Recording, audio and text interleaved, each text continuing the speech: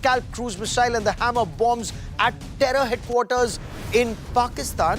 If they can fire at the terror headquarters, in case Pakistan dares to escalate, in case Pakistan dares to strike at any military installation, at any brigade headquarters or a division or a corps headquarters in India or a vital asset or vital point, clearly the Pakistan Army Corps headquarters and even our para, the ISI headquarters, the GHQ in Rawalpindi, will they not be directly in the line of fire of the Scalps, the Hammers and much more, including the BrahMos supersonic cruise missiles that the Indian Armed Forces have?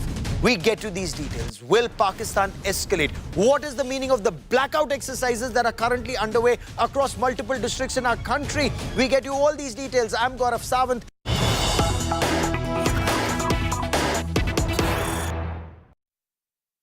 Breaking news coming in.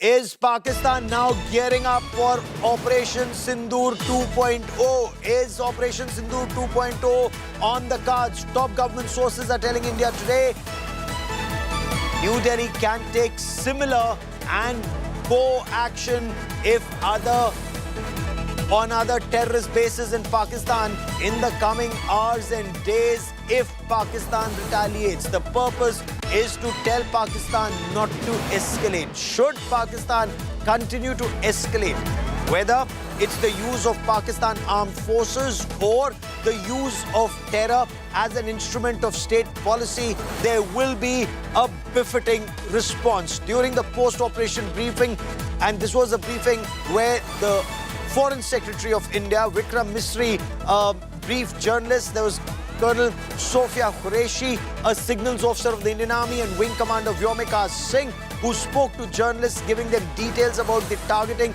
of Pakistani terror bases. Some were hit, but some more. They are there on that list, and we'll get to that list on India Today.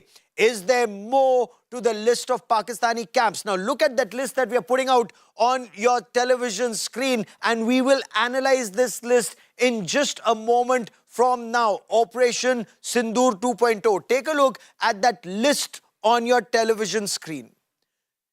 Multiple targets taken, some that can still be taken. And with me is my colleague Sandeep Unnithan. Sandeep and I have covered counter-terror operations in our country and Pakistani state-sponsored radical Islamist terror bleeding us for decades in the past. And Sandeep, let's take a look at this case. Savai Nala, that's already been targeted. But Sayyidina Bilal, number 2 on that list, that has still not been targeted. And I want to show this. So this is the line of control. Number 2 is right here. That has still not been targeted. What's the signal here, Sandeep? Gaurav, the signal is very clear. We have hit you. We have hit you in a way that we have never done before. And we can hit you again if you choose to retaliate, if you choose to escalate the offensive. And if Pakistan chooses to escalate, then you will see all of those red lights that are there on that list. Those will be lit up, Gaurav. And these are all those camps. These are all those terror launch pads all along the line of control in Pakistan-occupied Kashmir, which we've been hearing of for decades, Gaurav. Yes. These have been there from the dawn of militancy. Chela Bandi, Sayyidina Bilal, Dulai, Batrasi, these are all the launch pads. These are the part of the terrorist infrastructure from where Pakistan and the Pakistan Army used to launch terrorists across the line of control to carry out terror attacks in Jammu and Kashmir. Remember, it's very significant. Whatever is being done, the messaging from the government, I want you to understand this messaging. They've put out this entire list of 21, but only 9 have been targeted. It's in plain sight. It's in plain sight for all to see.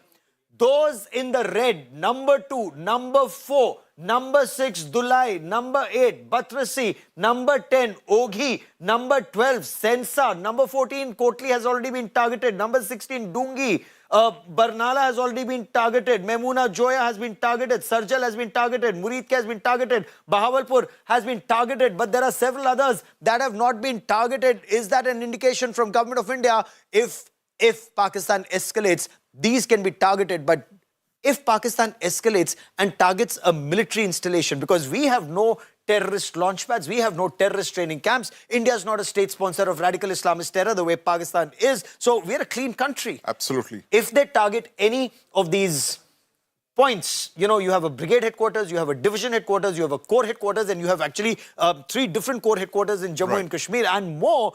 If that were to happen, the consequences for Pakistan won't just be limited to these terror camps. Absolutely. It will move on to the Pakistan military, Gaurav. And the messaging from Foreign Secretary Vikram Misri was very clear today. It was a very strong message. But if you read between the lines, he was leaving space for Pakistan to de-escalate. He said that the Indian response was retaliation, it was swift, it was proportionate, and most importantly, there was an element of de-escalation built into his statement. Now, if Pakistan chose to follow that, yes, there would be no strike from Pakistan. But if they didn't, if General Asim Munir decides to become General Pervez Musharraf, for instance, there will be something else coming for him. As you explained, we will have to hit military targets in Pakistan, because the targets that we have on our side of the border, as you said, there is no terrorist infrastructure on our side of the border. If they target Indian military installations, if they target our air bases, if they target our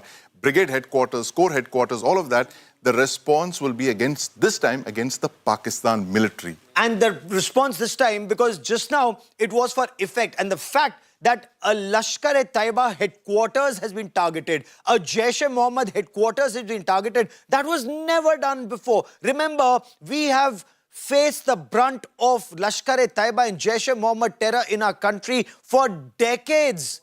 We were too polite. We were too polite. We only expected and hoped Pakistan would take action. Perhaps a surgical strike once in 2016, a serious Balakot airstrike in 2019, but that didn't deter the terror state. This time, Terror Central has been hit and hit hard. 9 targets, but multiple missiles, much more than 9 missiles, more than 25 missiles, we are told, is what sources are telling India today, when the headquarters of Jaish-e-Mohammed was targeted in the southern part of Punjab province at Bahawalpur. It's a corps headquarters of the Pakistan Army, 31 corps headquarters.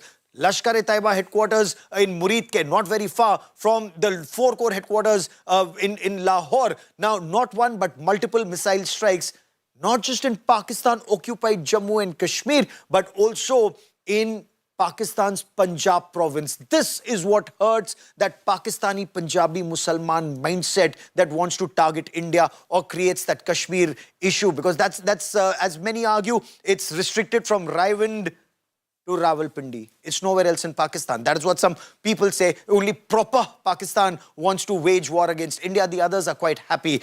But there are some reports that say between 80 and 100 terrorists have been neutralized. Can you imagine that the Pakistan Army attended the namaz-e-janaza of the terrorists who'd been killed? Pakistan Army in uniform, and a wreath was laid on behalf of the Chief of the Army Staff, and a clear indication, which means some VVIP terrorist was clearly neutralized. अब आतंकियों की बची खुची जमीन को भी मिट्टी में मिलाने का समय आ गया है. It was a promise made to the nation after the Pahalgam massacre. Now it has been delivered. The 9 targets on the hit list included 3 high-profile targets: Muridke, Bahawalpur and Muzaffarabad. Each of these locations pivotal as they are training and breeding grounds of terror. This is Lashkar-e-Taiba's headquarters in Muridke, just 50 kilometers away from Lahore. The epicenter of terror used to launch terrorists into India. The facility trained the 26/11 Mumbai attackers, including Ajmal Kasab. It hosted conspirators such as David Coleman Headley and Tahawwur Rana. Osama bin Laden had once donated $10 billion to this center. After Operation Sindoor, Hafiz Saeed's terror den is reduced to rubble. Another key location hit, Markaz Subhanallah in Bahawalpur, which houses the Jaish-e-Mohammed headquarters. Jaish-e-Mohammed chief Maulana Masood Azhar acknowledged the attacks and accepted that 10 members of his family have been killed in the missile attacks by India. Another mosque linked to Jaish-e-Mohammed was also destroyed. This Jaish-e-Mohammed facility in Muzaffarabad served as a major transit camp for terrorists. Pakistani army officials provided training to terrorists at this camp. Among the other camps destroyed, Bhimbar, Kotli Gulpur, Kotli Abbas camps in POK and Sarjal camp in Sialkot. The point of impact in each of the target was a specific building or a group of buildings. All the targets were neutralized with clinical efficiency, and the results reiterate the professionalism of the Indian Armed Forces in the planning and execution of their operations. No military establishments were targeted. India has demonstrated considerable restraint in its response. The victims of Pahalgam have been served justice in a series of punitive strikes on Pakistan. The mission is not over yet. India is on a high alert to foil any retaliation that Pakistan may attempt. Bureau Report, India Today.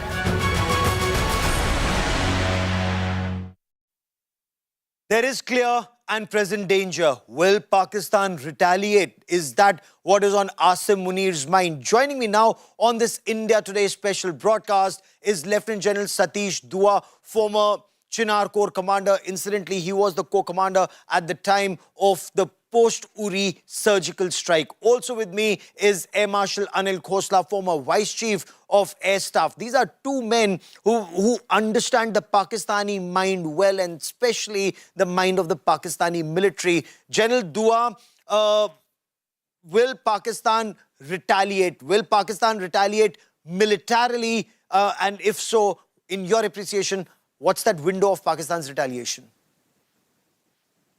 Gaurav, allow me 10 seconds to say, before I answer you, to say that it fills me with immense professional pride as to what India has achieved today with all these strikes. The Prime Minister announced to the world that we will get at the terrorists and also their backers and the terror ecosystem. And having seen the earlier surgical strike and the Pulwama, the precision air strike, I think that message has been well delivered. Coming now to your question. Since India has actually struck at the terror ecosystem, as Prime Minister announced, and you pointed out in great detail over the last 10 minutes. So, not repeating all that, but the fact of the matter is that we have struck only at terrorist headquarters, their training hubs, and other hubs, all told. So, Pakistan has already begun by heating up the LOC. That's something that they always do. They've already started. We've had sad loss of 9 civilian casualties, including a woman and 2 children in Punch Rajouri area. That they've started. But they don't have we don't have terrorist camps here for them to strike.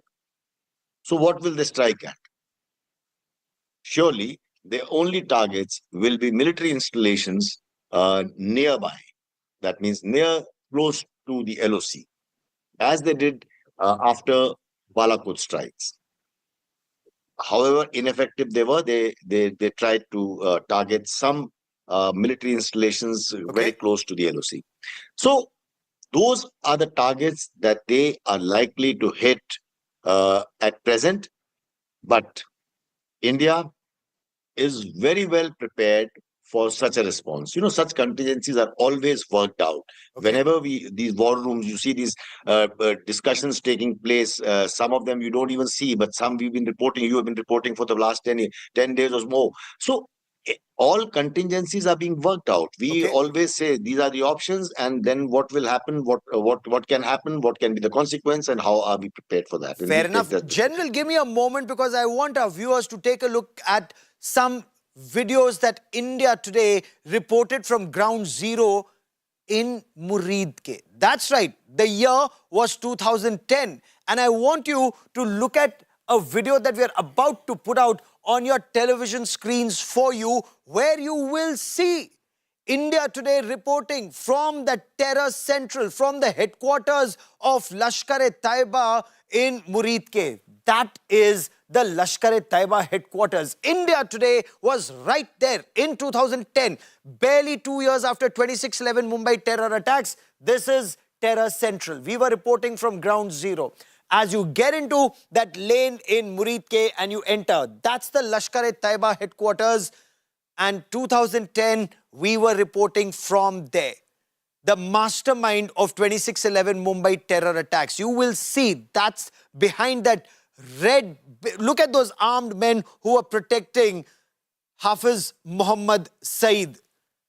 There is no, they claim it's a madrasa, but it's a terror training camp in Pakistan. We've been reporting that story. Air Marshal Khosla, the entire world knew that was Terror Central. Why is it that it's only in 2025 after Pahalgam that Terror Central has been targeted? Lashkar-e-Taiba headquarters at Muridke and Jaish-e-Mohammed headquarters at Bahawalpur. Why not earlier? What makes this strike very different, sir? Gaurav, the answer to your question is very, very simple. This time they really crossed a red line. And the red line was, they have attacked innocent tourist civilians, unarmed, in front of their wives and children. Really a heinous act. And the patience of Indian military, Indian decision makers, India as a country, Indian citizens has totally run out. And that is why, if you see, like, we are given enough chance have been killed in the missile attacks by India. The facility in Muzaffarabad served as a major transit camp for terrorists. Pakistani army officials provided training to terrorists at this camp. Among the other camps destroyed, Before I India is on a high alert. The mission is not over yet. India is on a high alert to foil any retaliation that Pakistan may attempt.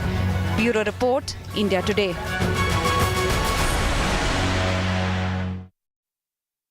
There is clear and present danger. Will Pakistan retaliate? Is that what is on Asim Munir's mind? Joining me now on this India Today special broadcast is Lieutenant General Satish Dua, former Chinar Corps commander. Incidentally, he was the corps commander at the time of the post-Uri surgical strike. Also with me is Air Marshal Anil Khosla, former Vice Chief of Air Staff. These are two men who understand the Pakistani mind well, and especially the mind of the Pakistani military. General Dua, will Pakistan retaliate? Will Pakistan retaliate militarily? And if so, in your appreciation, what's that window of Pakistan's retaliation?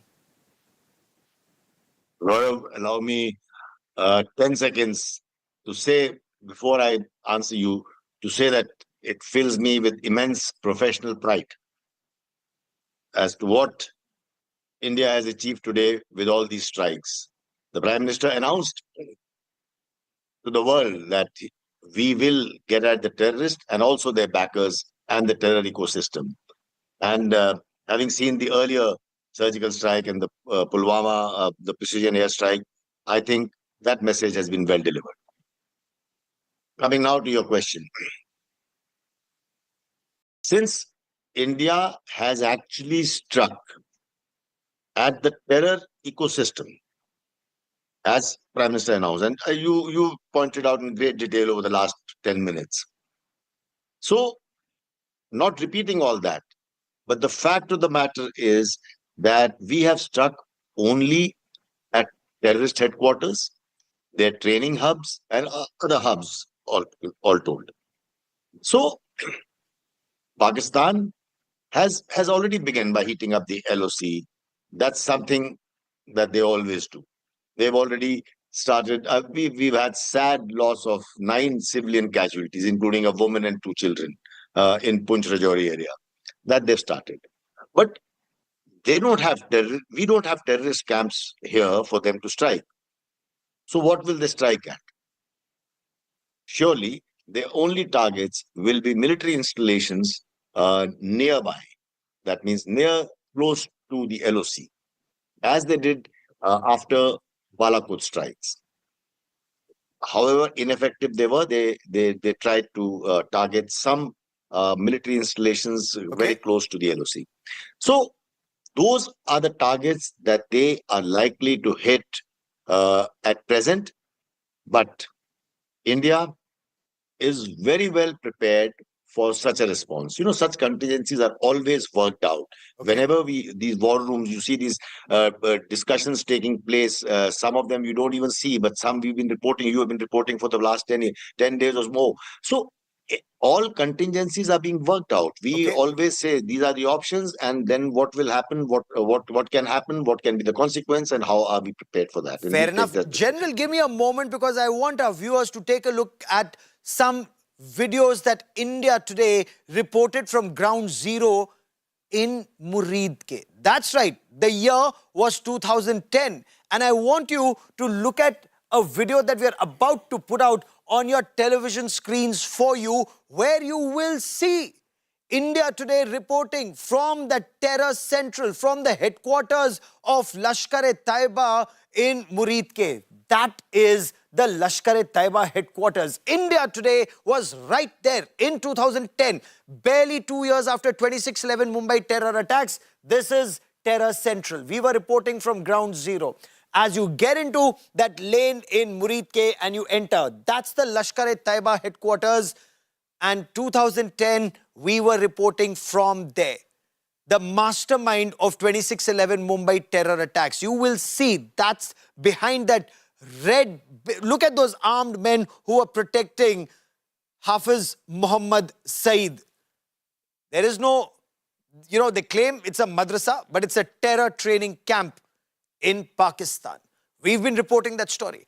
Air Marshal Khosla, the entire world knew that was Terror Central. Why is it that it's only in 2025 after Pahalgam that Terror Central has been targeted? Lashkar-e-Taiba headquarters at Muridke and Jaish-e-Mohammed headquarters at Bahawalpur. Why not earlier? What makes this strike very different, sir? Gaurav, the answer to your question is very, very simple.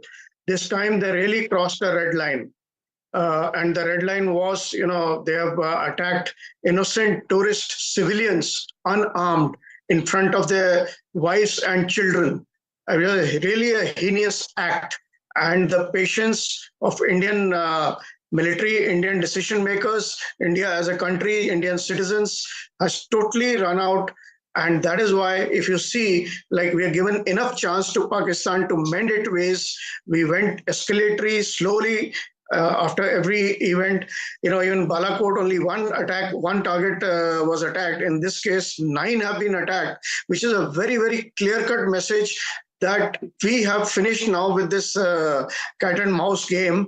And if you don't mend your ways, we are going to come in a big way, and we have the capability and we have the resolve now. The whole country is united, and we are going to come for you. That is a big message, and that is why this, as the general said, the ecosystem has been attacked.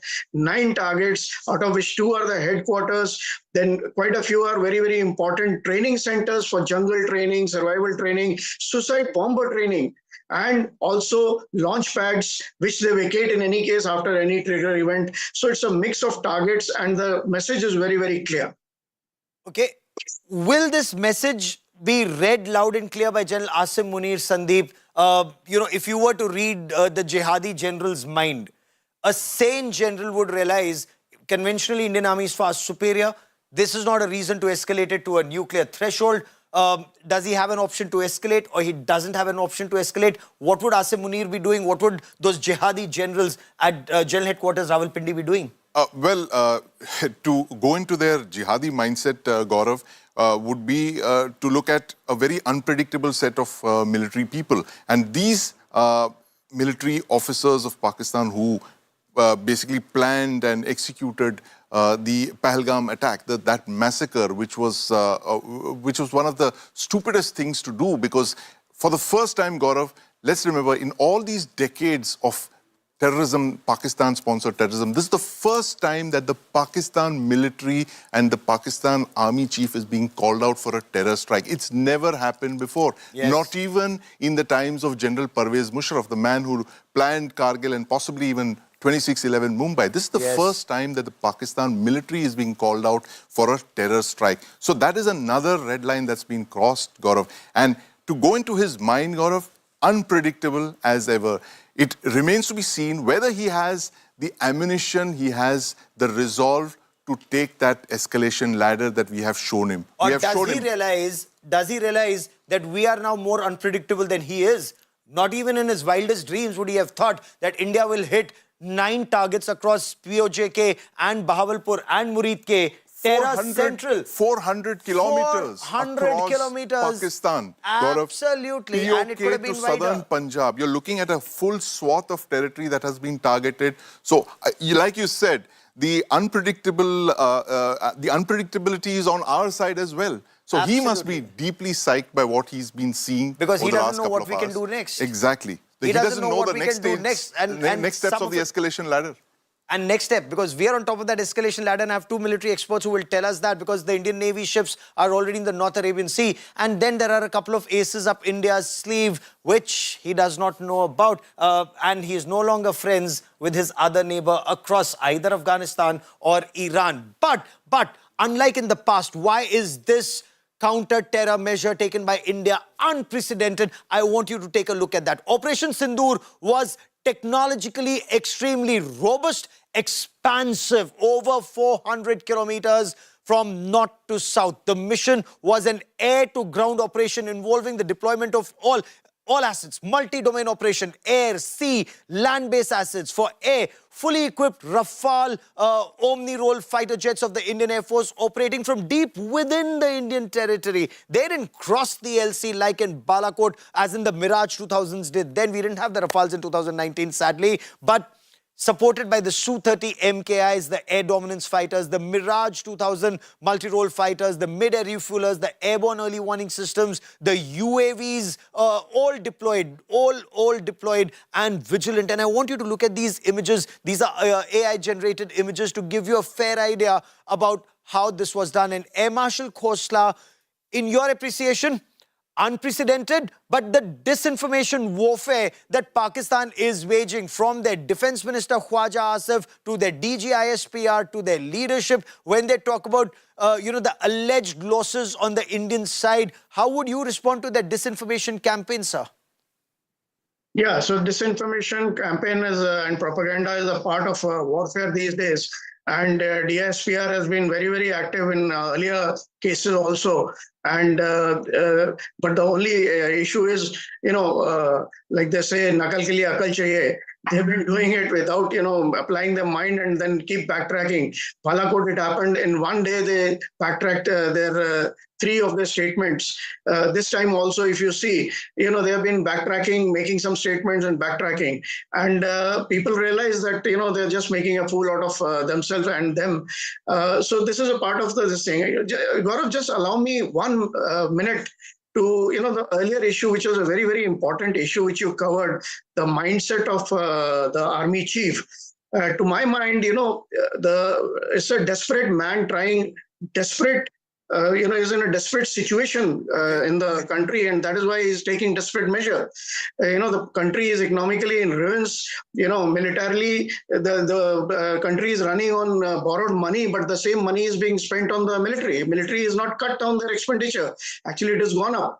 And he's losing, he's got problems on all his borders. He's losing credibility. The reason data is, anti-India sentiments. So in this desperation, I think he's taken these steps, but he's chewed more. He's, chewed more than what he can swallow. Okay. To my mind, the Pakistan's ultimate solution can come only from their citizens, if they realize that they have been taken for a ride and they realize that the army is, taking the country backwards. Okay. That is the only solution, to my mind, in the long term. Long term, but short term, the immediate retaliation. General Dua, in your appreciation, has he bitten more than he can chew? Because the Pakistani army mindset, they're supposed to be radical jihadists, but at the same time, many call them a terror army that have access to nuclear weapons, fighter jets, tanks, armored personal carriers, and even ships and submarines. But the same mindset of a Hafiz Saeed and a Masood Azhar.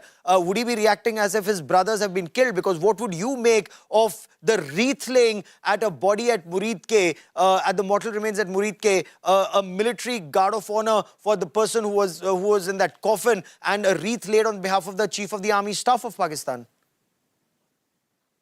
Gaurav, the wreath laying clearly indicates how hand in glove they are with the terrorists, something that we've known all along and the world has known all along. And talking of mindsets, it is amongst other battles, the kinetic strikes, the Indus water, the diplomatic measures, and everything else. Make no mistakes, it is also a battle of the mind space. Yes.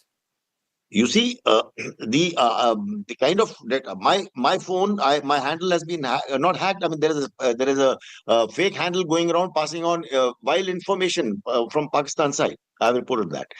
An hour ago, I was at a channel, Al Arabia channel, speaking with the Pakistan MP Fawad Chaudhry, and the kind of things that is spoke, the kind of propaganda they believe in is almost exhausting. So Yeah. the point I would like to end with is we also must engage in this battle of narratives, Yes. and also I think we have to strike. I think beyond the terror infrastructure, because the terror infrastructure, like you said, is being run by the Pakistan army. And how we do it? I think we have to make the Pakistan army unpopular within their country. And it is happening. It is happening after the Indus Water Treaty thing. The riots have started in Sindh. There are protests breaking out in Punjab because the government has ordered them not to sow water-intensive crops. And so it's all of government approach. Different instruments of power have to be applied together. Okay, that is what India needs to do. I want to take a look. Want you to take a look at some of the reports that we've been filing through the day to day about how these operations were mounted, the kind of weapons and systems that have been used. Sandeep, if we were to talk about India's offensive, this is an offensive which isn't just restricted to Pahalgam. This is an offensive where, from the parliament attack of 2001 to the Akshardham temple attack, and you and I have covered almost all of these and many of these on ground zero, to the attack that took place at the Chinar Corps headquarters, where a VBIED or a vehicle-borne improvised explosive device was used to target the first VBIED incidentally in Kashmir. It's retribution for all of those. It's retribution indeed, Gaurav. You and me remember 25 years of Pak-sponsored terrorism in India, across India, mainland India, Jammu and Kashmir. You and me have seen bodies blown to bits of our citizens. We have slipped in the blood of the marble floors of the Akshardham temple, where they massacred civilians at point-blank range, just as they did in Pahalgam. We were always told that the terrorists were coming from Murid Ke, they were coming from Bahawalpur, but there was something about these targets that made them almost unapproachable. Platforms themselves which have made this possible. But, the whole day we've been discussing these matters very seriously. So let me come in lighter vein. After what has happened early this morning, if Asif Munir, the political leadership, or whatever is left of him in Pakistan, have a little bit of respect and responsibility, they should actually request permission from Prime Minister Modi, and both of them should fly down to India with folded arms and tell us, thank you very much for having eliminated the terror infrastructure in our country. Oh, absolutely. A sane mind would do that. Because they've always claimed that we are the victims of terror. Yes. So now today, let us remind them that we've sorted out your problem. Come, be bold enough and man enough to come to us and thank us for eliminating your terror infrastructure. Except, I completely agree with you, Air Chief Marshal, except that there was a wreath that was laid on the mortal remains of perhaps a terrorist. We do not know. One body which was, the entire Pakistan Army, deployment there. There were men in uniform, General Malik, who were lifting that coffin, and there were wreaths that were being laid on behalf of the Corps Commander, the GOC, and the Chief of the Army Staff. And what would that indicate if somebody has died in Muridke in an Indian missile strike and the Chief of the Army Staff lays a wreath? What is the signal there? And if I may, you said that they will retaliate. In what form is, in your understanding, sir, would that retaliation be? Gaurav, if you recall, Pervez Musharraf had, in one of the interviews, he had said that these are my children. Yes. He used the word children as far as these terrorist organizations of Lashkar-e-Taiba and Jaish-e-Mohammed are concerned. So I'm not surprised that the Pakistan Army and its brass has gone to Muridke to lay the wreath. That should be expected. Now, so as far as the retaliation is concerned, I don't think, we don't have any terrorist camps. Yes. So if they want to hit anywhere in India, it will either be a civilian asset that we have got, some important economic asset, or it could be Indian Army asset somewhere. But then when they do that, they will also have to realize that we will be further retaliating from our side and with a stronger mission on their side. But as I said, if they stop it, nothing like it, it will be good for both countries. But if they don't, we should be prepared for the worst. And in your appreciation, Air Chief Marshal Major, are we on top of that escalation ladder that is often spoken of when it comes to conventional or sub-conventional warfare? They use terror as an instrument of state policy. So, they could send 10 more terrorists and target civilians in our country once again. But the cost for us, if we were to once again employ or deploy the kind of resources India did, again, is he bleeding us by this low-cost terror war? If any sense prevails in them, they must lie low. Because in case they think or even dream of retaliating this strike on their 9 targets early this morning, they're asking for huge trouble. Because don't forget one thing, that before the strike on those 9 targets are carried out, the retaliatory ladder was already addressed in the planning of striking these 9. Yes. So it doesn't mean that we've just hit those 9 targets and we are relaxed at home. No. The entire armed forces are on high alert. The paramilitary forces are on high alert. And they dare not, if they have any wisdom left in them, they dare not retaliate, because this retaliation will probably not just cost them a few, very valued targets, but it might ruin that country forever and ever.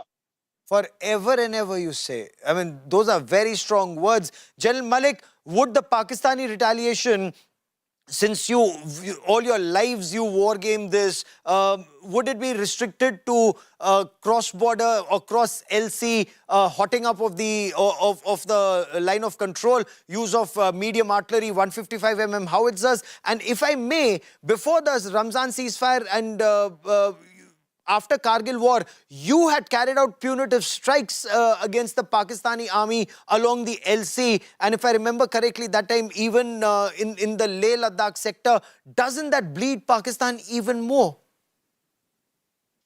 Look, firstly, I totally agree with what Air Chief Marshal Fari Major has said just now, that there will be a very strong retaliation. And it is good for them to realize, for the Pakistan Army to realize that. But then I don't consider Pakistan Army and its present leader to be very rational in thinking. That's the unfortunate part. Having said that, yes, whatever is already going on along the line of control, that is one kind of retaliation which is they are taking. And they might hit some more villages on our side of the line of control or even international border in the Jammu-Kathua sector. That is also a possibility. I'm also reminded of post-Kargil war. Yes. You know, for one year almost, they made full use of whatever sleeping cells that they had on our side to cause a considerable amount of terrorist activity in Doda, Kishtwar, etc. And so that also cannot be ruled out. We have to be alert both along the line of control, international border, as well as inside. And retaliatory action, as it is, the kinetic action has already started off. Okay. And one thing good is that we are very strong today as compared to what we were in during Kargil war, and that strength gives us the ability to control escalation, to be able to dominate escalation. So we dominate that escalation ladder, and I'd love to have both of you back on this debate in the coming days on the escalation ladder, specifically on the rungs of the escalation ladder and how we dominate it. I've run out of time on this part of the debate, but always such a privilege to have you on this broadcast, General Malik and Air Chief Marshal Fali Major. Learned so much from you, during Op Vijay, and of course during 26/11 Mumbai terror attacks, and subsequently on air operations and more. That is all that I have for you on this special broadcast of India First. Many thanks for watching. Stay safe.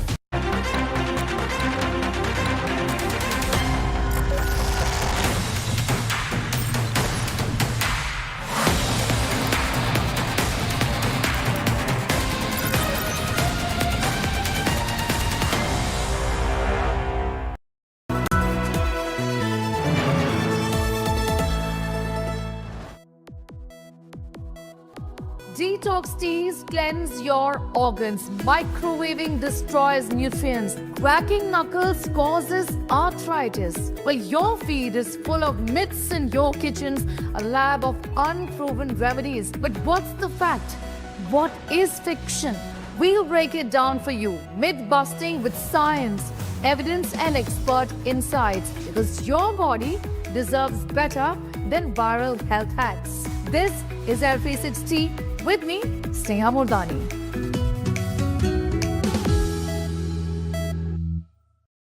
So sorry.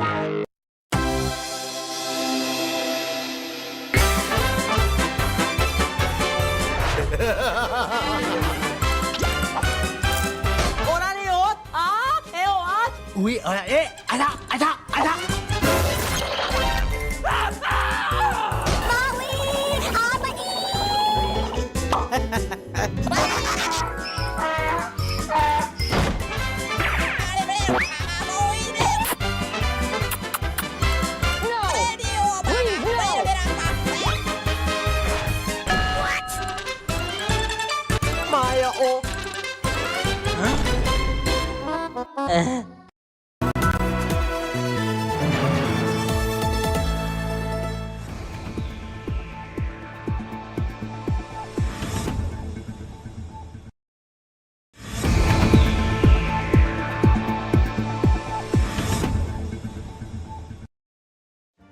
Make your media plan smarter with India Today Live TV on your connected devices. Amplify your brand with 100 million smart internet viewers. To advertise, mail us at sales@aajtak.com. Oh, sorry.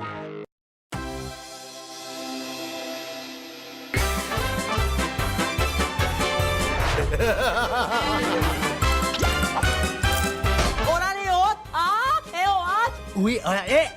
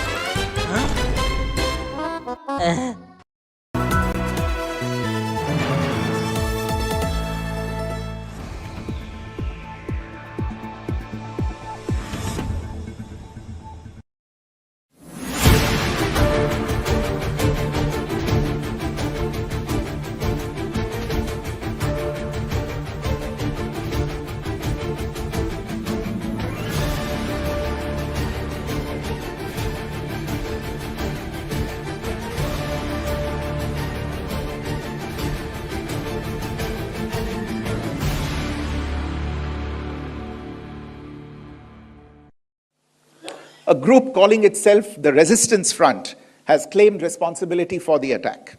This group is a front for the UN-proscribed Pakistani terrorist group Lashkar-e-Taiba. It is notable that India had given inputs about the TRF in the half-yearly report to the monitoring team of the UN's 1267 Sanctions Committee in May and November 2024, bringing out its role as a cover for Pakistan-based terrorist groups. Earlier too, in December 2023, India had informed the monitoring team about Lashkar and Jaish-e-Mohammed operating through small terror groups such as the TRF. Pakistan's pressure to remove references to TRF in the April 25 UN Security Council press statement is notable in this regard.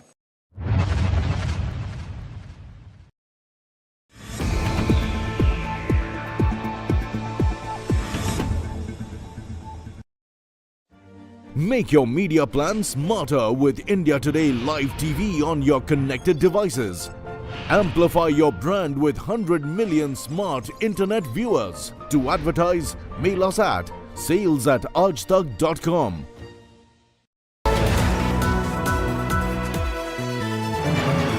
So sorry.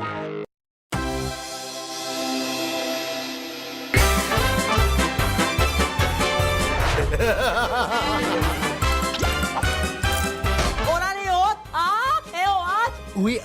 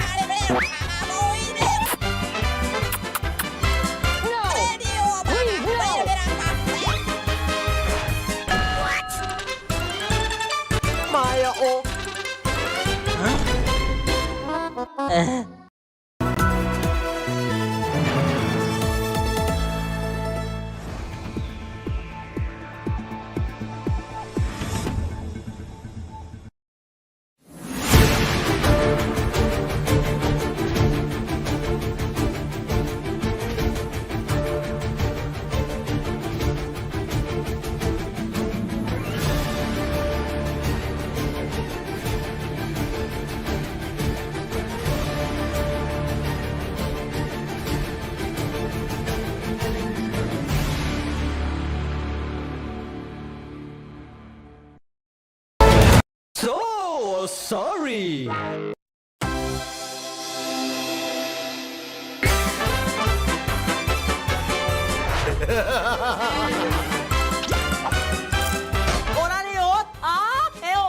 Ui,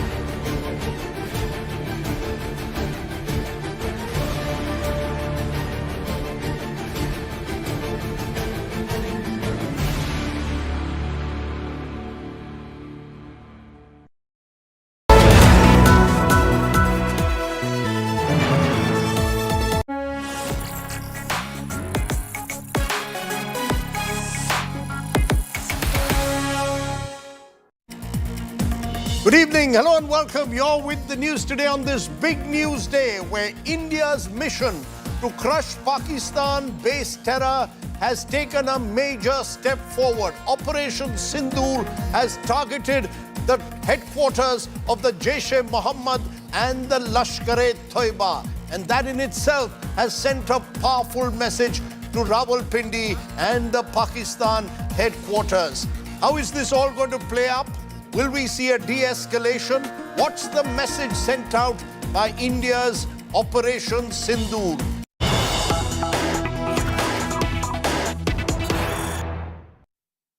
Let's turn from there to the very latest that we are getting to you this evening now. The evacuations are taking place across the line of control in villages from Uri, Poonch and Rajouri, which have been the subject or the target of heavy Pakistani shelling, especially Uri and Poonch in particular.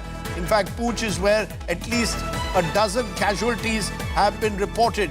Indian forces now are also responding in kind to the Pakistani shelling on high alert across the LOC. As I said earlier, 15 civilians reportedly killed in Pakistan shelling near LOC is what the army is confirming as of now. So all the focus now at the moment is on the LOC. Remember last night, India went deep into Pakistan and we'll come to that in a moment. But first, to find out what's happening at the line of control, Shivani Sharma joins me. She's near the LOC. Sunil G. Bhatt, our correspondent, is also near the LOC. First you, Shivani, the Indian Army confirming at least 15 casualties, civilian casualties. Unlike India, which is targeting terror infrastructure in Pakistan, Pakistan seems to be now indiscriminately firing at villages along the border, along the LOC. What more can you tell us? Rajdeep, I'm right now in the Uri sector close to the LOC, and we've been visiting the LOC and the farthest villages out there, and there the houses have been damaged in heavy artillery firing that has happened yesterday past midnight. And 15 casualties have been reported in the Poonch sector and Mendha sector, where we've seen how people have been injured and they are evacuated, they are leaving their houses. And Uri also, this picture remains grim because Pakistan is now targeting the innocent civilians while the Indian Army has been retaliating and responding with their strikes at the military posts of Pakistan and not the civilians along the line of control. So now Pakistan seems to be perturbed after the strikes happened yesterday, and Operation Sindoor is a successful operation where 9 precision strikes happened, but the aftermath seems to be worrying the people along the line of control because there Pakistan started heavy artillery firing yesterday. Remember, for 12 days it was also violating the ceasefire with small arms, but yesterday it started heavy artillery firing. So there's a sense of worry in the people here in Uri sector too, and the alerts are on a high. Sunil, you're also near the LOC. What we've seen places like Poonch, number of families, innocent civilians suddenly finding themselves being targeted by heavy artillery firing. Tell us more about the ground situation where you are. Rajdeep, right now I am in Poonch district of Jammu and Kashmir, and Poonch district is the worst affected because Pakistan resorted to heavy shelling since hours, and people are facing the brunt of Pakistani shelling. A rattled Pakistan is targeting innocent people, not just near the line of control, but even in Poonch city. Rajdeep, people living in Poonch city have been targeted, and I visited Poonch district and I have filed ground reports from there. Most of the city is empty. People have fled, and the town wears a deserted look. It's a curfew-like situation. Many houses have been damaged due to Pakistani shelling. Is the shelling continuing? 12 people are confirmed that they have... Shelling has stopped, Rajdeep, but it has created massive panic in Poonch city. People have fled. I have seen that how people were fleeing. Some of them went in their own vehicles. Some of them were fleeing on foot, and there was massive panic among people. They were under fear, and they were saying that they fear for their lives because 12 people have lost their lives in Pakistani shelling in Poonch district alone, and more than 40 people are injured. They have been admitted in different hospitals. They are battling for their lives. Even innocent children have been targeted by Pakistani army. So it's clear that Pakistan is trying to escalate tensions here along the line of control, and Pakistan is targeting innocent people, non-combatants, and even Poonch city has not been spared. I spoke to many people there. They are saying that a situation like this was witnessed in 1971 when Poonch city was targeted. So people are under immense fear. That is why I saw that large number of people have already fled Poonch city, and the town wears a deserted look. High alert has been sounded across the length and breadth of Jammu and Kashmir, particularly in the areas along the line of control and India-Pakistan international border. And that is why administration is also evacuating people who are living near the line of control or near the India-Pakistan international border, because they are vulnerable sections of people. That is why administration is also making contingency plan, and people are being evacuated and taken to safer areas. Rajdeep. Okay. As you can see, that's what's happening along the LOC. Shivani and Sunil, stay safe. Pakistan targeting civilian areas along the LOC. But India has struck at terror and terror camps in Pakistan. Not just in Pakistan-occupied Kashmir, but in Pakistan's Punjab province, the headquarters of the Jaish-e-Mohammed in Bahawalpur and the Lashkar-e-Toiba in Muridke. The attack coming, remember, exactly 2 weeks after the deadly terror attack on civilians in Jammu and Kashmir's Pahalgam. The government said the actions have been focused, measured, and non-escalatory in nature, adding that no Pakistani military facilities had been targeted. It's an operation that, in a sense, has sent a firm message to Islamabad and Rawalpindi. Take a look at just what happened late last night.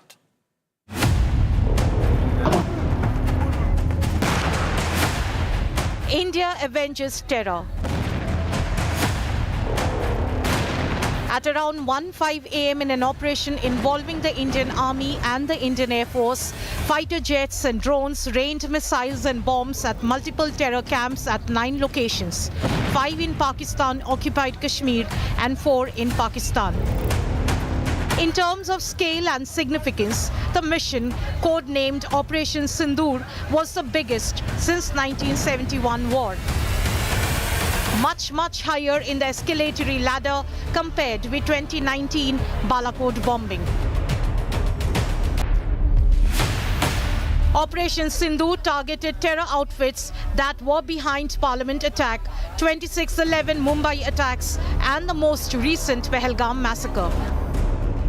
Among the 9 locations hit were Bahawalpur, the base of Maulana Masood Azhar's Jaish-e-Mohammed, and Muridke, the headquarters of Hafiz Saeed's Lashkar-e-Taiba. Muzaffarabad and Bhimber had previously been identified by Indian security agencies as transit and logistic points for infiltration into Kashmir. At a press briefing on Wednesday morning, the Indian government gave proof of the anti-terror strikes.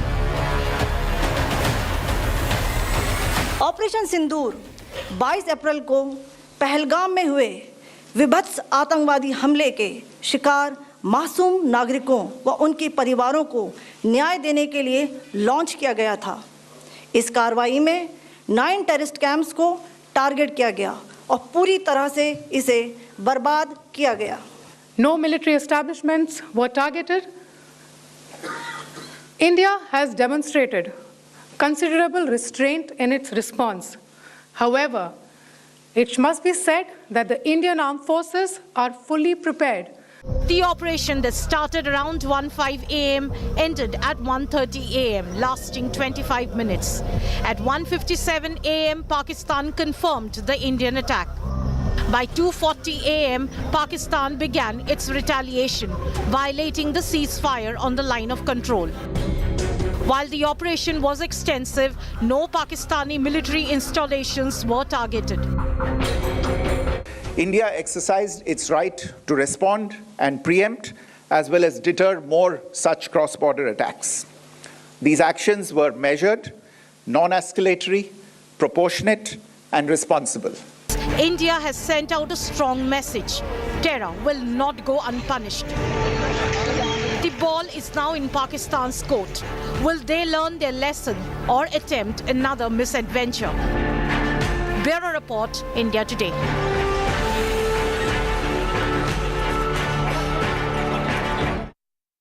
And this time there is clear visual evidence that Pakistan and the terror links that it has have been struck at by the Indian armed forces.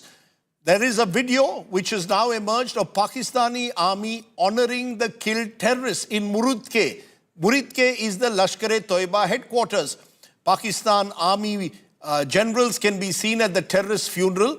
The soldiers are carrying coffins. The funeral of terrorists Qari Abdul, Khalid and Mudassir in Murudke was led by a Lashkar terrorist. That's the significance of this. Hafiz Abdul Rauf and several members of the civil bureaucracy stood there in attendance. In fact, there is a wreath placed by the Chief of Army Staff for the Murudke terrorists. So clearly, this has struck at the hub of terrorists in Murudke at the Lashkar headquarters. And remember, as I said earlier, Masood Azhar has also admitted through a statement issued from his office that at least 10 members of his relatives and 4 key associates have died in the Indian strike. What does all of this mean? How should we interpret Operation Sindoor? Are we now on an escalatory ladder?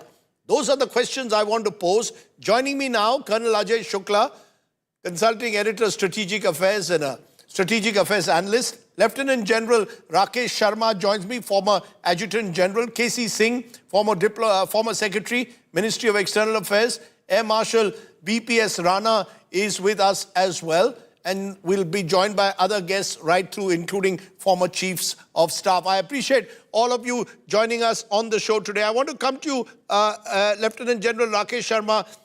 What's your big takeaway from what has happened in the last 24 hours, purely in military terms? How significant is Operation Sindoor, the fact that we went all the way into Bahawalpur and Murudke and targeted terror camps?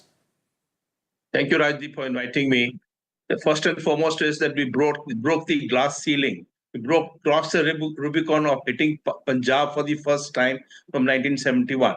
We have been targeting POK over a long period of time, but hitting Punjab, which is the heartland of the Pakistan army, is also the heartland of Pakistan in Sialkot, in Bahawalpur, and in Murudke. All 3 places would have hurt Pakistan psychologically. It would have affected tremendously. That's one major issue. Second is that we have made sure that there is an escalation dominance. We did not do general mobilization. We did not order leaves to be cancelled largely. And we carried out all these operations, giving clear indication that we have no intention of escalation to conventional war. So that became a clear hindrance to Pakistan in planning their operations thereafter. And third issue, which major one, is that there is now a ceasefire violation. The ceasefire, which was standing for last couple of years, is deemed as dead. And that's what the issue which now Pakistan is taking advantage of, which your correspondents, Shavani and all, were talking just now. So the fact of the matter is that there is a ceasefire violation. There are 600 kilometers of villages all along the line of control, right up to Samba, opposite Samba, which are targetable. It's not Poonch, Uri and Titwal alone, but there are areas of Nashera, of Joria, of areas of Katwa. So, there's a vast variety, large number of people who are tilling other side of the line of the fence. And these are becoming now areas. And the LG today morning ordered these people to be withdrawn. Sorry? Right. And no, I get your sense. You made a very important point there about the first time we've broken a kind of Rubicon when we've gone into Punjab since 1971, when we've targeted Murudke and Bahawalpur. Ajay Shukla, do you believe that that is the big significance we've shown using missile technology, using our air power as well as military power to send out a message that we can do precise targeting? When I look at that statement of the that was issued last night by the government of India was very clear that these were measured, de-escalatory and focused targeted attacks.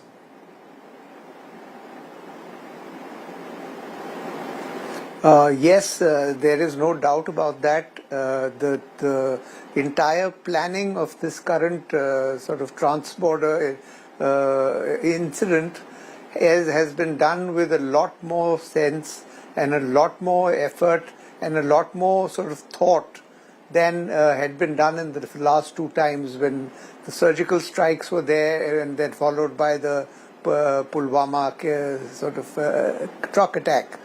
It is in a way the Indian Army getting ready for a new kind of war, putting its drills and so on in their place. In the morning today, the army had held a press conference where it showed the evidence of what it was trying to prove. It showed the evidence, the visual evidence of the buildings and so on, which were struck by the bombs from the Indian side. And all in all, it is just becoming more professional, more sort of clear, and with that, all that makes it easy for the spectators or for the people from abroad or from the international media to actually come and put together the thing and verify the story, as it were. So there are still a couple of things that need to be clarified and sort of presented. One of them being this allegations about the downing of Indian aircraft. But I'm sure that going by what I've seen today, the Indian Army probably would be able to muster up the evidence. But there is no verifiable evidence as yet that Pakistan has provided, Ajay, on their claim that 5 Indian jets have been downed. Yes, there absolutely has not been. Whatever little evidence I've seen is, a few parts of an aircraft lying here or there. That could be anything. It's not necessarily an Indian Air Force fighter plane that was down today. In fact, that evidence, the downing today and the freshness of the crash site is something that is very important at this point in time. But yeah, absolutely right. There has been no concrete evidence presented by the Pakistanis yet. Marshal VPS Rana, the significance of what we've seen today, purely in terms of the kind of precision strikes, wherein air power and artillery power and military power has been used. You're on mute, sir. Yes. Yes, Rajiv. So there are some very, very peculiar things about this particular attack. The first time India has done the preemptive. You please remember in 71 and earlier, it was always the Pakistan which had done the preemptive. This is the first time we have done preemptive, and we have done in Punjab, which you rightly covered. This is the first time that the terror network deep inside has been struck. But what is the most important point in this attack is, one, it is the selection is very, very careful. Each and every site has been linked to the previous terrorist attack. Then another important point is that the attack has been very, very precise. Third important point has been, it has been a synergized approach by the Army and Air Force combined. And probably that was the time taken where it has been a little delay. Probably was this to synergize all effort, all kind of weapons that have been used, the organic weapon of the army, the UAVs, the most likely it has been the air-launched cruise missiles, and also probably the other precise munition. So it is very, very carefully chosen, well-calibrated, very precise attack, not targeting any military, not having any collateral damage whatsoever. So thereby telling and signaling that we can go to wherever we want precisely, deep inside. So you're saying it's been in that sense taken to another level, and that brings me, KC Singh, to a critical element of what we are seeing. when Uri happened, there was an element of deniability that Pakistan had, that we've suffered no damage. When Balakot happened, the Pakistanis said we've suffered no damage. This time, India has provided real-time evidence, both in its press conference, admirably conducted by two women officers, where they gave precise information, real-time video evidence, visual evidence, backed by the likes of Masood Azhar admitting that Jaish associates and family members have suffered losses by Lashkar holding funerals of their terrorists in Muridke. That seems to me the big difference. Would you agree that therefore this particular attack will carry far greater weight across global capitals as well? Well, I'd like to add a few dimensions to it. One is, of course, under the UN Charter, Article 51 permits you self-defense, including a preemptive attack. So what we've done is not illegal. It's permissible under the UN Charter. But more than that, it was also retaliatory. And that's what Prime Minister said in his speech, that we will hunt these guys who have done what they have done in Pahalgam. So it's not just a preemptive attack, it's also a retaliatory attack. But you're absolutely right. Going into Punjab and to the headquarters of Jaish and Lashkar, it's always been thought of, always, I think, after 26/11. Probably it was considered, then the Americans stepped in because they were still in Afghanistan, we didn't do it. But the other, elephant in the room is the nuclear capability of Pakistan. So there's a nuclear bluff that Pakistan has been using, and it is not a coincidence that Pakistan starts using terror against India as a weapon from about the end of 1980, when they already had developed the nuclear weapons. They didn't do that earlier. So the two things go together. And that's why about a week ago, when I'd written a piece and I said, before we go after the headquarters of these groups, we need a good missile defense. We need something like what Israel has. Then you don't need blackouts and so on and so forth. The signal goes out to Pakistan that 5 or 6 major cities will be protected and your missiles will have 2 chances in 100 to penetrate. But once you fire them, we'll obliterate you, which means you eliminate Pakistan's nuclear bluff. This time we've gone without that, but we are calling their bluff because after all, see, even Ukraine is fighting Russia. Russia keeps saying, I'll use nuclear weapons. But countries cannot use nuclear weapons just whimsically. They'll not be acceptable globally. So we have called their bluff. We said we are doing it. Now, let's see what you want to do next. And that is why I think it's important how Pakistan reacts. Will it be just symbolic, like they did last time? They kind of came and hit outside a military facility, and they said, that's it. But they had also downed one of our planes, and so on and so forth. Now, this time they are again claiming they have downed 5 planes. Interestingly, India has not spoken up. We've not denied it. We've not questioned it. It may be useful if they think that can satisfy the Pakistani public opinion, and they need not retaliate very harshly.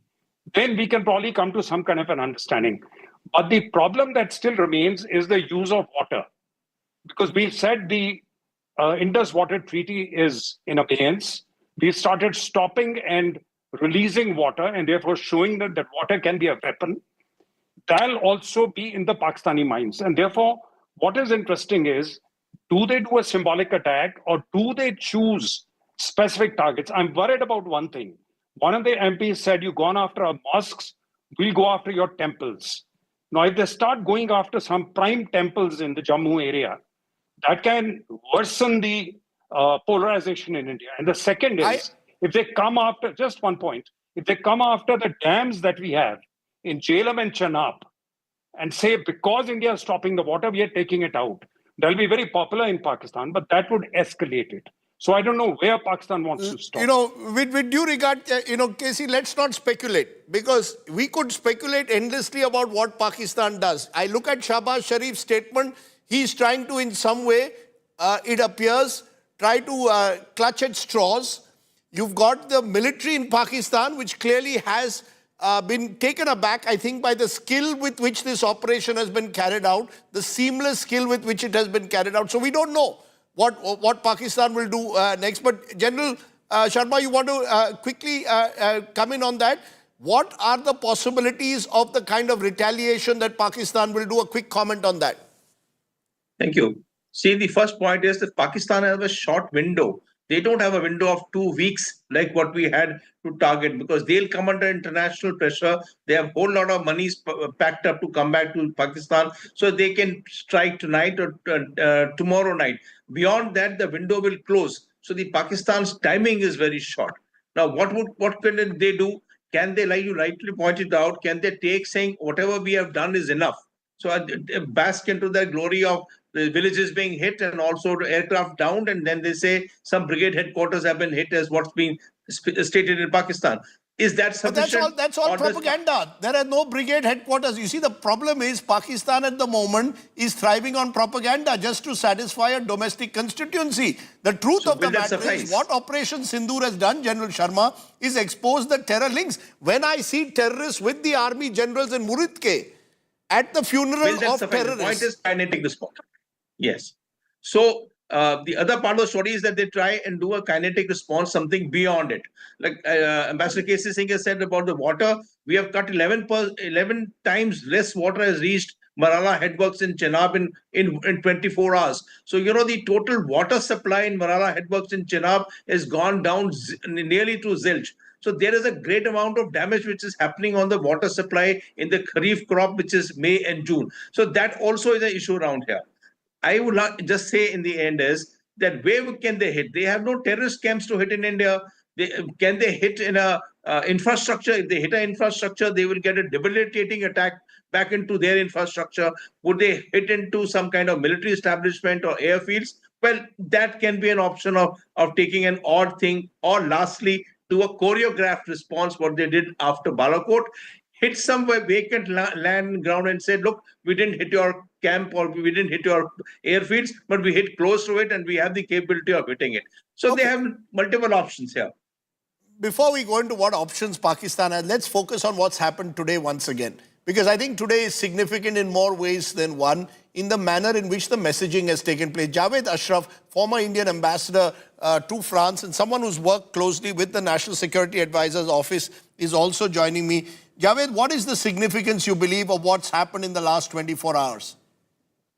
Well, I think it is enormous. First of all, it is not a surprise given the kind of clarity with which the Prime Minister has repeatedly drawn the line on the objectives of our retaliation, and given the fact that over the last few years, our increasingly aggressive posture on counter-terrorism hasn't deterred Pakistan from persisting with the campaign of terrorism against India. So this was, in a sense, expected. Muridke and Bahawalpur are extremely important for all of us who follow terrorism from Pakistan. Know that these are the two major nurseries of terrorism.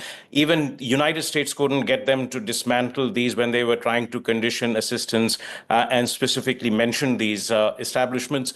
So going after these two, in addition to the 7, is a hugely symbolic and a real measure of showing that we are capable of going beyond anticipated and war-gamed responses to Pakistan's persisting campaign of terrorism against India. And so this is very, very important. Second, I think it has shown that we have been able to mobilize ourselves in a matter of couple of weeks for a strike of this nature, taking into account the prospect of retaliation, for which we would mean that we would also have to be in a position to dominate the future steps of escalation. So all of these would have been wargamed. It shows our political leadership and our military leadership is prepared to take acceptable risks, and that we have also, speaking internationally, reversed the terms of responses or patterns of responses after each major attack, in the sense in the past we would end up having international community intervene to de-escalate. I mean, if you remember, even after Mumbai and before that in Parliament attack, but this time, by taking a preemptive steps to, we have, in a sense, given the international community a fait accompli. So this is a very important step. And that we've also shown the world, in a sense, that if no one else is going to come behind, in taking a very clear position on terrorism emanating from Pakistan, then we are prepared to act on our own. And any military action will not be without consequences, without cost. The big question that we would have wargamed is what is the real Pakistani calculation, thinking, capability, and capacity to respond, given the fragility of their economy, the political instability inside the country. And so I think that, as you just heard, when we look at what the responses will be, I mean, we don't have a terrorism infrastructure for them to attack. They will either be civilian infrastructure or civilian targets or military targets, in which case they are saying that we are declaring a full-scale war. And I think that will lead to a level of retaliation from India, which would, be very hard for them to respond to. And second, I think their international position will be even further weakened as a result. So all in all, I think, yes, last night, I mean, it's an evolving situation, but I think it does take a lot of political courage and clarity. And also, I think for the military to be able to take this kind of a measure and simultaneously attack 9 sites, including 2 very important ones. But Javed, has it acted, you believe, as a deterrent? The big question now is, have what we've done in the last 24 hours pushed Pakistan into a situation where, for all the rhetoric, there is now a recognition that we have reworked our own strategic doctrine and used kinetic action to another level to push Pakistan into a situation where they have limited options? Now, I don't think that this may be a deterrent for some time, but remember, this can act as a great mobilizing force, whether it is, water, for example, is a very emotional subject. You've seen that, and I've just written about it. You've seen that in the context of India and Nepal. You've seen that in the context of India and Bangladesh, happens between states in India. So that becomes a major rallying point to recruit people to the cause. The increasing disruption of ties between our countries is easy to get people to fall for life's, sacrificing causes. It is also, remember, this attack like this can be a force for mobilization. And for a country... I'm showing images there of Masood Azhar, someone who, remember, has been involved in major attacks, whether it's been on Parliament, whether it's been on Pulwama, the Jaish has been involved. Has the message gone to groups like Jaish and Lashkar in a manner that never went in the past? You see, the message is very clearly there that there is no shield of security anymore for them. But that does not mean that Pakistan will not find new ways, or the Pakistan military will not find new ways to create camps, to create new infrastructure. We've seen that in other cases also. I mean, you've seen the limits of military force from Sahel to Middle East to Afghanistan in absolutely dismantling and terrorism network or deterring future attacks, particularly when it is the sword and the shield of a major military power in our region. So I think there will be a level of deterrence, there will be a level of uncertainty. The playbook has changed. The shield of security may have vanished, but I think it would perhaps require, a great leap of faith to say that we have, in a sense, deterred any future terrorist attacks from us. We'll have in a moment, I'm going to be joined by Air Chief Marshal Bhaduria and former Army Chief Bikram Singh. But a final word from you there, KC Singh. Do you believe that the world today will stand with India given what's happened? Look, it's largely known who will stand with you. If Turkey is standing with Pakistan today, the Greeks came out in a favor. The Chinese position is the most interesting. They have condemned the attacks, but they're not taking a very aggressive position. Because remember, with the trade war with US, they're also looking at India as a potential market. If their trade war with US worsens, they need India. So it's not visible. The Chinese may be playing very silently a positive role, hopefully a positive role in restraining the Pakistanis. We'll know over the next few days, because it doesn't suit them to open a new front in South Asia, but they still haven't settled their trade war with US, which they consider as of existential danger to them. So there's a big change because of what Trump has done to the world. The whole world is distracted. For instance, who brought about the de-escalation last time? President Trump. He was somewhere in East Asia. He intervened, and within 2-3 days, we got an Air Force pilot back, and we had the elections coming up. The same Trump today said, "Oh, I see, this has happened. They've been fighting." But what he meant is, "I'm too busy. Go and sort out your problem." So the world is different. I think we have a lot more space to act independently. And also, some of the alliances are changing, some of the combinations are changing, but we have space at the moment geostrategically to act independently. Okay, I just want to give Ajay Shukla also a final word. Ajay, what's according to you, in a way, why is this day significant? Well, the day is significant, Rajdeep, because of the nature of what has been attempted and launched from the Indian side, which is deep attacks inside Pakistan in order to create deterrence. But I am just call me skeptical, but I believe that there is always room in an operation like this to get it better, to get it right. So that the next time you have to do it, you don't make the same mistakes, you don't have to incur the same casualties and so on. So well done, I would say, Indian Air Force, but make sure that you keep your nose to the grindstone, develop your drills and so on well, and the next time round it'll go hopefully even more smoothly. Let me leave it there. I appreciate my guests joining me at this moment. I want to go to two other special guests who are joining me, who've been at the top of the ladder when it comes to the Air Force and the Army. I'm joined by General Bikram Singh, former Indian Army Chief. I spoke to him earlier. And Air Chief Marshal R.K.S. Bhadoria, who joins me live, former IAF Chief, was in charge till not too long ago. Air Chief Marshal Bhadoria, give our viewers a sense of what this operation involved. Just explain the nature of this operation, the difficulties of conducting an operation like this, sir. This would have been a very complex operation. Firstly, the choice of target was very deliberate, and after, I think, great amount of due diligence, looking at the overall direction of the Honorable Prime Minister, a very, very strong choice of targets, very wide in terms of its geographical expanse, total number of targets, the kind of terrorist organizations that have been targeted, their infrastructure. So firstly, the choice of target, the complexity. Next is the weapons that need to be matched. You need to have pinpoint accuracy. Some of the targets are very close to other infrastructure, civilian infrastructure. So it had to be very precise. Collateral damage had to be absolute minimum.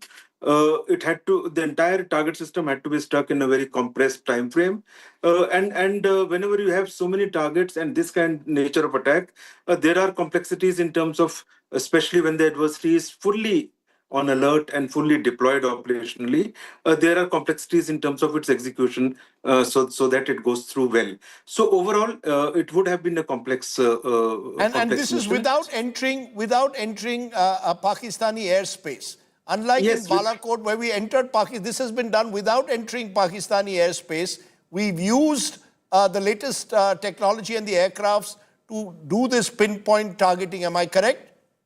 Yes, that's what we heard, that there was no need to enter the airspace as such, because of the kind of weapons that are now available, the kind of standoff ranges, and number of weapons with various ranges and various combinations for the kind of targets that we were attacking. So there would have been no need to enter, but still, it is a complex kind of mission, because many of these weapons need very accurate information and very sensitive handling. So overall, mission, I think, well executed by the three services, well integrated, because all services are involved in some way or the other, in either the mission directly or in combination wherever such tasks are undertaken, because immediately when the target is struck, you take the services to next higher level of operational readiness. Some deployments change, your war deployments come up in order to So be we in moved on position that. to be... We moved Air Chief Marshal to the next level from what we did in Balakot. Am I correct? In terms of operational deployment, yes. When you undertake attack at such targets, immediately before that, you do not move or do not show your moves because you don't want to give away and you don't want to lose the location, surprises, etc. But after having done this, you need to be prepared for any response from the Pakistani side, and therefore it will entail going up to the next higher level of readiness and deployments. So overall, it would have been a very busy day for the defense services. And I think from target perspective, the targets have been well stuck. The damage is quite visible from our own, information that was displayed in the briefing, and from Pakistan itself, the kind of videos that have emerged and the pictures that have emerged. So very clearly, all targets stuck successfully, and a very robust response to the Pahalgam heinous attack by the terrorists. Let me go to General Singh. What do you see this as the significance of Operation Sindoor? Going deep into Pakistani territory, targeting terror bases in Pakistan, have we taken our strike capability in a sense to another level? Yes, indeed, Rajdeep. I think it's a fitting response to Pakistan's carnage, the killing of our innocent tourists in Pahalgam. And the death that has been actually undertaken at this point of time, or I would say last night in the operations, does send a very clear message that, look, we mean business and we are going to take on terrorists wherever they are. The very fact that 9 camps have been targeted, destroyed, 4 of which are in opposite the international border, and 5 are in POK, it gives a very clear message that, look, we mean business and we are not going to accept this any further. The fact is that in the past, we've shown strategic restraint. Even after 26/11 Mumbai, that was our doctrine. Since then, we've had Uri, Pulwama, now Pahalgam, and the approach seems to be gradually calibrated to have a more kinetic action. Have we seen, therefore, in your view, a completely changed policy direction when it comes to tackling Pakistan-based terror? And every time a terror strike happens, India now is on an escalatory spiral with Pakistan. Absolutely, absolutely, Rajdeep. I think we were rather timid, I would say, earlier, whenever a terrorist attack took place, we were timid.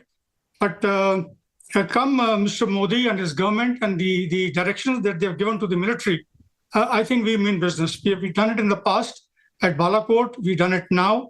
And I think Pakistan would be mindful of this in future. But then the point is, they will palm it off to the terrorists. They'll say, look, we haven't done it. It's the terrorists who are doing it. They are not in our control, or they are not perhaps operating from our soil. They're operating from some other areas and all. So the point is, we got to be cautious, all right. While we've given them the right message, we cannot be off guard. We got to continue to, think of various contingencies which may arise at the tactical, at the operational, and at the strategic level. You say, General, that we've abandoned our policy of timidity to take Pakistan head on, but there are also concerns, perhaps, that we are also putting ourselves, as I said earlier, on an escalatory spiral now, and that can lead to a misadventure or a miscalculation. We've seen heavy artillery firing in the last 24 hours across the LOC by the Pakistanis. At least 15 civilians have already died. Villages are being evacuated. Should that be a cause of concern? Once you're in a kinetic action mode, how do you press the pause button? Does that worry you at all? Well, if you ask me frankly, we have already declared, the Foreign Secretary this morning, when he spoke, he brought it out, it is non-escalatory in nature. That means we don't intend escalating it. It is up to Pakistan now. And I think Pakistan has already got a bloody nose. They might try and escalate. To what level they do it, where they do it, how they do it, is something which is going to decide as to how we are going to react. So that is something. But otherwise, I think we should be prepared in future. It is very sad that we've had casualties on our side. My heart goes out to their families, to the civilians who've died. But I think these things do happen. And this is how the strategy evolves, for the future. And perhaps we'll start taking, measures to ensure that the villages which are in the close proximity, they have necessary bunkers and their houses are fortified to ensure that they do not they do something like this, and especially of the nature which happened at Pahalgam. Do you see the response acting as a deterrent that we've given the fact that we've struck deep into Pakistan? Do you believe that the Pakistani army will be far more fearful now rather than the bravado they've shown General Singh in recent times? General Asim Munir making a statement about two-nation theory, Kashmir being a jugular vein, then you have Pahalgam. Do you believe that the Pakistani army, already embattled at home, will have to do some serious soul searching after what India has done? Is there any fear that will come in with the way we've targeted the Pakistan proxies, the jihadi proxies in Muridke and Bawalpur? Absolutely, Rajdeep. But let me tell you, they will try and definitely do something, as a face saver, because the statement that their chief made, as you just brought out, given that statement, given his stance, given his going around and trying to show that the military of Pakistan is ready, he's speaking to the people with 4 stars on a tank. I saw that in one of the, WhatsApp messages which were sent to me. So that kind of thing he's been doing. Now, having done that and not reacting, I think will show that cowardice on his part. So I think they are definitely going to do something, but it will be at the tactical level. They are already actually taking on, they are fired on the line of control. That's where we've had casualties. They will continue to fire, engage the line of control. But given our positions, given our robustness along the line of control, I think we'll be able to maintain the moral ascendancy.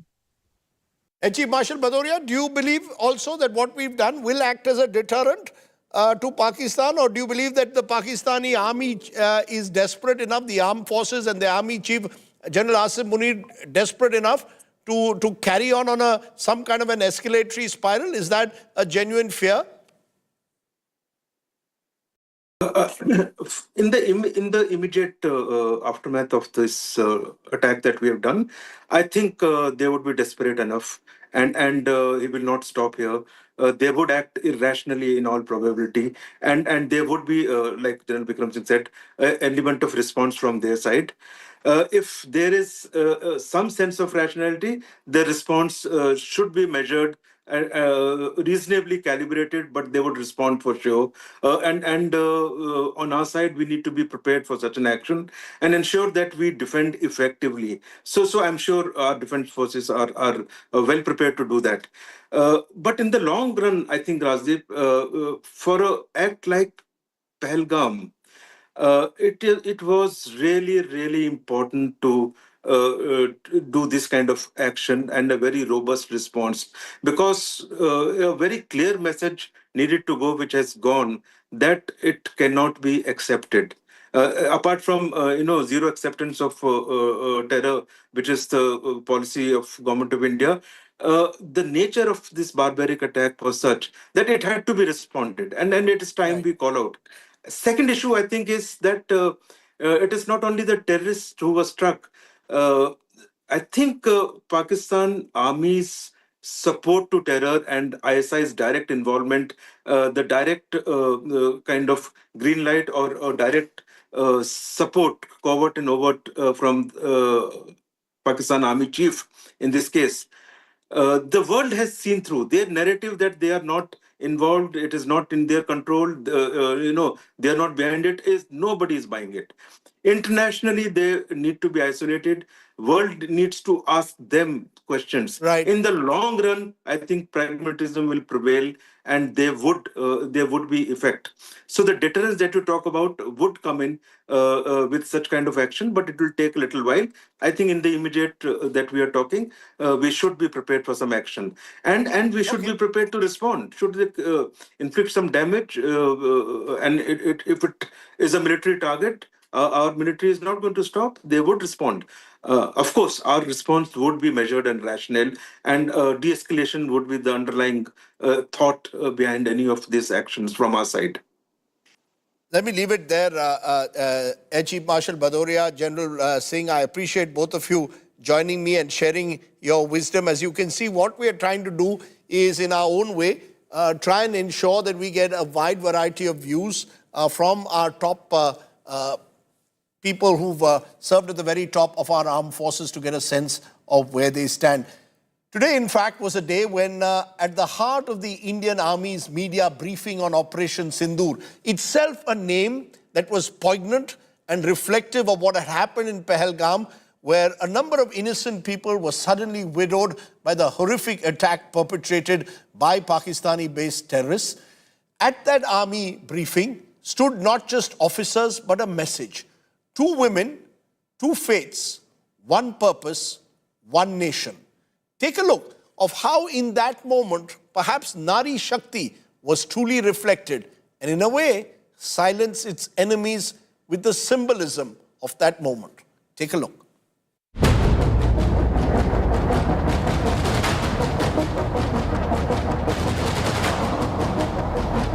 In the shadow of rising tensions between India and Pakistan came a moment of strength, unity, and a message. Just hours after India's Operation Sindoor hit terror camps in Pakistan and Pakistan-occupied Kashmir, 2 women, 2 warriors stood before the nation. 6 से 7 मई Colonel Sofia Qureshi, Wing Commander Vyomika Singh, and successfully destroyed. 2 women officers, 2 different faiths. 1 message, loud, clear, and unshakable. The unity of the nation that terror failed to break. The Nari Shakti movement that shook the enemy and inspired a nation. Colonel Qureshi, a trailblazer. In 2016, she became the first woman to lead an Indian Army contingent in a multinational military exercise. Her global experience includes 6 years with United Nations peacekeeping operations, notably in Congo in 2006. Operation Sindoor 22 अप्रैल को पहलगाम में हुए विभत्स आतंकवादी हमले के शिकार मासूम नागरिकों व उनके परिवारों को न्याय देने के लिए लॉन्च किया गया था। इस कार्रवाई में 9 टेररिस्ट कैंप्स को टारगेट किया गया और पूरी तरह से इसे बर्बाद किया गया। पिछले 3 दशकों से टेरर इंफ्रास्ट्रक्चर का निर्माण हो रहा है। इसमें recruitment, indoctrination centres, training areas व लॉन्च पैड शामिल थे।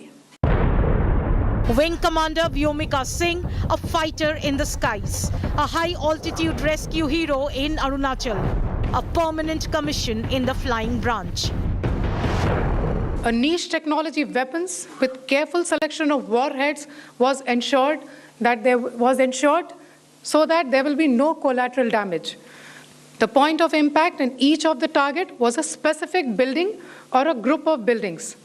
All the targets were neutralized with clinical efficiency, and the results reiterate the professionalism of the Indian Armed Forces in the planning and execution of their operations. Together, they did not just brief the nation, they became the face of New India. Operation Sindoor sent a message across the border. But this moment sent one across the world. India stands united. Bureau Report, India Today. Jai Hind, and thank you very much.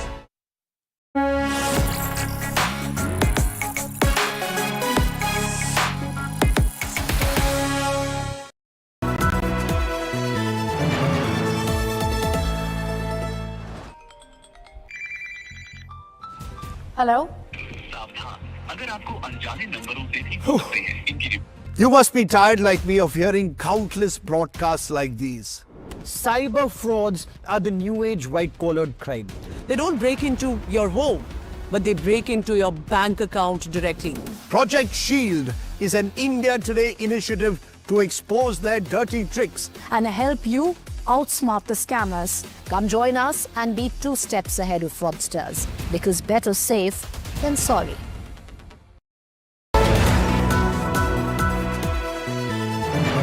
Oh, sorry.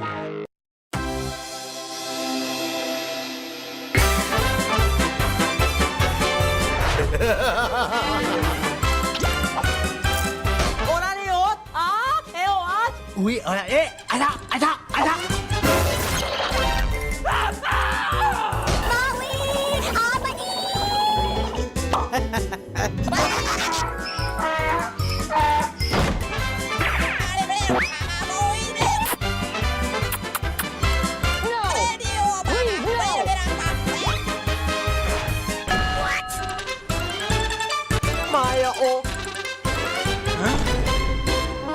Make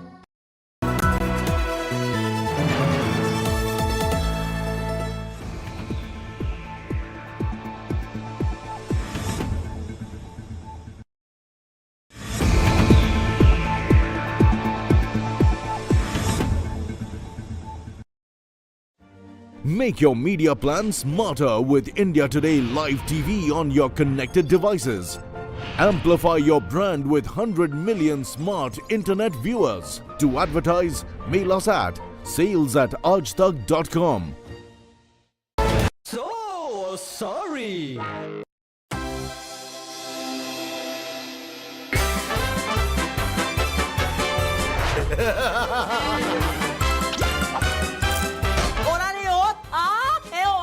Ui, ada.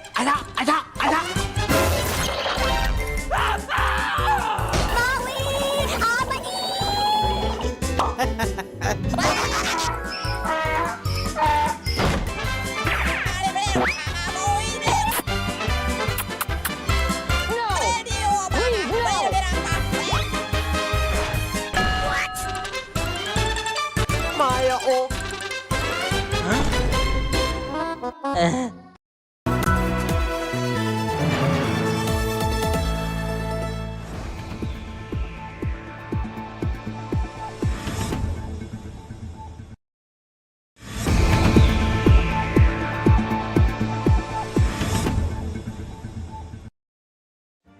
Make your media plan smarter with India Today Live TV on your connected devices.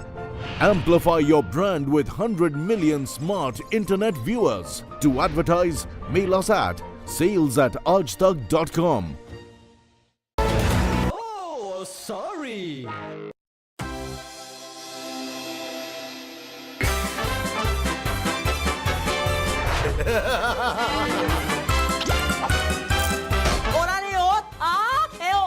Ui, ada.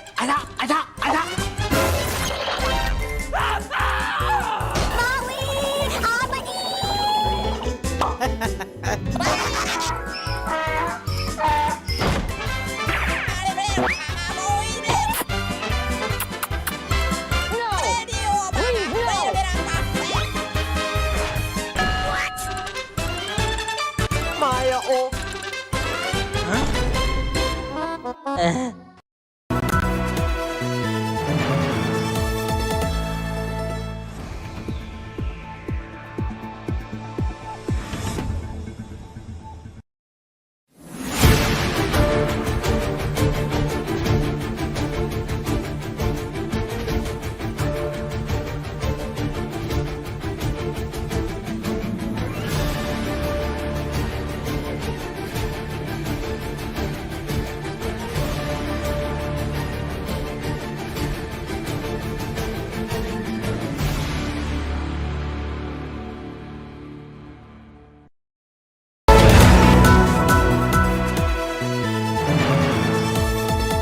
Oh, sorry.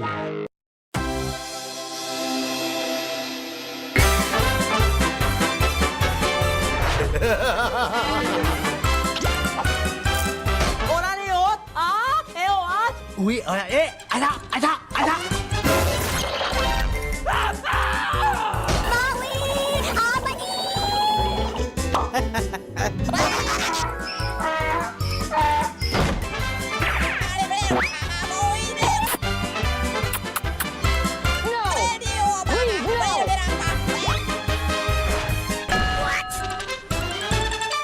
Maya, oh.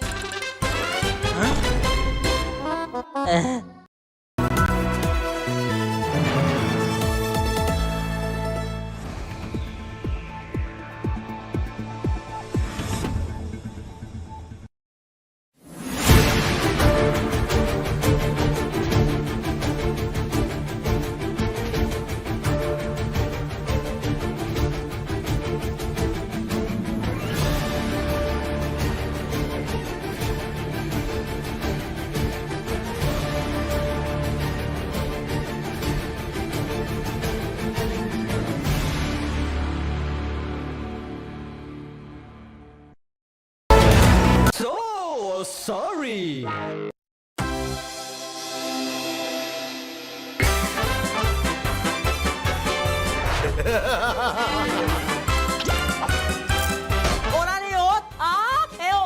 We are ada.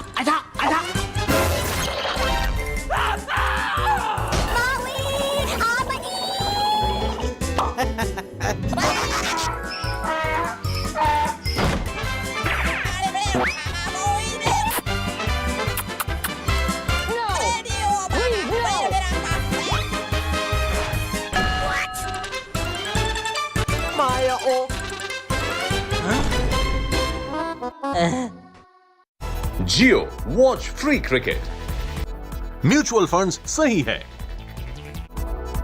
Smart बाजार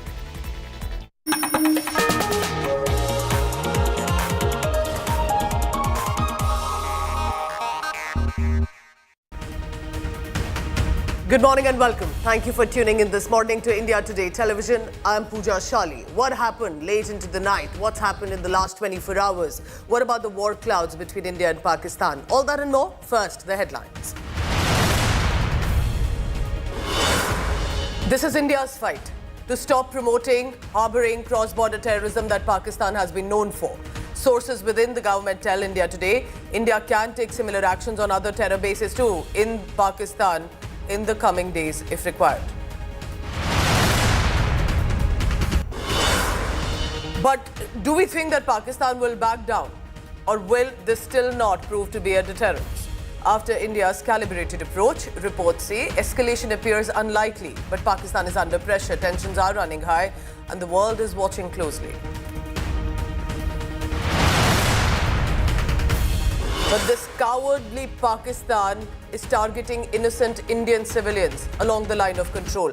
At least 15 innocent lives of our people have been lost again. Homes have been reduced to rubble. So remember what Pakistan is doing. While India is targeting terror camps, Pakistan is targeting innocent people of Jammu Kashmir at the border. Many have to take shelter in underground bunkers. RB BSF on high alert.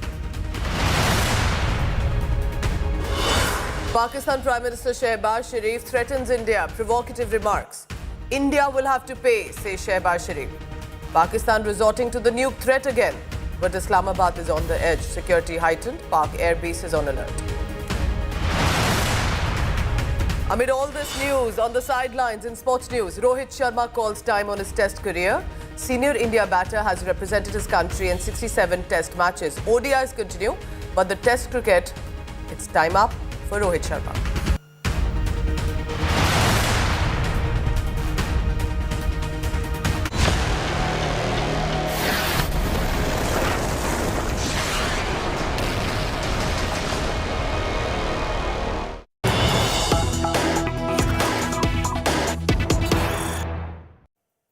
If you needed more evidence about the damage to the terror outfit and the hideouts in Bahawalpur of Jaish-e-Mohammed, I have more evidence for you. Our team has managed to bring this satellite image of Jaish and Lashkar camps after the strike, that 100% precision strike in Bahawalpur, the Jaish-e-Mohammed hub, in Muridki, which is the Lashkar-e-Taiba Hafiz Saeed hub. Look at the images that I'm about to put on your screens. Gaping hole on the roof of the Jaish headquarters in Bahawalpur. This is satellite image evidence that we are bringing out to you. Lashkar headquarters also wiped out by the missile strike in Murike. So two main locations that even Pakistan clearly had not expected. One is Masood Azhar's hideout, outfit, operational center. One is for Hafiz Saeed. I want to immediately bring in Ankit Kumar, who's been tracking all the latest on that. Ankit, good morning. Explain these images to us, both for Bahawalpur, for Muridki, and for the viewer watching, why are these two locations most significant amid the 9 targets? Good morning, Pooja. A couple of quick takeaways from these high-resolution satellite pictures. First of all, 100% precision achieved by the Indian Air Force. If you see the Bahawalpur picture, the Jamia Subhanallah building, there are two kinds of strikes. First is on the main mosque. You can see that the missiles have pierced through the rooftop, and it has then penetrated the roof, penetrated the floor that we saw yesterday in visuals. The second part of the same building, is the residential compound. That compound has been completely demolished. This is where the family members of JEM chief Maulana Masood Azhar used to live. So two kinds of strikes in one compound shows the precision capability of the Indian Air Force. But to Murid K, the Lashkar headquarters, you see the existing structure completely wiped out. Completely wiped out. There's no space, no room for any kind of confusion or ambiguity. So these two pictures, one from Bahawalpur, Jamia Subhanallah, the Jaish-e-Mohammed headquarters, second from Murid K, the so-called Lashkar headquarters, two kinds of strikes. If you see again the central mosque, correct, the entire roof is intact. Wow, yes, is intact. You can see very precision strike that has gone through the roof. And yesterday we showed visuals that showed craters on the floor. But in the same picture, in the same Bahawalpur picture, you see the adjacent building, in the same compound, the adjacent residential buildings, they have been completely wiped out. There's no hole because there's no building left. Because that is the place where people very close to Maulana Masood Azhar used to live. Ankit, you've been tracking the Jaish-e-Mohammed and the Lashkar-e-Taiba locations for months now. India Today, in fact, was the only channel to have put out the images of the locations earlier where Masood Azhar and Hafiz Saeed have been known to live with the cadre. Tell me the before and after. Because I still think what is incredible about it is to hit the Markaz Subhanallah, which is such a precision strike. And same done in Murid K as well. That needs a lot of effort and precision to hit only where it matters and no more. So earlier this year, Pooja, in the month of March, we put out a story on India Today using satellite pictures. Now, what those satellite pictures showed was that between 2018 and 2025, the compound at Bahawalpur actually expanded and the speed of construction actually increased at a time when Pakistan was whitelisted from FATF grey list.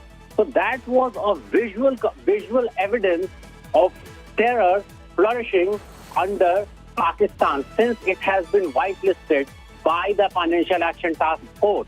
That investigation decisively showed that Jaish-e-Mohammed had full protection of the establishment, the government of the day, correct, the military establishment, full protection of the Pakistani establishment. But even that full protection could not protect them yesterday.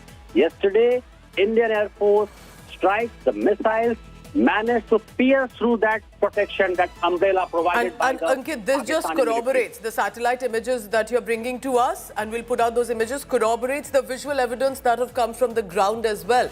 It shows exactly the kind of damage that has done and the damage around which has happened where the cadres or possibly as Masood Azhar's family members were living. But apart from that, just imagine the precision that has happened. The Markaz that was known to be flourishing with terrorism is the one that India has hit.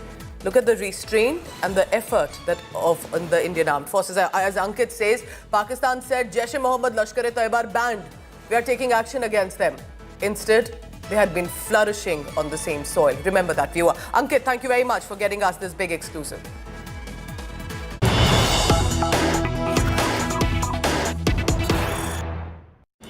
But remember that India remains on a high alert.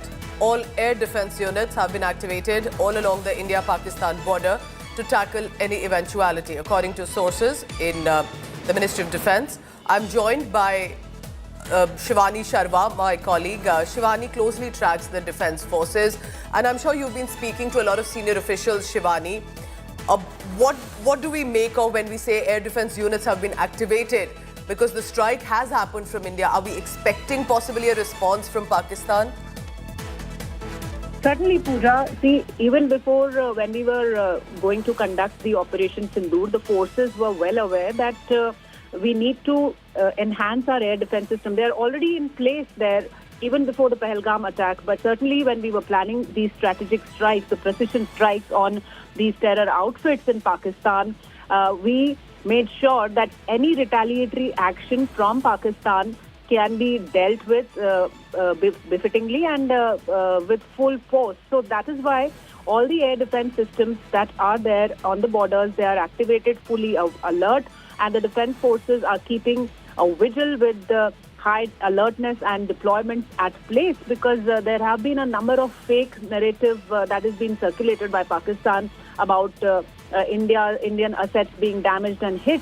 So we have to fight this dual war on ground, defending our defense establishments also if Pakistan tries any misadventure, as Pakistan's PM had been speaking that Pak will retaliate. On the other hand, fighting the fake narrative by Pakistan that it has caused damage to our assets while Operation Sindoor was in place, and after that too. So Pooja, all the defense systems, all the establishment is on a high alert, and there is a precaution that's been taken, and people are also being made aware in these border areas. You've been seeing that there are circulations of alerts and mock drills that are going on, especially in Rajasthan, even in Jammu Kashmir and parts of Punjab too. So all this is being taken and being monitored by the defense forces at the highest levels. All the air defense systems are at place. On ground, the forces are on high alert and prepared for any kind of eventuality if Pakistan tries to retaliate. Keep tracking all the latest on that, Shivani, but stay on with me. Shivani is on the ground in Jammu Kashmir. I have news on that. Let's go across to that.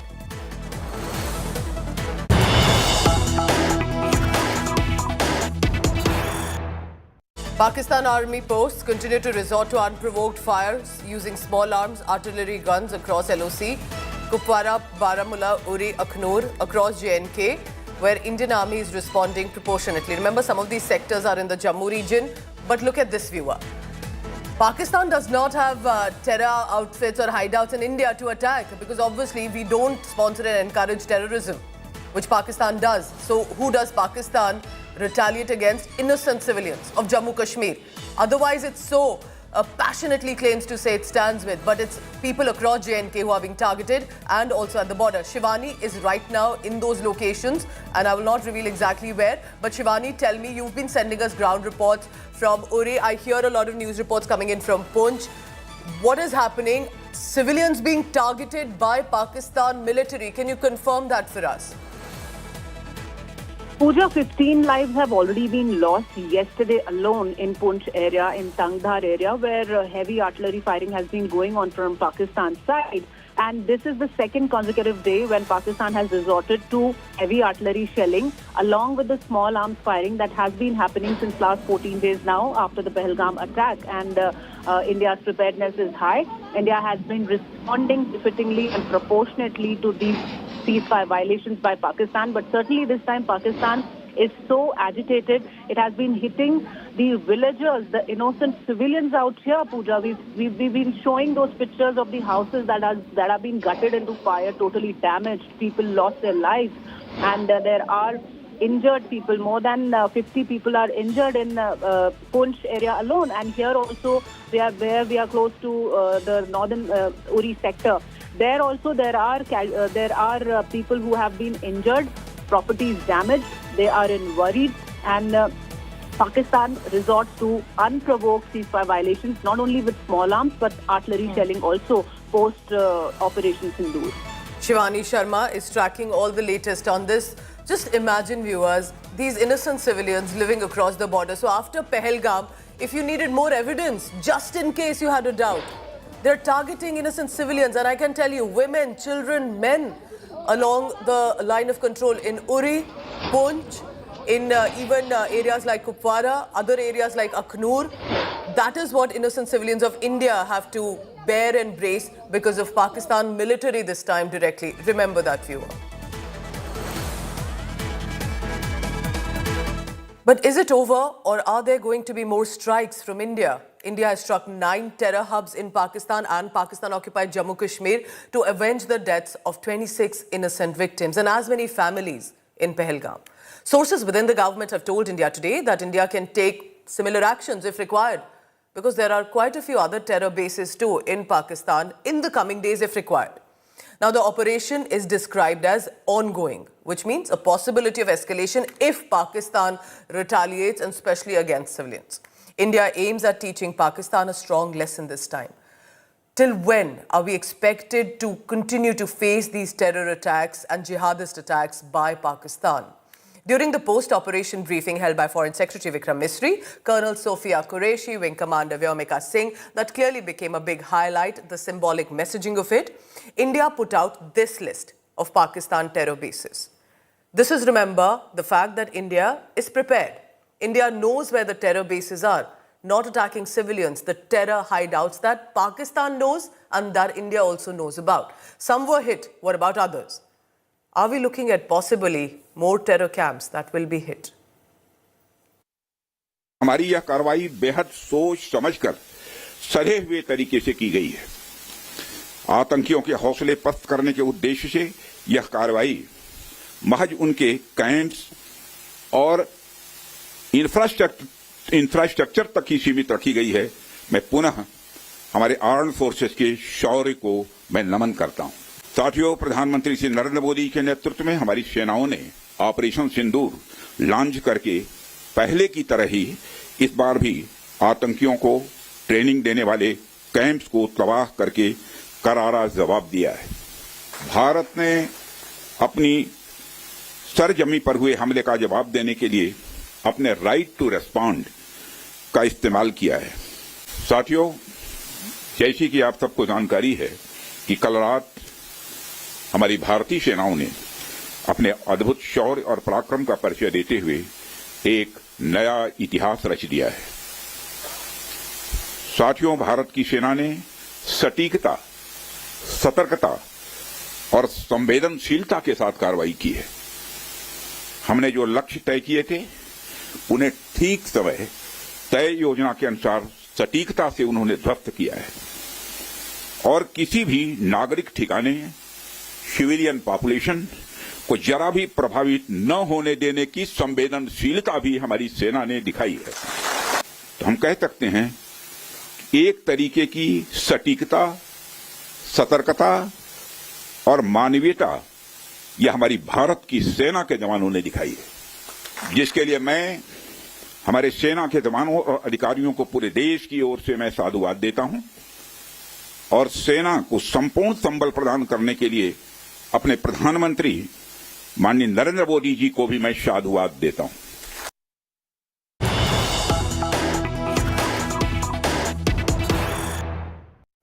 As part of Operation Sindoor and precautionary measures, control rooms have been set up across Kashmir Valley and specifically with regard to the 10 districts to monitor situation. The DM has said that the control room will operate round the clock, will serve as a centralized hub to facilitate interdepartmental coordination, monitor ongoing developments and especially with regard to information that needs to be sent out. So 10 districts in the Kashmir Valley are not only on high alert but also clearly there are these specific control rooms that have been set up. Mir Fareed joins me for the latest on that. Fareed, considering looking at what is happening at the border where civilians are being targeted by Pakistan military, tell me more about this control room. What will be the job of the control room in Srinagar looking at all the districts? Yes, Pooja, this in many ways is a precautionary measure. Now we know the kind of situation prevalent right now. Post the attack yesterday and the anticipation that probably Pakistan may retaliate in one way or the other. So these are measures that need to be initiated in such a situation where there would be control rooms in the Kashmir Valley. This order has come from the Divisional Commissioner's office, and each district will have specific numbers of the control room, and that is just to ensure that in case of any eventuality there is proper coordination. And also importantly, people know if they get into an emergency or they need help, they know whom to help, which numbers to dial and where to get connected. So it is being done keeping in mind that particular aspect. And also same control rooms have been set up in Jammu as well. So it's like pan Jammu and Kashmir. This is the policy that has been put into place. And these control rooms, in fact, from today will get activated, and they have been told to ensure that people do get timely help, and also in case there is an emergency, there is no issue of coordination between various departments, synergy, and especially if we talk of people or authorities in the LOC areas or international border areas, because those are directly in the line of fire, and they need more coordination, more synergy, and help as far as the situation that really comes up. And our colleagues around Jammu Kashmir on different locations from the border to the city are tracking all the latest. Thank you very much, Farid, for now.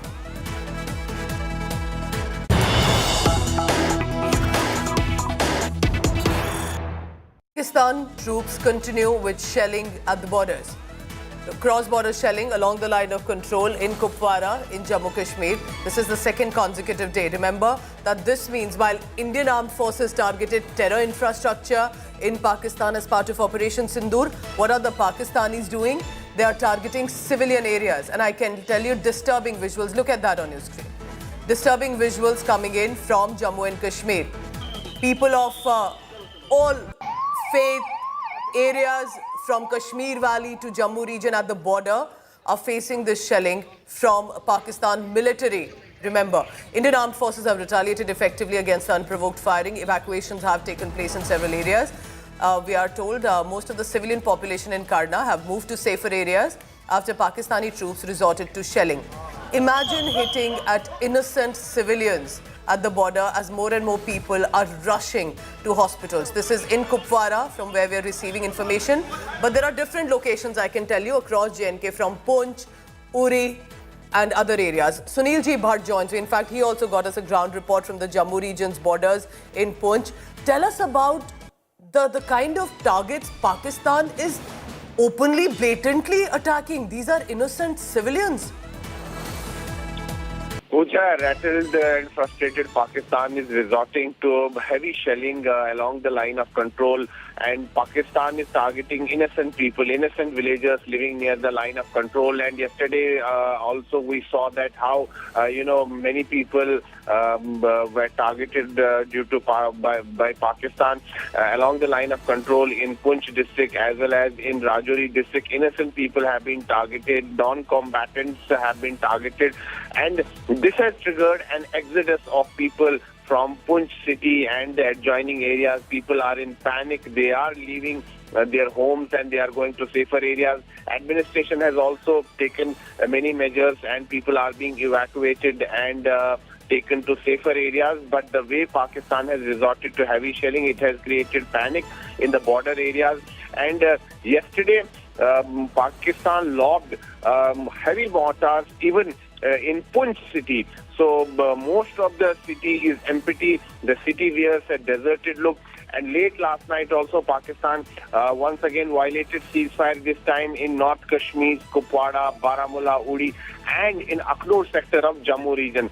So Pakistan continues to violate ceasefire along the line of control. Pakistan is rattled because we have given a befitting reply to Pakistan in the aftermath of Pahalgam terror attack. We have avenged Pahalgam terror attack. We have hit Pakistan very hard, and now Pakistan is rattled and Pakistan is targeting innocent people, but our alert troops on ground at the line of control are giving the situation, Sunil, now because Pakistan, if has attacked, and this is Pakistan military attacking even civilian areas, what happens in the towns around you? Are evacuations taking place? Are they being rushed to safer areas? Disturbing visuals. I see even children have been targeted as they are being rushed by parents to hospitals. Yes, in Poonch town, 12 people have lost their lives in Poonch district of Jammu and Kashmir due to Pakistani shelling, and unfortunately, even children have been targeted. Kids have got killed in Pakistani shelling, and it shows that how Pakistan is rattled and it's not sparing even innocent people who are non-combatants, who are living in the border areas. So our army personnel who are deployed at the line of control are responding effectively and strongly, and they are giving befitting reply to Pakistan. And at the same time, the civil administration has acted swiftly, and it has now evacuated people who are living in vulnerable areas, and they are being evacuated to safer areas. Pooja, back to you. All right, and I can tell you that these border villagers, these border residents are extremely brave. I've reported from these border areas. It's incredible. They know and realize the kind of dangers they are living right across the border. But even with Pakistan military targeting them, I haven't seen the kind of courage that you see with the border villagers of JNK. That's where Sunil is reporting from. Sunil, thank you very much for now. So now remember that Operation Sindoor has been successful. It decimated 9 terror camps in Pakistan-occupied Jammu Kashmir and other areas of Pakistan, including in Punjab. This hasn't happened ever before. Pakistan didn't expect Muridke and Bahawalpur to be targeted. Islamabad has chosen to, so to say, not to respond on the battlefield. But how did they retaliate? Targeting innocent civilians along the line of control. There's been indiscriminate shelling. Towns along the LOC, all civilian areas, have been targeted. 15 innocent lives have been lost. And I'm talking about women, children, elderly. Tensions clearly escalating at the border. Many have been evacuated. But look at the visuals on your screen. This is a reminder. Pakistan is not going to stop at Pahalgam. It doesn't set a deterrent to them of any kind. They are happy to target innocent civilians too. Locals have taken shelter in underground bunkers, are trying to find any sort of safe shelter that they can, but leaving behind their home and belongings. I'm talking about Uri, Poonch, Rajouri, Tangdar, Karna. These are across JNK. Military of a country is targeting innocent civilians. This is after what happened in Pahalgam. Now, we are told that Indian Army Chief is in constant touch with the ground units. The BSF, of course, is on an alert. Forward formations have been given as well to decisively respond to Pakistan's shellings. Let me now tell you about what Pakistan could do even further. They could extend retaliatory fire to new sectors. Gulmarg and Gurez have seen emergency evacuations as well. Our forces are on alert. Take a look at this report, especially on the ground, of how Pakistan military is targeting innocent Indian civilians in Jammu Kashmir.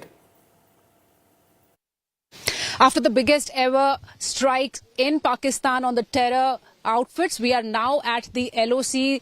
India Today is the only channel at the LOC right now where the shelling has been happening since last night and the ceasefire violations continued for 13 days. But yesterday there was heavy fire from these posts that you see. This is the zero line at the line of control in Uri sector, where Pakistan has been firing shells. Heavy artillery gunfire was reported through the night yesterday in multiple sectors, and this was one of those sectors. And in this area, a number of houses have been damaged, though there is no casualty reported. But in Poonch sector, there are 10 casualties that have been reported. Then we'll try and see the damage of the shelling that has happened through the night here. As the situation is still evolving and escalating, we've been hearing that India is still into deliberations onto what is to be done after the ceasefire violation is being done by Pakistan at the borders, because after the Operation Sindoor was conducted in multiple locations, in fact 9 terror outfits, India has decided to go on with retaliation after the ceasefire has been violated. So we'll try and show you how these heavy artillery gunfires have damaged these villages, their properties. So one of these houses here in this village has witnessed heavy gunfire and heavy fires from the artillery guns of Pakistan. You can see the broken mirrors and broken glasses of this house, and there are multiple other splinters that have hit this place, and there are shell marks on the trees also. So this is how these people have been witnessing heavy gunfires of the RT guns from Pakistan last night, and since 13 days the ceasefire violations have been on. आप यहाँ पे रहते हैं, आप ही का घर है ये? ये हमारा घर है। तो आपने कल रात को क्या देखा, क्या हो रहा था? जनाब हमने देखा रात को 2 बजे के बाद जब फायर की आवाज आई, हम उठे तो बस फिर शलंग हो रही थी 2 तरफ से, एक तरफ से नहीं 2 तरफ से हो रही थी, तो फिर हम भागने में नहीं बराबरी आई। कहाँ पे ये निशान हम देख रहे हैं, पेड़ों पे कुछ निशान आए हैं? और ये तो सामने निशान है ना, उस वक्त तो हम तो छुपे थे, कहीं जंगल में जाकर, कहीं पहाड़ी में जाके थे, छुपे थे, छोटे छोटे बच्चे थे, उनको लेके छुपे थे। So this is one family in Uri sector that has witnessed the ceasefire violations with heavy gunfire of Pakistan. You see the broken glasses and broken tree branches here, and they are in fear that if the tensions escalate between India and Pakistan, the situation will get serious and grave, and they do not have any place to go if this situation escalates, because Pakistan has been violating ceasefire since last 13 days after the Pahalgam attack. And yesterday, when Operation Sindoor was being conducted, Pakistan started firing heavy artillery in this whole region. And this is an exposed area from Pakistani post. This is zero line at the border, India-Pakistan border in Uri sector, where these villagers remain exposed. And in Poonch, 10 lives have been lost in this shelling from Pakistan side. Pakistan is actually not sparing the Kashmiris too, and this is how Pakistan has been reacting after the Pahalgam attack, when action was taken and demanded against terror. But India has been quite clear that it will keep its war against terror on, and here, if the shelling continues, the villagers might have to look for a safe place. Many villagers have left these places already, and many are looking for safe place, and they want that peace should be there in this area, especially because this remains exposed to Pakistani posts that have been shelling on these areas, and their houses are now damaged. This is Shivani, camera person Nasir Aziz Khan for India Today from Zero Line at India-Pakistan border. India targeted 9 terror camps in Pakistan and Pakistan-occupied Jammu Kashmir of Masood Azhar, Hafiz Saeed, Hizbul Mujahideen. What did Pakistan do in return? Target innocent civilians along the line of control and the international border in Jammu Kashmir. In Poonch, specifically in the Jammu region, Pakistan military has killed at least 15 civilians, including women, children and men. Take a look at this ground report. What is happening? Why is Pakistan military now targeting innocent people? Not a surprise though, but a reminder of what Pakistan does.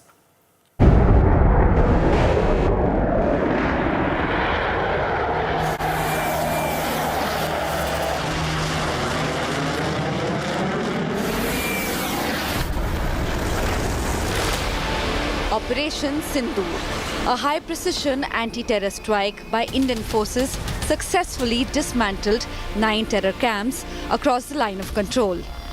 These camps were linked to Jaish-e-Mohammed, Lashkar-e-Taiba and Hizbul Mujahideen.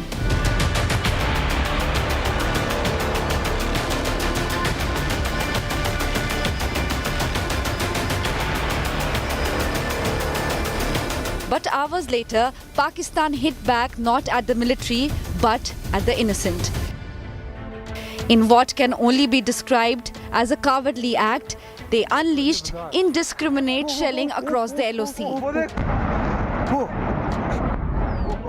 Civilian homes were targeted. Villagers caught off guard.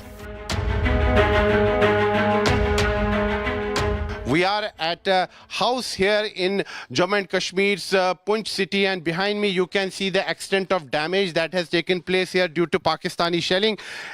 Pakistan's mortar shell landed here, the shell exploded and there was a massive blaze here. You can see the extent of damage that has taken place. We can still see flames here. At least 15 Indians have lost their lives and over 40 injured. सुबह 7 बजे जाऊँ घर पहुँचे नीचे चौक में पहुँचे कोई पता नहीं चला अचानक फायर शुरू हो गया रात को सोए हुए थे सुबह को रात को 1:30 बजे फिर शुरू हो गया कुछ समझ नहीं आया क्या हुआ क्या नहीं सुबह 8 बजे हम घर में थे पूरा परिवार अंदर था मकान के छत के ऊपर गोला गिरा छत के ऊपर नीचे थे ये नीचे आ गए बच्चे दूसरों को भी चोट लगी लेकिन वो बच के इसके ज्यादा चोट आ गई और बहुत मुश्किल का सामना करना पड़ रहा है हमारे 56 लोगों को ज्यादा नुकसान हो रहा है Among the dead were a brother and sister, just 10 and 12 years old. Their lives stolen before they even had a chance to begin. An 80-year-old mother was left with nothing but silence. Her only son gone forever. A teenager watched helplessly as his father breathed his last. Dozens of families are leaving Poonch for safe zones. Several of the civilians are now moving to safer locations, moving from Poonch area to other places. Now let's just have a look at the number of people out here, all trying to move to safer places. बस से कई उम्मीद लगी है शायद हो सकता है इस गाड़ी में मिल जाएगी क्यों जाना चाहते हैं कितने फायरिंग वहाँ बिल्कुल ही बॉर्डर पे इतनी शेलिंग हो रही है इतनी शेलिंग हो रही है सब कुछ घर वर सब कुछ टूट गए जानवर मर गए सब कुछ मर गया वहाँ तो क्या करेंगे वहाँ कोई मार्केट गए बाजार सिटी में सेफ एरिया में कोई हरनी चले गए कोई जम्मू चले गए सब पूरा गांव खाली हो गया। With homes destroyed and fear of fresh shelling looming, many are now seeking refuge in community bunkers spread across the Poonch region. The situation along the LOC remains volatile. Security forces are on high alert. With Kamaljeet Sandhu and Sunilji Bhatt, Bureau Report, India Today. A reminder how Pakistan keeps claiming that they stand with Jammu Kashmir, but in reality, even innocent civilians in Jammu Kashmir are not spared by Pakistan military. It's a reminder Pakistan doesn't care for innocent civilians in India. I'm heading to a very short break. I want to tell you what Pakistan Prime Minister Shehbaz Sharif has said. He's now giving out provocative remarks and says India will have to pay. What does he mean by that? After the break.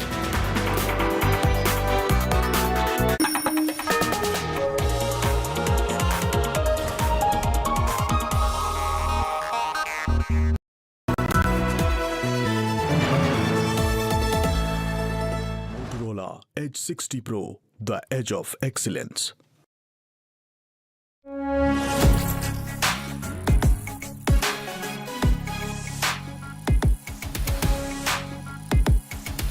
Non-combatants have been targeted, and this has triggered an exodus of people from Poonch city and the adjoining areas. People are in panic. They are leaving their homes and they are going to safer areas. Administration has also taken many measures and people are being evacuated and taken to safer areas. But the way Pakistan has resorted to heavy shelling, it has created panic in the border areas. And yesterday, Pakistan lobbed heavy mortars even in Poonch city. So most of the city is empty. The city wears a deserted look. And late last night also Pakistan once again violated ceasefire, this time in North Kashmir, Kupwara, Baramulla, Uri and in Akhnur sector of Jammu region. So Pakistan continues to violate ceasefire along the line of control. Pakistan is rattled because we have given a befitting reply to Pakistan in the aftermath of Pahalgam terror attack. We have avenged Pahalgam terror attack. We have hit Pakistan very hard, and now Pakistan is rattled and Pakistan is targeting innocent people, but our alert troops on ground at the line of control are giving the situation, Sunil, now because Pakistan, if has attacked, and this is Pakistan military attacking even civilian areas, what happens in the towns around you? Are evacuations taking place? Are they being rushed to safer areas? Disturbing visuals. I see even children have been targeted as they are being rushed by parents to hospitals. Yes, in Poonch town, 12 people have lost their lives in Poonch district of Jammu and Kashmir due to Pakistani shelling, and unfortunately, even children have been targeted. Kids have got killed in Pakistani shelling, and it shows that how Pakistan is rattled and it's not sparing even innocent people who are non-combatants, who are living in the border areas. So our army personnel.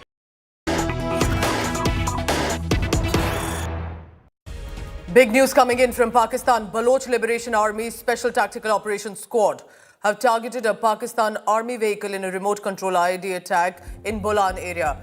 We were told that there was a preparation for a military operation. 7 personnel of the army, the Pakistan Army, were eliminated on the spot. Look at that. This is the visual of the BLA, the Baloch Liberation Army, that have targeted the Pakistani military's vehicle. All of this caught on camera. A reminder of the internal tensions that Pakistan is facing. 7 personnel of the army were eliminated on the spot. This is in Balochistan. This is the Makkund area of Bolan. And remember, just like the Jafar Express hijack and more, the Baloch Liberation Army have been recording videos, have been gathering evidence, and it's a reminder what happened. Striking visuals, and clearly in many ways a reminder of what Pakistan, that has sponsored terrorism all this while, has to also deal internally with the problems within its borders.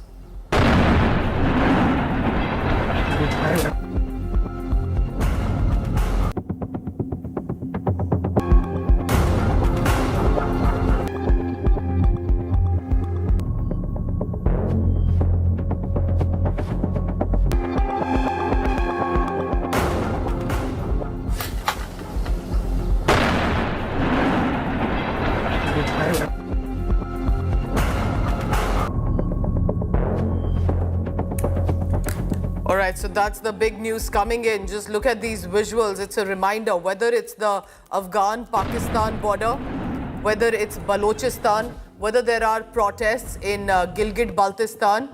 But for now, Pakistan in itself continues to harbor Masood Azhar and Hafiz Saeed and more. But look how their own country is right now drowning as much in terrorism.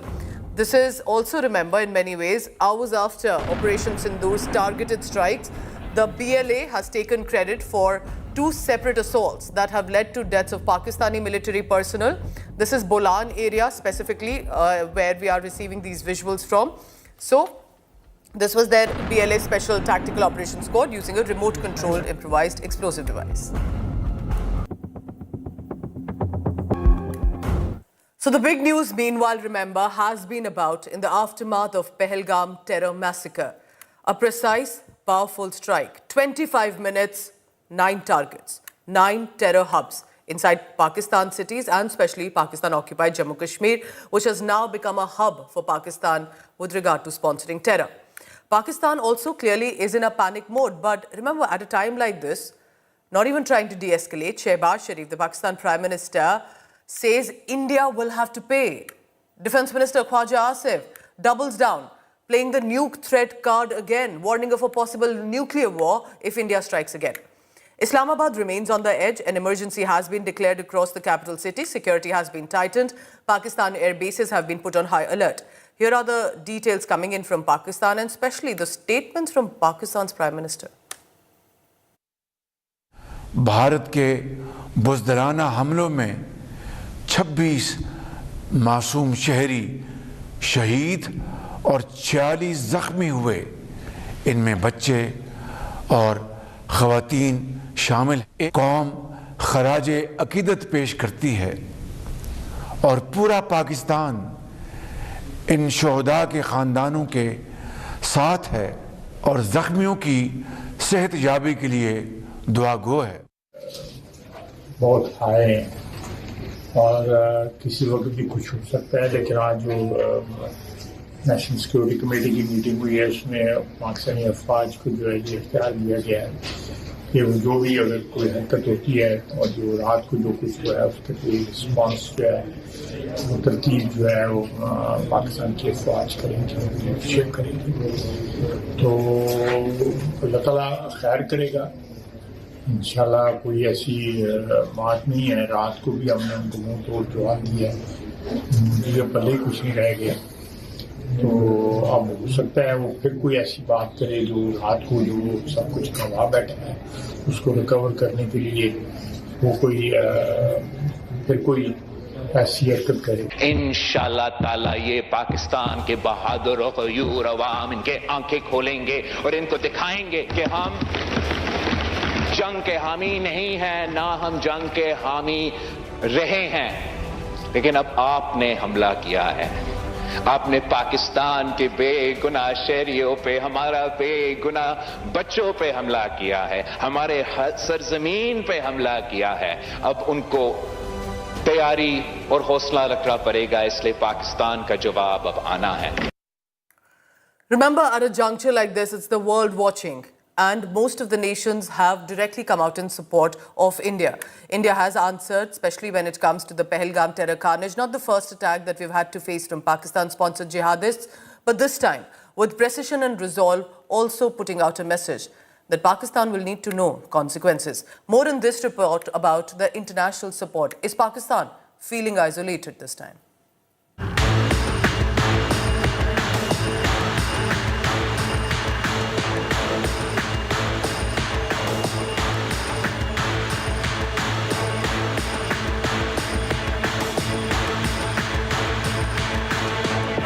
One move, 9 targets. Terroristan terrorized. India avenges Pahalgam. And this one is for Sindoor. On the 7th of May, while India slept and the West watched, India's security forces executed a multi-pronged precision strikes on Pakistan's terror hubs. From the sky, the Indian Air Force unleashed missile fire. And from the ground, the Indian Army responded with thunder, launching surface-to-surface missiles. The message was clear: Pakistan will pay for its sins. This strike was not just military, it was diplomatic, it was strategic. India is now telling Pakistan that its land can no longer be a breeding ground for terror. And if Pakistan dares to retaliate, India stands ready with a befitting response.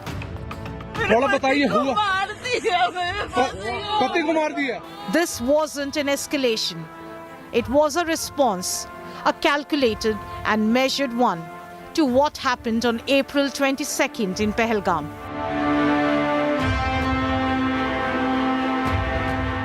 And India garnered global support before taking this decisive step. Pakistan's support for terror was discussed with UNSC member nations. Russia, the US, the UK and France openly backed India. As expected, China tilted towards Pakistan. Gulf nations stood with India while Pakistan had just Turkey by its side. Now even China's tone is softening. It is regretting the action but not condemning it.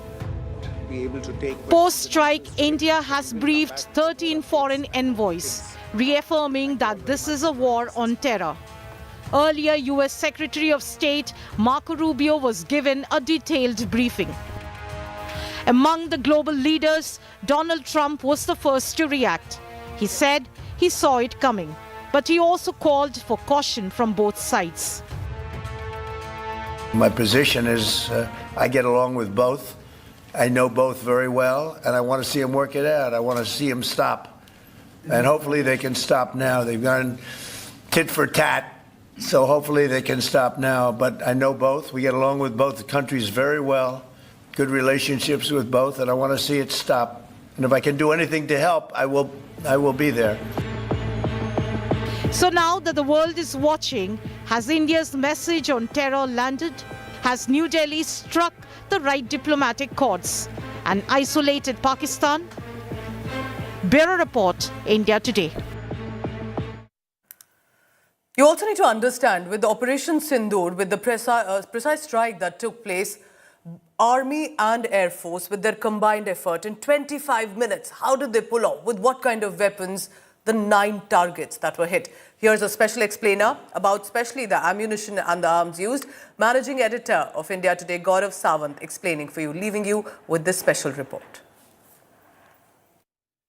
India's most decisive fight back against Pakistan's state-sponsored radical Islamist terror. Till date, from Pakistan-occupied Jammu and Kashmir in the north to the southern part of Pakistan's Punjab province, Bahawalpur.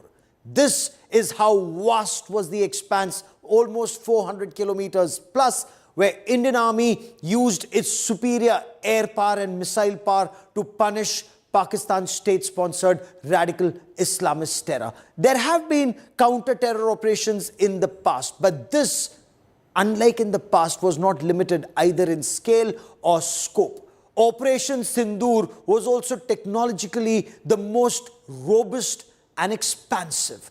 The mission was an air-to-ground operation involving the deployment of the Indian Air Force, the Indian Navy and the Indian Army. For air, fully equipped Rafale Omni-Role fighter jets of the Indian Air Force operated from deep within Indian territory. These were supported by the Sukhoi 30 MKIs, air dominance fighters, and the Mirage 2000's multi-role fighters. Of course, there was also the mid-air refuelers and the AWACS, the Airborne Command, Control and Early Warning Systems in place. Of course, there were also the unmanned aerial vehicles. As far as the Indian Navy is concerned, it had the P-8Is, the flying frigate up in the sky, scanning multiple targets across the length and breadth of Pakistan. So this was India's multi-domain operation. But let's first talk about India's most potent and the latest weapon of war, the Rafale. The payload It includes the Mica, the Meteor, beyond visual range air-to-air missiles, the Scalp, extended range cruise missiles. Of course, it's also armed with the Exocet AIM-39 anti-ship missiles, but not in this role, and the precision-guided bombs that it has. It also has the internal 30mm cannon. The weapons that are on board the Rafales, the Scalp cruise missile, also known as the Storm Shadow. These are long-range cruise missiles designed for deep penetration strikes with ranges between 250 to 350 kilometers and more. Now, these are cruise missiles. They are almost hugging the surface, very difficult to detect on any radar. What's also extremely significant, it has two-stage detonation. It penetrates a hardened bunker and then it detonates. That is where it's very critical in destroying vital assets, vital points, bunkers, and in this case, the Subhanallah Masjid and the Markaz at Murid Ke. So both in Bahawalpur and in Murid Ke, the Scalps played a critical role.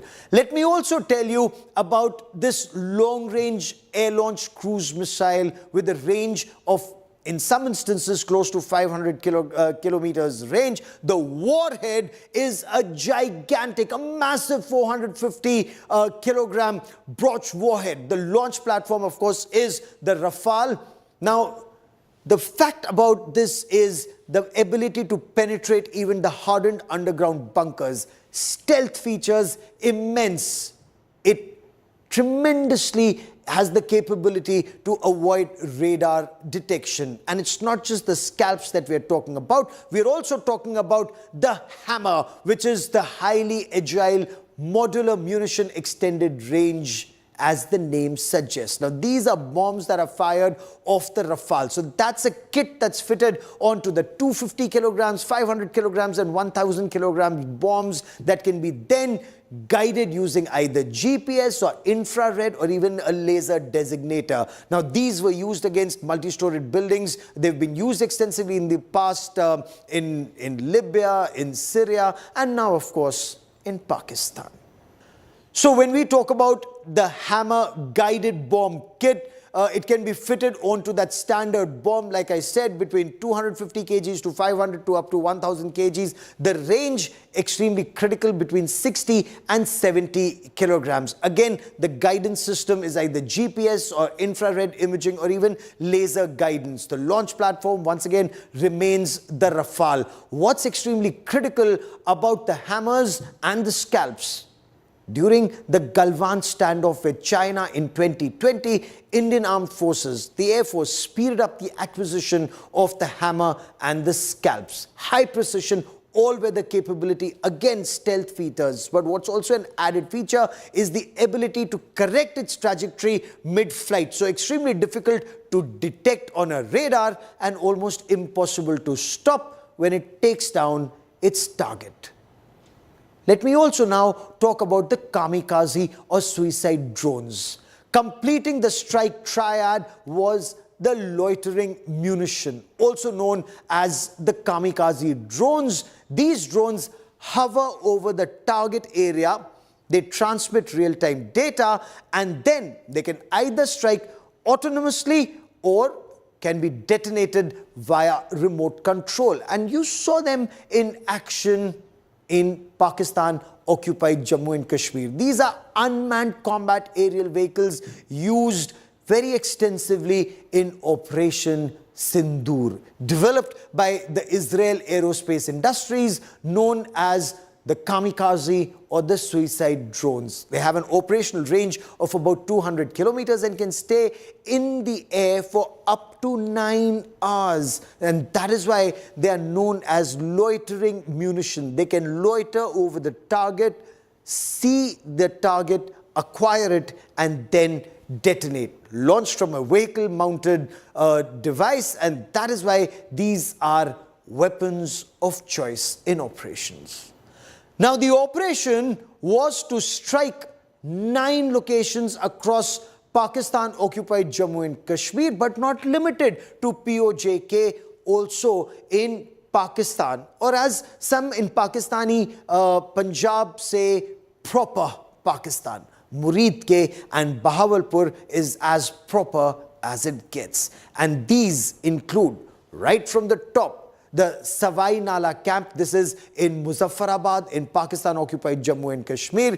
The Syed Bilal camp, again in Muzaffarabad. Then you keep coming down, the Gulpur camp, the Kotli camp, the Barnala camp, again keep moving south of Pir Panjal, the Bimbar and Abbas camp in Kotli in Pakistan occupied Jammu and Kashmir, and now come down to Sialkot. This is the international border area. Barely 6 kilometers from the international border is the Sarjal camp. The 9 targets on the hit list included 3 extremely high profile targets. Let's first talk to you about the Markaz Subhanallah at Bahawalpur, the headquarters of Jaish-e-Mohammed and a significant training facility for terrorists. Bahawalpur is deep inside Pakistan, the southern part of the Punjab province, and Bahawalpur is the headquarters of Jaish-e-Mohammed.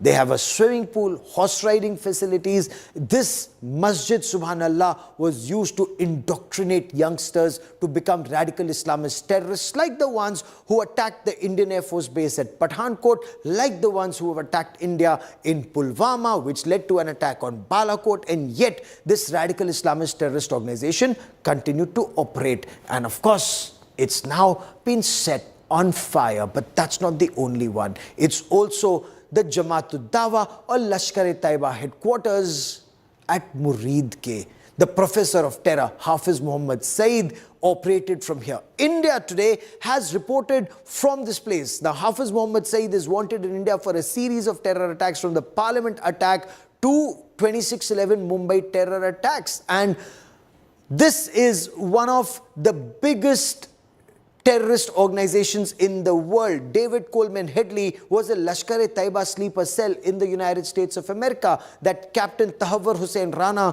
of the Pakistan Army was a Lashkar-e-Taiba sleeper cell in Canada. They are both convicted of plotting a terror attack in Europe, and now Tahawwur Hussain Rana has been sent to India, extradited to India to face trial in 26/11. He had also gone to Murid Ke, barely 50 kilometers from Lahore, just a couple of kilometers from the 4 Corps headquarters of the Pakistan Army. Incidentally, Bahawalpur also has the 31 Corps headquarters of the Pakistan Army. So imagine 2 top terrorist organizations were operating so close to 2 prominent core headquarters of the Pakistan Army. We spoke of the Markaz-e-Taiba at Murid Ke, and the third one is the Syed Bilal camp in Muzaffarabad, and this is a major Jaish-e-Mohammed terrorist launch facility and a transit camp for terrorists after their training before they are infiltrated into India. Pakistani army officers provided training to terrorists at this camp. It's a Jaish-e-Mohammed terror transit camp, and it has now been destroyed, as you can see in these images. Now, when these airstrikes were conducted, the Rafale fighter jets were flanked by the Mirages and by Su-30 MKIs, and this is what forms the massive package. These fighter jets, they keep an eye on each other. One is leading the strike, the other is scanning the flanks like as the wingman, and then you have others who are there to protect these 2 entities from any hostile action. So it's a big package that is sent out. It also has the AWACS behind the eyes in the sky to keep an eye on all activity. Every aircraft that takes off from any airfield across Pakistan, every missile that's fired from anywhere across Pakistan is on the radar of not just the AWACS, not just the Rafales, not just the Sukhoi MKIs, but also the P-8Is, the long-range maritime reconnaissance aircraft of the Indian Navy. And that is how integrated the Indian warfighting capabilities are. They're all back at their bases, but they are once again, several of these aircraft are carrying out aggressive combat air patrols, protecting our skies from that radical Islamist terror state, Pakistan. Also technologically the most robust and expansive. The mission was an air-to-ground operation involving the deployment of the Indian Air Force, the Indian Navy and the Indian Army.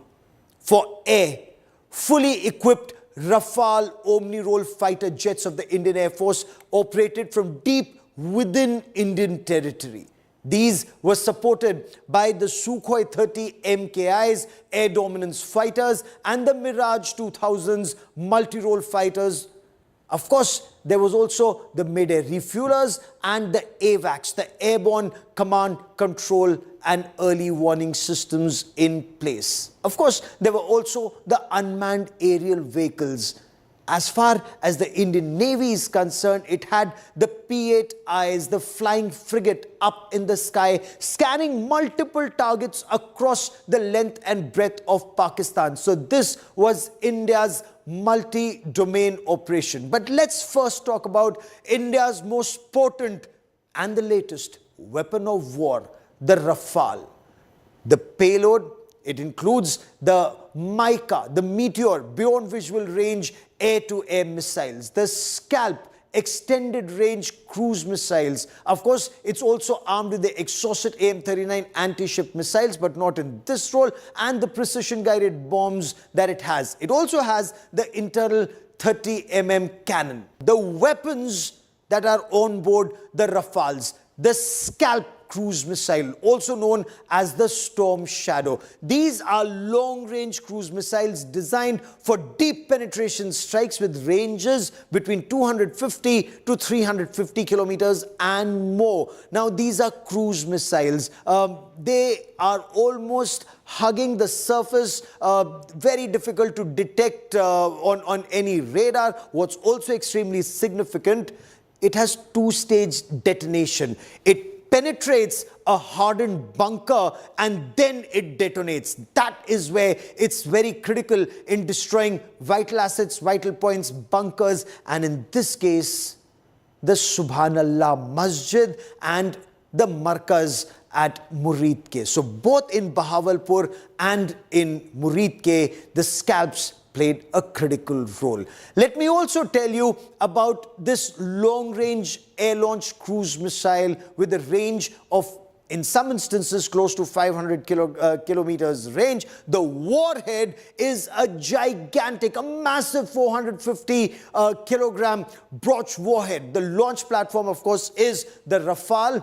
Now, the fact about this is the ability to penetrate even the hardened underground bunkers. Stealth features immense. It tremendously has the capability to avoid radar detection. And it's not just the Scalps that we're talking about. We're also talking about the Hammer, which is the highly agile modular munition extended range, as the name suggests. Now, these are bombs that are fired off the Rafale. So that's a kit that's fitted onto the 250 kilograms, 500 kilograms and 1000 kilograms bombs that can be then guided using either GPS or infrared or even a laser designator. Now, these were used against multi-storied buildings. They've been used extensively in the past in Libya, in Syria, and now, of course, in Pakistan. So when we talk about the Hammer guided bomb kit, it can be fitted onto that standard bomb, like I said, between 250 kgs to 500 to up to 1000 kgs. The range extremely critical, between 60 and 70 kilograms. Again, the guidance system is either GPS or infrared imaging or even laser guidance. The launch platform, once again, remains the Rafale. What's extremely critical about the Hammers and the Scalps? During the Galwan standoff with China in 2020, Indian Armed Forces, the Air Force, speeded up the acquisition of the Hammer and the Scalps. High precision, all-weather capability, again stealth features. But what's also an added feature is the ability to correct its trajectory mid-flight. So extremely difficult to detect on a radar and almost impossible to stop when it takes down its target. Let me also now talk about the kamikaze or suicide drones. Completing the strike triad was the loitering munition, also known as the kamikaze drones. These drones hover over the target area they transmit real-time data, and then they can either strike autonomously or can be detonated via remote control. And you saw them in action in Pakistan-occupied Jammu and Kashmir. These are unmanned combat aerial vehicles used very extensively in Operation Sindoor.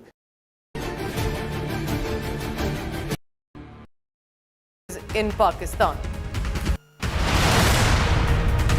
More evidence of India's 100% precision strike on Pakistan terror headquarters. Satellite images accessed by India Today show Jaish-e-Mohammed, Lashkar-e-Taiba camps post the attack, the before and after, to show the precision and the impact.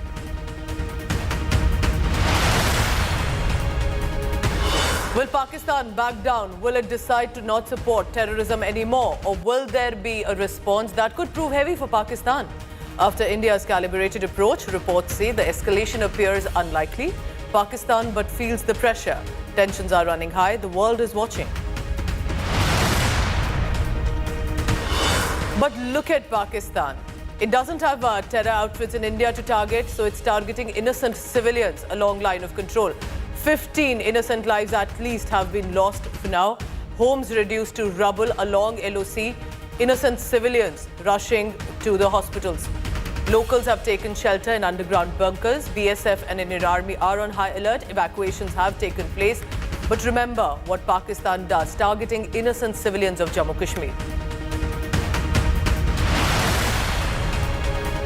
And amid all of this, Pakistan Prime Minister Shehbaz Sharif is threatening India, saying India will have to pay. Pakistan even resorting to a nuke threat again. Islamabad is on the edge, security heightened, Pak air bases are on alert.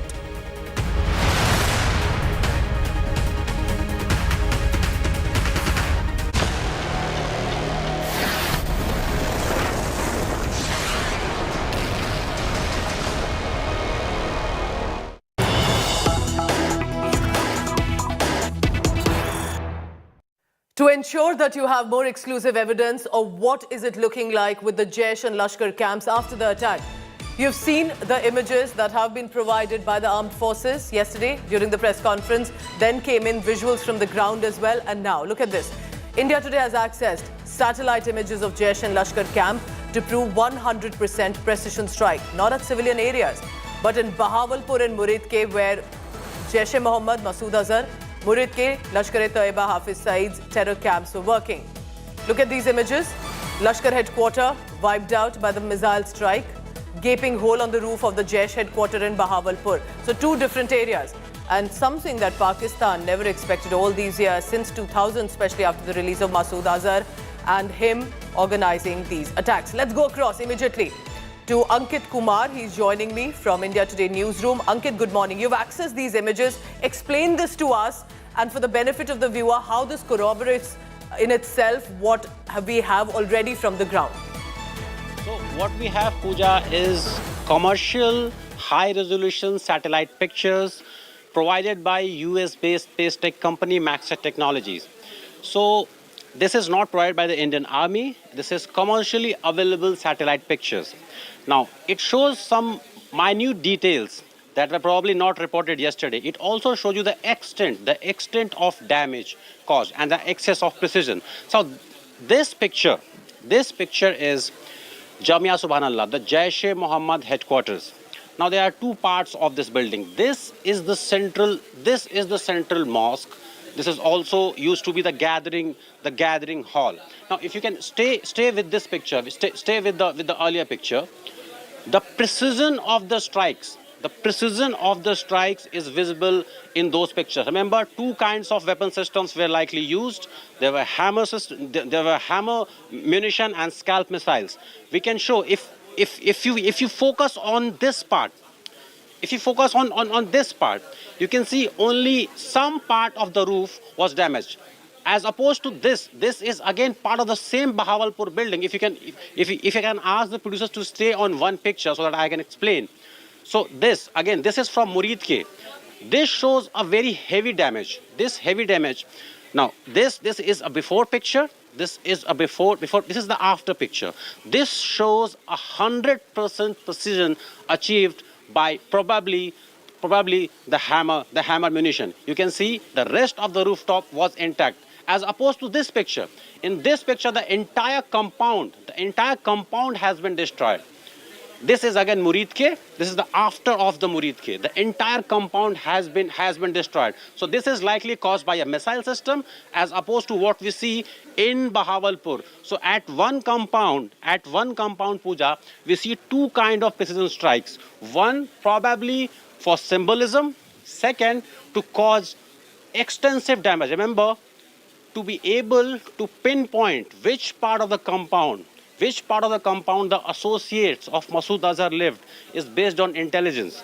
But again, to be able to hit that part with absolute precision, that takes skill set, that takes ability, that takes technological achievement. All these things are now visible in these satellite pictures, Pooja. Ankit, stay on with me.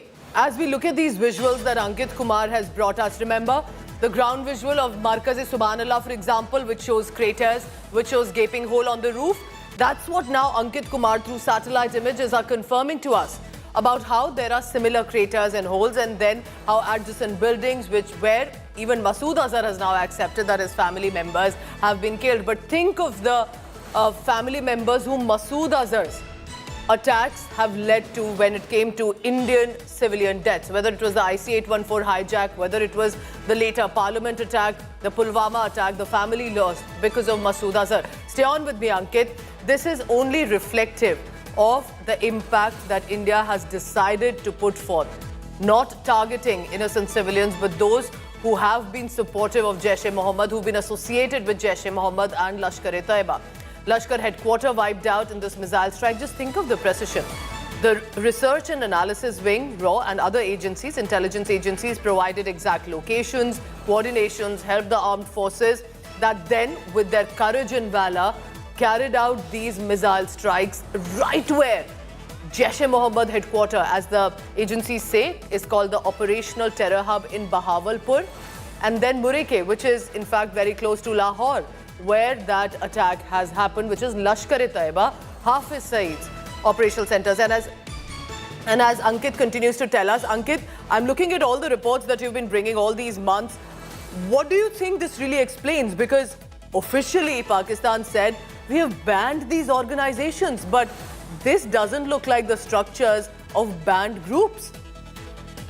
That's right, Pooja. If you go back in time and just focus on the Bahawalpur compound. You know, we had put out a report earlier this year in March. We showed, using satellite pictures, how the compound in Bahawalpur has in fact been expanding. This picture on your screen, this is Murid Ki, right? Let me just show you what has happened yesterday. On your left is a picture before the strikes. You can see this compound. Let's focus on this compound. After the strikes, this entire compound is gone. This entire compound, it's vanished. Next we can show the Bahawalpur picture, the Jaish-e-Mohammed headquarters, also known as Jamia Subhanallah.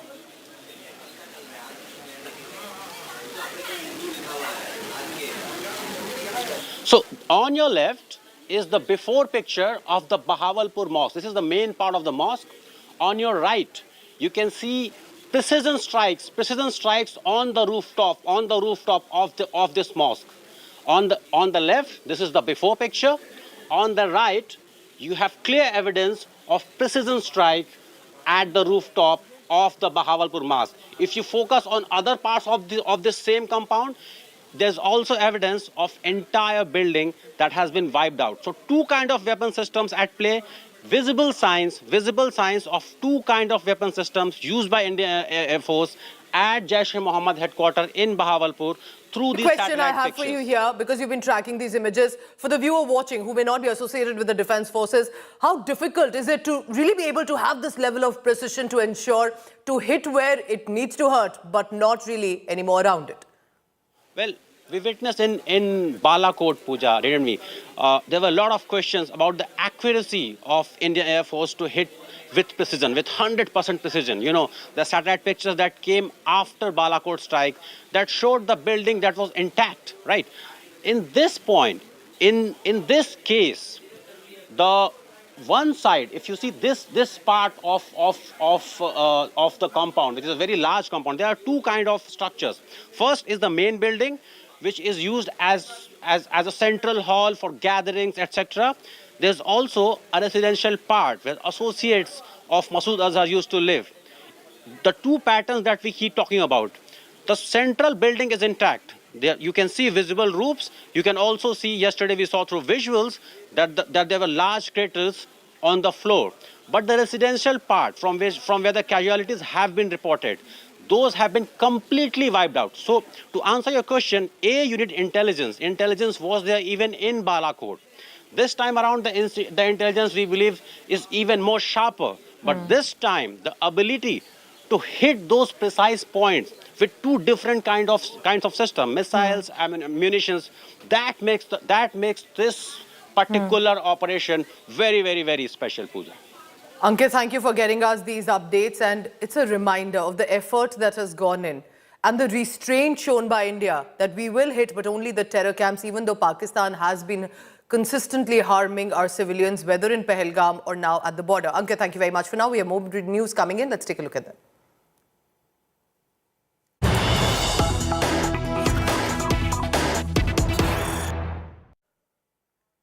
So gaping holes on the roof of the Jaish headquarters. Muzaffarabad in Pakistan-occupied Jammu Kashmir, the terror hub that it's become. That specific area, that specific, so to say, a mosque premises, but in the garb of the place of worship, which was clearly being used for indoctrination, terror training. The Bilal Mosque in Muzaffarabad also has been found demolished. But remember, viewer, when we talk of a place of worship, we're also talking about how there has been consistent effort to be able to use it or misuse it to be able to indoctrinate further. I have Shivani Sharma, who's at the border, has been reporting. Shivani, tell me more about what are you hearing from different areas?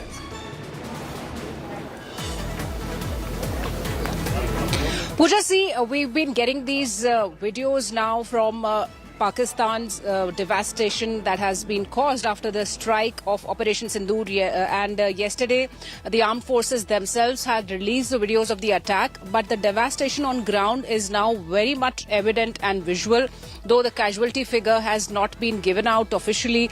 But what we have been reporting and hearing, that more than 80 and 90 terrorists have been neutralized in these attacks. And these areas, most of them have been in the guise of markaz or mosques, but India has inputs that these markaz were actually the headquarters of the terror outfits, the Jaish-e-Mohammed, the Lashkar-e-Taiba.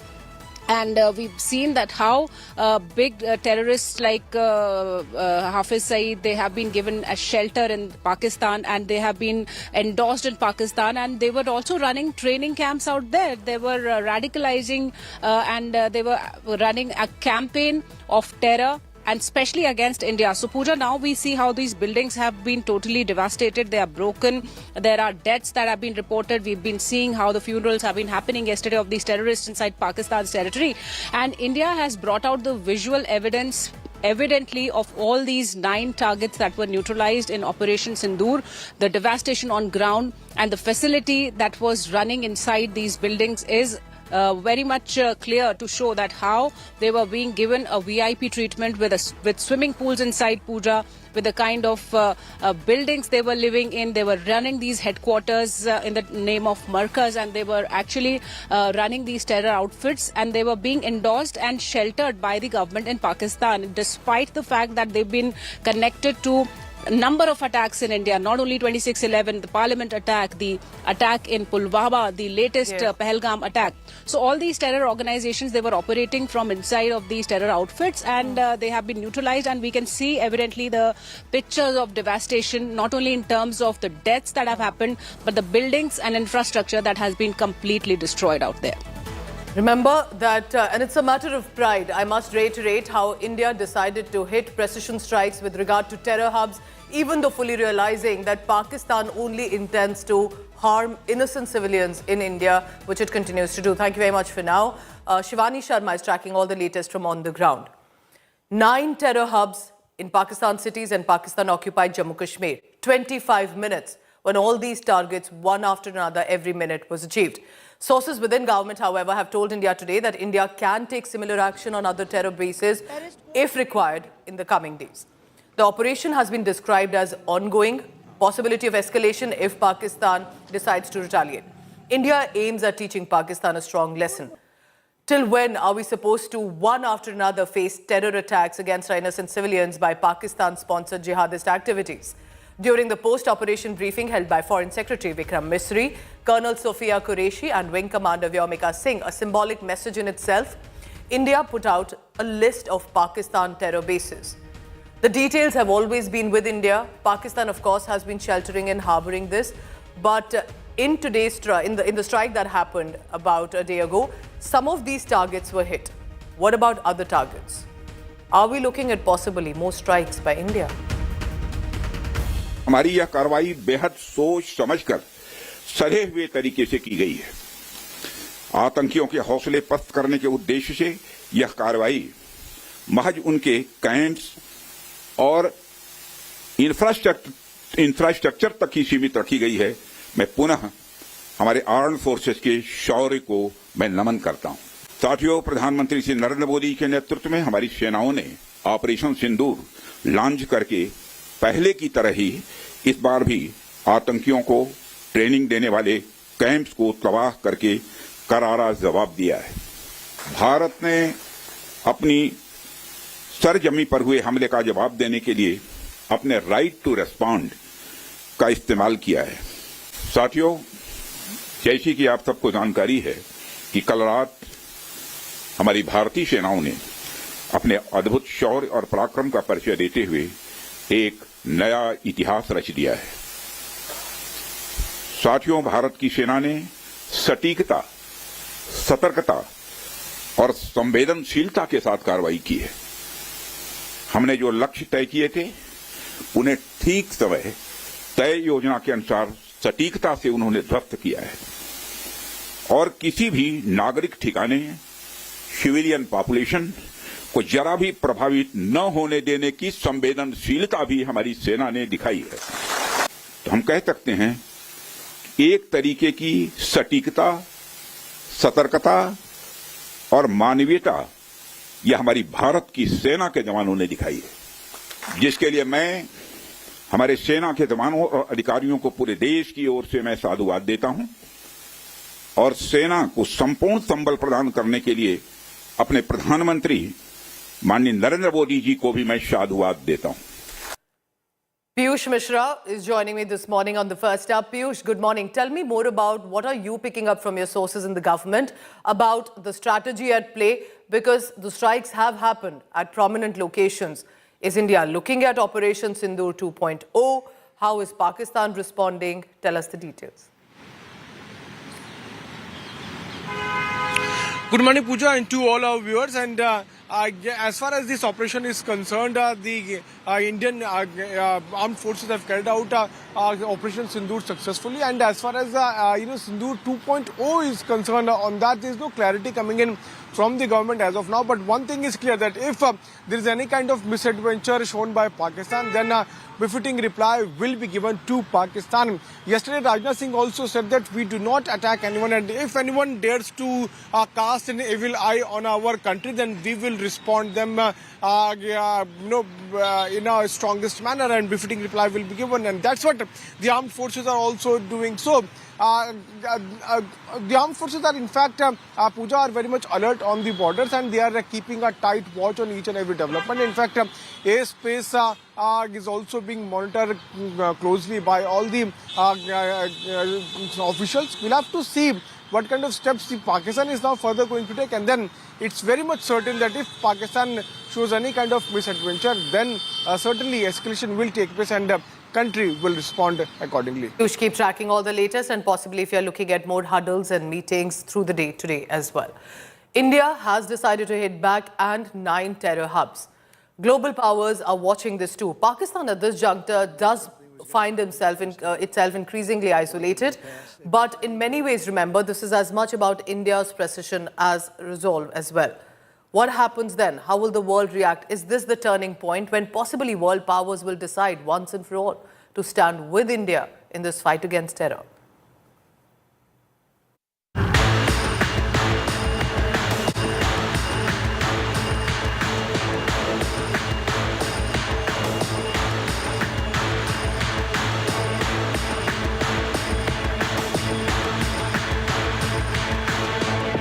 One move, 9 targets.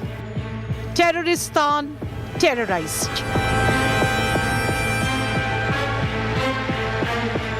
India avenges Pahalgam. And this one is for Sindoor. On the 7th of May, while India slept and the West watched, India's security forces executed a multi-pronged precision strikes on Pakistan's terror hubs. From the sky, the Indian Air Force unleashed missile fire. And from the ground, the Indian Army responded with thunder, launching surface-to-surface missiles. The message was clear. Pakistan. These are videos of the attack, but the devastation on ground is now very much evident and visual, though the casualty figure has not been given out officially. But what we have been reporting and hearing that more than 80 and 90 terrorists have been neutralized in these attacks, and these areas, most of them have been in the guise of markaz or mosques, but India has the inputs that these markaz were actually the headquarters of the terror outfits, the Jaish-e-Mohammed, the Lashkar-e-Taiba. And we've seen that how big terrorists like Hafiz Saeed, they have been given a shelter in Pakistan and they have been endorsed in Pakistan, and they were also running training camps out there. They were radicalizing and they were running a campaign of terror, and especially against India. So Pooja, now we see how these buildings have been totally devastated. They are broken. There are deaths that have been reported. We've been seeing how the funerals have been happening yesterday of these terrorists inside Pakistan's territory. And India has brought out the visual evidence evidently of all these 9 targets that were neutralized in Operation Sindoor, the devastation on ground, and the facility that was running inside these buildings is very much clear to show that how they were being given a VIP treatment with swimming pools inside, Pooja, with the kind of buildings they were living in. They were running these headquarters in the name of markaz, and they were actually running these terror outfits, and they were being endorsed and sheltered by the government in Pakistan, despite the fact that they've been connected to a number of attacks in India, not only 26/11, the parliament attack, the attack in Pulwama, the latest Pahalgam attack. So all these terror organizations, they were operating from inside of these terror outfits, and they have been neutralized, and we can see evidently the pictures of devastation, not only in terms of the deaths that have happened, but the buildings and infrastructure that has been completely destroyed out there.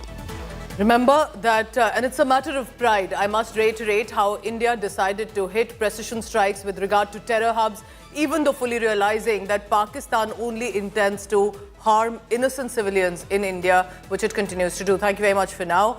Shivani Sharma is tracking all the latest from on the ground. 9 terror hubs in Pakistan cities and Pakistan-occupied Jammu Kashmir. 25 minutes when all these targets, one after another, every minute was achieved.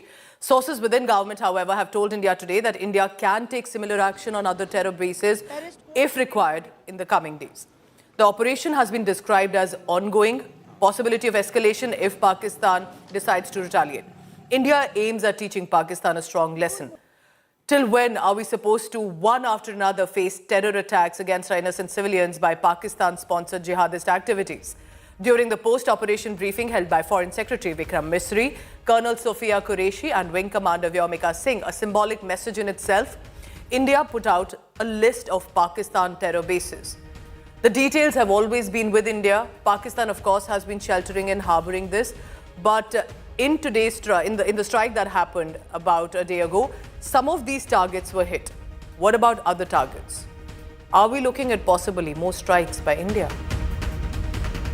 हमारी यह कार्रवाई बेहद सोच समझकर सधे हुए तरीके से की गई है। आतंकियों के हौसले पस्त करने के उद्देश्य से यह कार्रवाई महज उनके कैंप्स और इंफ्रास्ट्रक्चर तक ही सीमित रखी गई है।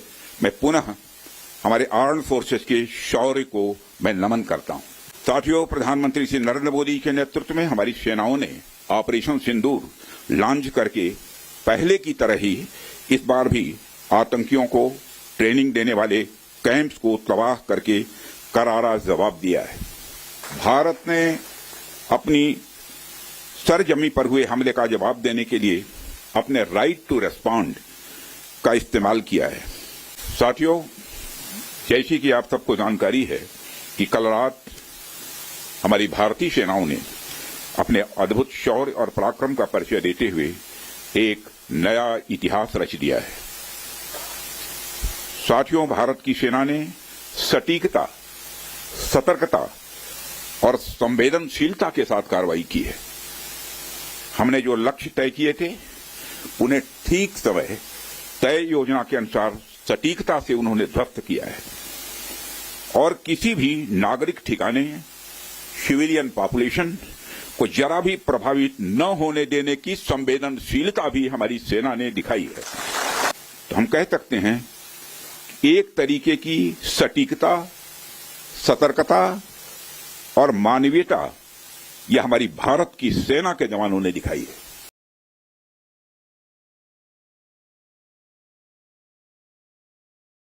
Innocent civilians which got stuck in this area, and the piece of the shrapnels that were stopped by this temple. This is Hanuman temple, and look at this how there is a damage to these temple. The shrapnels actually fell this, and that reduced the impact and magnitude. So far that we know the number is around 14 to 15 that people killed. Imagine even if that shell would have gone here, people all around here, there is a locality, the number could have been way higher. I'm joining by a few locals here in Punch that I see, and perhaps one of the most scary times for them. Last I remember the similar attack took place in 29 when Balakot airstrike took place exactly in Punch, where I am right across the river. I had seen number of the damages because of the heavy shelling. But 2 दिन आप लोगों ने जो यहाँ देखा है, थोड़ा सा आगे है, 2 दिन आप लोगों ने जो देखा है, यहाँ पर आप लोग थे उस समय जब शेलिंग हो रही थी? मैं था, मैं पुजारी हूँ मंदिर का, जहाँ पे पूजा कर रहा था जब गोला पड़ा, हम अंदर आरती कर रहा था, भागे फिर। और भी लोग थे यहाँ पे महाराज? मैडम थी, एक और लोग थे, और आसपास बाकी लोग? बाकी लोग नहीं थे, एक जे थे। घरों में छुपे हुए थे उस वक्त, तो शेलिंग हो रही थी। तो इस तरह की शेलिंग आखिरी बार आपने कब देखी थी? 41 में, अपने 71 में हुई। इतनी जबरदस्त फायरिंग नहीं हुई है पुंछ में, सिटी में नहीं हुई कभी कभार भी। कल दोपहर से शेलिंग बंद हुई, इसके बाद से लेकर के आज सुबह तक ये जो वक्त बीता है कैसे बीता है? ठीक बीता, पीसफुल है। लेकिन कल जो रात के 1 बजे से लेकर कल दिन के 2 बजे तक बहुत ही फायरिंग हुई है और कैजुअलिटी भी हुआ है। 10-12 आदमी जो है डिस्ट्रिक्ट पुंछ में, और सिटी में भी 5-6 आदमी जो है कैजुअलिटी हुई है। Pakistan was using such a heavy power that I could see the sprinters that even damaged these floors. They have literally made hole on these floor areas. So that also explains that when there was airstrike taking place, the Pakistan was totally rattled, and then there was indiscriminate firing. So earlier we used to see the ceasefire violations by small arms for the medium arms, but this time, as the people say, this reminds 1971 when not just heavy arms but using artillery, the long range fire capabilities, and targeting the civilian areas indiscriminately, and that's how the situation remains tense in Punch. All academic institutions, other institutions are shut down. People have evacuated. Most of these people have gone to the safer places. यहाँ मैं देख रहा हूँ ज्यादातर दुकानें, घर बंद है। वो किस तरफ गए हैं सब लोग? ये कुछ गाँव में निकल गए हैं, वो अपने में गौरी पहाड़ी एरिया के लोग थे, वो उधर चले गए हैं, और सिटी के लोग कुछ तो हैं जम्मू चले गए। इवैक्यूएशन हुआ था यहाँ पे? हाँ, तो जम्मू निकल गए हैं, रजौरी निकल गए हैं, पीसफुल एरिया में। No one knows how long this situation will prevail because there is a sense of fear, there is sense of tension. However, so far it's absolutely calm. But these are the preventive measures taken by the authorities that many of these people have been evacuated. The report that you're bringing to us, because this is where at least 15 lives of women, children, men have been lost because of Pakistan military's blatant firing. Remember this, viewer. India targeted terror hubs. Pakistan military is targeting innocent civilians, though evacuations have been done and army and BSF is moving to more towards the areas. Show me around, Ashutosh, because in Punch, this looks like, if there's a temple in that premises, this looks like completely a residential area. But I also must add something about the border towns and villages of India. Extremely brave people, extremely nationalistic, and they will ensure that they stand with the forces as much. So tell us more about that, the sentiment on the ground. I understand there's fear, but I also see the kind of clear patriotism that's coming in, even though it's Pakistan military targeting residential areas. What do you see around you? There was unanimous demand from all spectrum of the all corner of this country, that people were demanding after the Pahalgam terror attack that Pakistan need to be responded in language that this nation, the terror nation, understands, and that's what the airstrike, the armed forces carried out. But in retaliation, what Pakistan did exactly what it does every time, because when you count your failures, and this is how you respond to. But here, largely, you rightly said that there is a sense of the patriotism that people of Jammu and Kashmir were also demanding action on such thing. Of course, the fear that largely remains, the city is gradually becoming a ghost town. But these all are the preventive measures. We do not want such casualties, and you cannot trust in that case of Pakistan that when it is going to open the heavy fire or the using artillery on the civilian areas. And despite knowing it is known that in Punch, majority of these places in the pockets that Pakistani army having an advantage, they clearly know with their intelligence that these are the civilian pockets. So we are deliberately targeting the civilians. We have seen children dying here. We have seen women dying here. See, old age people dying here. And now we see even the religious structures have come under these attacks. And largely, the faiths say that this was Lord Hanuman that prevented, again, higher number of casualty could have been there if the shell that was coming from this direction had it fell in a local area. So of course there is a sentiment of fear, but people remain very strong with the forces, with the nation, that whatever actions need to be taken is being taken and will be taken. Pooja. Ashutosh, stay on with me if possible, because remember, these are ground reports to help you understand what Pakistan military in reality is doing. It's not just about Pahalgam. They're targeting civilians. There are no military installations right here. There are, of course, no terror hubs, and they're targeting civilians so blatantly. Army, Navy, Air Forces, Operation Sindoor. Terror hubs in Pakistan have been destroyed. In turn, here's what Pakistan military is doing to innocent people. The shrapnel marks on these walls reminds me the picture that I witnessed in 2019 post Balakot airstrike by Indian forces on the terror camps in Pakistan. What I see here, that how Pakistan used long guns, the long barrels, to target the civilian areas, and these are the documented evidence. The footprints of their act is quite visible in Punch, and this is exactly what unfolded during 2019 when they targeted civilian areas. As in Punch, what is known for that Pakistan having advantage of the height, they often target civilian areas after 29, and this create literally a panic and sense of fear amongst the people. They're targeting civilian areas with the long guns, and this shows that how scared Pakistan was after the airstrike carried against the terror camps, which was in response of the Pahalgam terror attack. Remember the 14th consecutive day of ceasefire violations by Pakistan across line of control. Pakistan now even targeting innocent civilians along the LOC. Many villages and border areas have been evacuated. Many have rushed to safer shelters. But remember, this is blatant attack on innocent people. Families being destroyed even now by Pakistan. 15 at least confirmed have lost their life, including men, women, children. Colleges in several districts have been shut. Further shelling is expected. Therefore, locals have taken to underground bunkers or safer shelters, but leaving behind their home and belonging. I'm talking about border towns of Uri, Poonch, Rajouri, Tangdar, Karna, which means along the line of control, international border and across Jammu Kashmir. Homes have been found to be reduced to rubble. Places of worship like temple and gurdwaras have also not been spared, where people have across faiths have lost their life. The Indian Army chief is in constant touch with ground units. Forward formations have been given a free hand to retaliate swiftly. And sources also suggesting Pakistan may extend retaliatory fire to other sectors as well. So BSF and Army are on alert.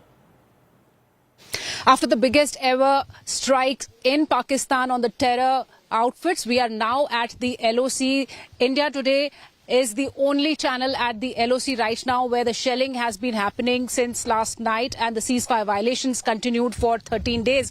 But yesterday there was heavy fire from these posts that you see. This is the zero line at the line of control in Uri sector, where Pakistan has been firing shells. Heavy artillery gunfire was reported through the night yesterday in multiple sectors, and this was one of those sectors.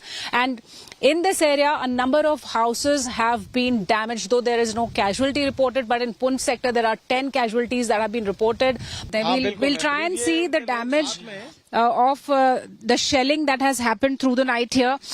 As the situation is still evolving and escalating, we've been hearing that India is still into deliberations onto what is to be done after the ceasefire violation is being done by Pakistan at the borders, because after the Operation Sindoor was conducted in multiple locations, in fact 9 terror outfits, India has decided to go on with retaliation after the ceasefire has been violated. So we'll try and show you how these heavy artillery gunfires have damaged these villages, their properties. So one of these houses here in this village has witnessed heavy gunfire and heavy fires from the artillery guns of Pakistan. You can see the broken mirrors and broken glasses of this house, and there are multiple other splinters that have hit this place, and there are shell marks on the trees also. So this is how these people have been witnessing heavy gunfires of the RT guns from Pakistan last night, and since 13 days the ceasefire violations have been on. आप यहाँ पे रहते हैं, ये आप ही का घर है? ये हमारा घर है। तो आपने कल रात को क्या देखा, क्या हो रहा? जनाब हमने देखा रात को 2 बजे के बाद जब फायर की आवाज आई, हम उठे तो बस पे शलंग हो रही थी 2 तरफ से, एक तरफ से नहीं 2 तरफ से हो रही थी, तो फिर हम भागने में नहीं बराबरी आई। कहाँ पे ये निशान हम देख रहे हैं? पेड़ों पे कुछ निशान आए हैं और ये तो सामने निशान है ना। उस वक्त तो हम तो छुपे थे, कहीं जंगल में जाकर, कहीं पहाड़ी में जाके छुपे थे, छोटे छोटे बच्चे थे उनको लेके छुपे थे। So this is one family in Uri sector that has witnessed the ceasefire violations with heavy gunfire of Pakistan. You see the broken glasses and broken tree branches here, and they are in fear that if the tensions escalate between India and Pakistan, the situation will get serious and grave, and they do not have any place to go if this situation escalates, because Pakistan has been violating ceasefire since last 13 days after the Pahalgam attack. And yesterday, when Operation Sindoor was being conducted, Pakistan started firing heavy artillery in this whole region. And this is an exposed area from Pakistani post. This is zero line at the border, India-Pakistan border in Uri sector, where these villagers remain exposed. And in Punch, 10 lives have been lost in this shelling from Pakistan's side. Pakistan is actually not sparing the Kashmiris too, and this is how Pakistan has been reacting after the Pahalgam attack, when action was taken and demanded against terror. But India has been quite clear that it will keep its war against terror on, and here if the shelling continues, the villagers might have to look for a safe place. Many villagers have left these places already, and many are looking for safe place, and they want that peace should be there in this area, especially because this remains exposed to Pakistani posts that have been shelling on these areas, and their houses are now damaged. This is Shivani, camera person Nasir Aziz Khan for India Today from Zero Line at India-Pakistan border. I hope the world is watching this. How India decided to retaliate against Pahalgam massacre with targeting terror hubs in Pakistan. In turn, Pakistan is targeting our innocent civilians. From Punch to Rajouri to other areas including Uri. Innocent civilians, temples and gurdwaras are being targeted. At least 15 civilians have lost their life. Take a look at this ground report by our team of reporters from different districts of Jammu Kashmir, how border towns and villages are being targeted by Pakistan military.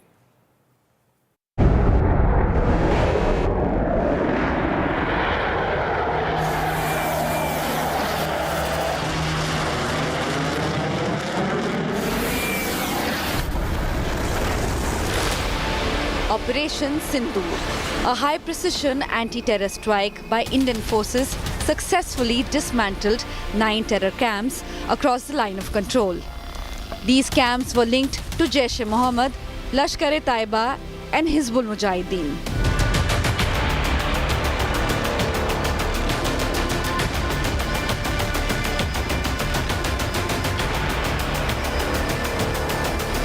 But hours later, Pakistan hit back not at the military but at the innocent. In what can only be described as a cowardly act, they unleashed indiscriminate shelling across the LOC. Civilian homes were targeted. Villagers caught off guard. We are at a house here in Jammu and Kashmir's Poonch city, and behind me you can see the extent of damage that has taken place here due to Pakistani shelling. Pakistan's mortar shell landed here, the shell exploded and there was a massive blaze here. You can see the extent of damage that has taken place. We can still see flames here. At least 15 Indians have lost their lives and over 40 injured. सुबह 7 बजे जाऊँ घर पहुँचे नीचे चौक में पहुँचे कोई पता नहीं चला अचानक फायर शुरू हो गया रात को सोए हुए थे सुबह को रात को 1:30 बजे फिर शुरू हो गया कुछ समझ नहीं आया क्या हुआ क्या नहीं सुबह 8 बजे हम घर में थे पूरा परिवार अंदर था मकान के छत के ऊपर गोला गिरा छत के ऊपर नीचे थे ये नीचे आ गए बच्चे दूसरों को भी चोट लगी लेकिन वो बच के इसके ज्यादा चोट आ गई और बहुत मुश्किल का सामना करना पड़ रहा है हमारे 56 लोगों को ज्यादा नुकसान हो रहा है Among the dead were a brother and sister, just 10 and 12 years old. Their lives stolen before they even had a chance to begin. An 80-year-old mother was left with nothing but silence. Her only son gone forever. A teenager watched helplessly as his father breathed his last. Dozens of families are leaving Poonch for safe zones. Several of the civilians are now moving to safer locations, moving from Poonch area to other places. Now let's just have a look at the number of people out here, all trying to move to safer places. बस से कई उम्मीद लगी है शायद हो सकता है इस गाड़ी में मिल जाए क्यों जाना चाहते हैं कितने फायर वहाँ बिल्कुल ही बॉर्डर पे है इतनी शेलिंग हो रही है इतनी शेलिंग हो रही है सब कुछ घर वर सब कुछ टूट गए जानवर मर गए सब कुछ मर गया वहाँ तो क्या करेंगे वहाँ कोई मार्केट गए बाजार सिटी में सेफ एरिया में कोई हरनी चले गए कोई जम्मू चले गए सब पूरा गांव खाली हो गया With homes destroyed and fear of fresh shelling looming, many are now seeking refuge in community bunkers spread across the Poonch region. The situation along the LOC remains volatile. Security forces are on high alert. With Kamaljeet Sandhu and Sunilji Bhatt, Bureau Report, India Today. This is a precise and powerful strike by India, avenging the deaths in Pahalgam. Indian forces demolished 9 terror hubs deep inside Pakistan and Pakistan-occupied Jammu and Kashmir. Pakistan is now in panic mode, especially for the strikes in Bahawalpur and Muridki. But Prime Minister Shehbaz Sharif instead is now threatening India. I quote him here, India will have to pay, says Shehbaz Sharif. Defence Minister Khwaja Asif is giving the nuke threat card again.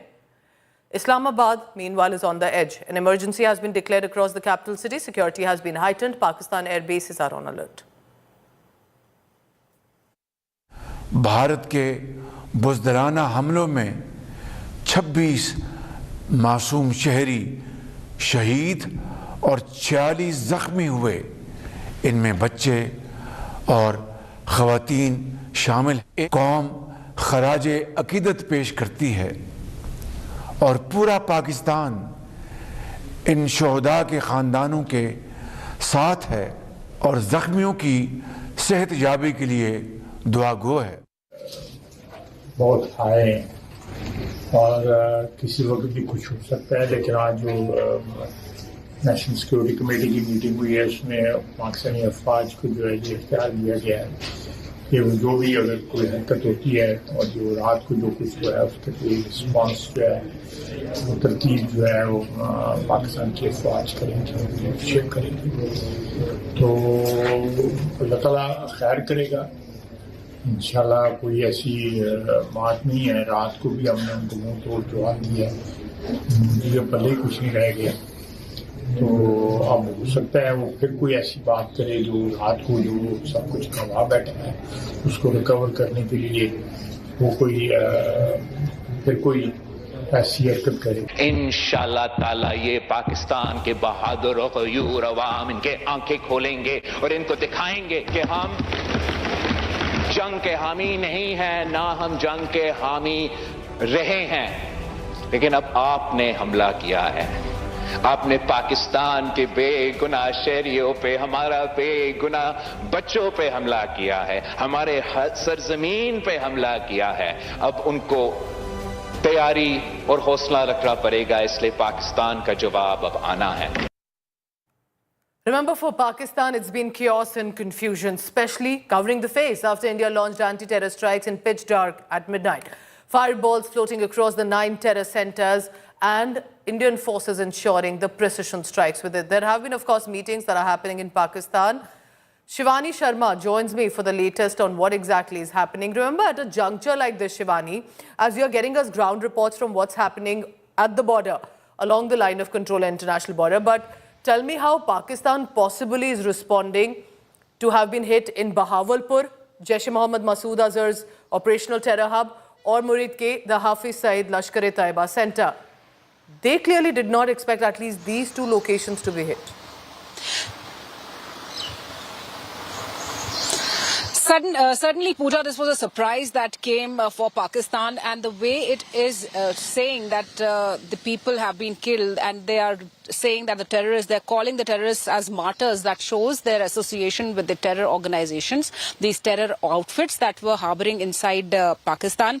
And Pakistan is now trying to posture that it is going to retaliate because India has initiated action against the civilians. But India has been very clear in this part with evidence, the proof of the videos which have been circulating, Pooja. And yesterday's press conference also, when Foreign Secretary Vikram Misri, he specifically mentioned that we were very focused. We have specifically targeted the terror outfits out there and not the military infrastructure, not the civilians out there. There's no input of any civilian getting killed in this particular Operation Sindoor. So the fake narrative that Pakistan has been setting and trying to portray goes on. Pakistan Prime Minister had addressed the nation yesterday, and there he was seemingly warning India of a possible retaliation.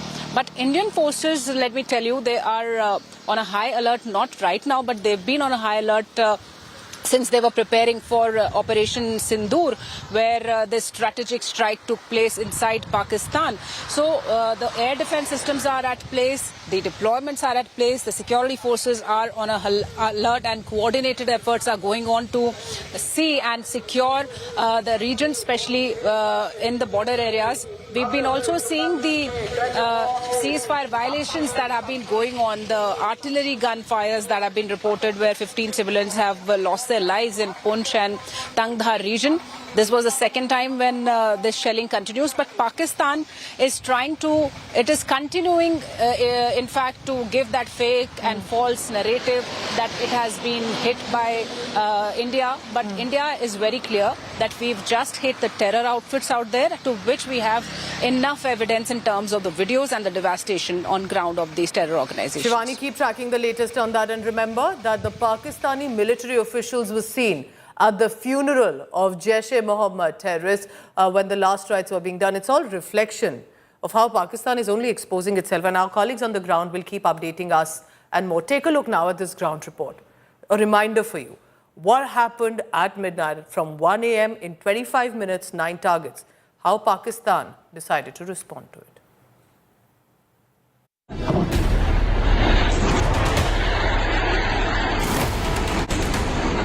9 targets. Bahawalpur, Murid K, Sarjal, Sialkot, Bhimber, Kotli and Muzaffarabad were all successfully hit in a combined operation of the Indian forces. 4 of them, Bahawalpur, Murid K, Sialkot and Sarjal, are in Pakistan's Punjab, and 5 in POK. Pakistan claimed 8 were killed and 33 were injured. Total 6 जगह पे पाकिस्तान में 24 impacts हुए हैं भारत की तरफ से। ये जो इम्पैक्ट्स हैं मुख्तलिफ तरीक़ों से मुख्तलिफ वेपन्स को इस्तेमाल करते हुए किए गए हैं 6 मकामात पर।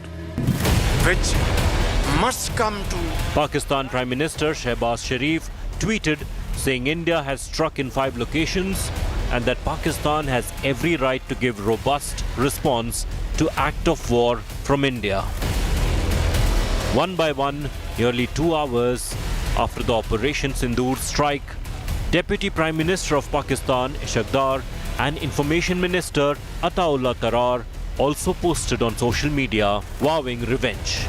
Following the deadly Indian strike, there was a blackout in POK capital Muzaffarabad. यहाँ मुजफ्फराबाद में हम सोए हुए थे, हमें आवाज़ें वगैरह आई हैं यहाँ पर कि इंडिया ने शायद इस इलाके को टारगेट करने की कोशिश की है, गोलाबारी वगैरह की है। Emergency has been declared in hospitals in Pakistan-occupied Kashmir.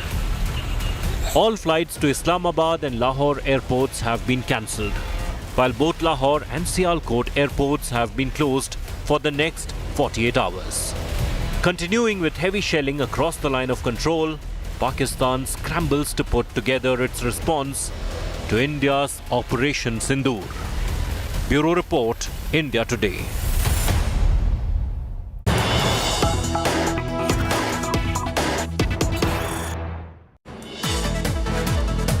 Is there likely to be an India-Pakistan peace bid, and does Iran intend to be a mediator? Iranian Foreign Minister arrives in India after Operation Sindoor. Iranian Foreign Minister will be meeting External Affairs Minister S. Jaishankar, his counterpart. Syed Abbas Arghachi is presently here in the country. Now remember that while this has been in schedule as March because it's a 2-day official visit, they will be co-chairing the 20th Joint Commission meeting between the two countries. We're also marking the 75th friendship anniversary, but it's in the backdrop of the Pahalgam terror carnage. Iran has slammed the religion-motivated Pakistan terror that had happened in Pahalgam. Iran did use strong words about it, but also it appears there could be an attempt to mediate. I want to also bring in Piyush Mishra for the latest on that, and why I'm referring to the mediation bid here, because interestingly, before coming to India, he visited Pakistan. Piyush, tell me more about this. There is, of course, a scheduled meeting, but are we looking at more possibly behind the curtains?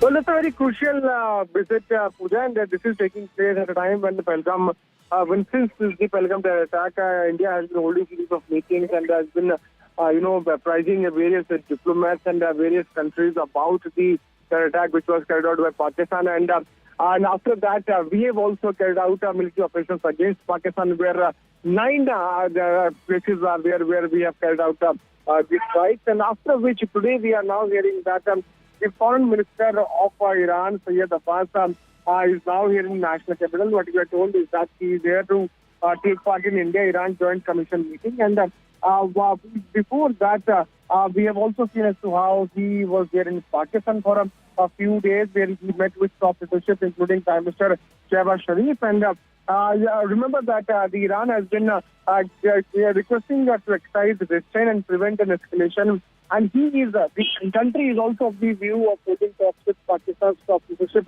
amid the tensions. But the point here is that we have made it very clear multiple times that we do not want preachers. We want our people to understand the kind of terror which is being sponsored by Pakistan. But yes, at this time, he is here in Delhi. He is going to, meet with Foreign Affairs Minister S. Jaishankar while he will be in Delhi. And this is also coming at a time when Delhi and Tehran are celebrating the 75th anniversary. Keep updating us. Abbas Arghachi is in India. And is there possibly going to be an attempt to mediate, and will India go ahead with that? We'll be tracking more on that development.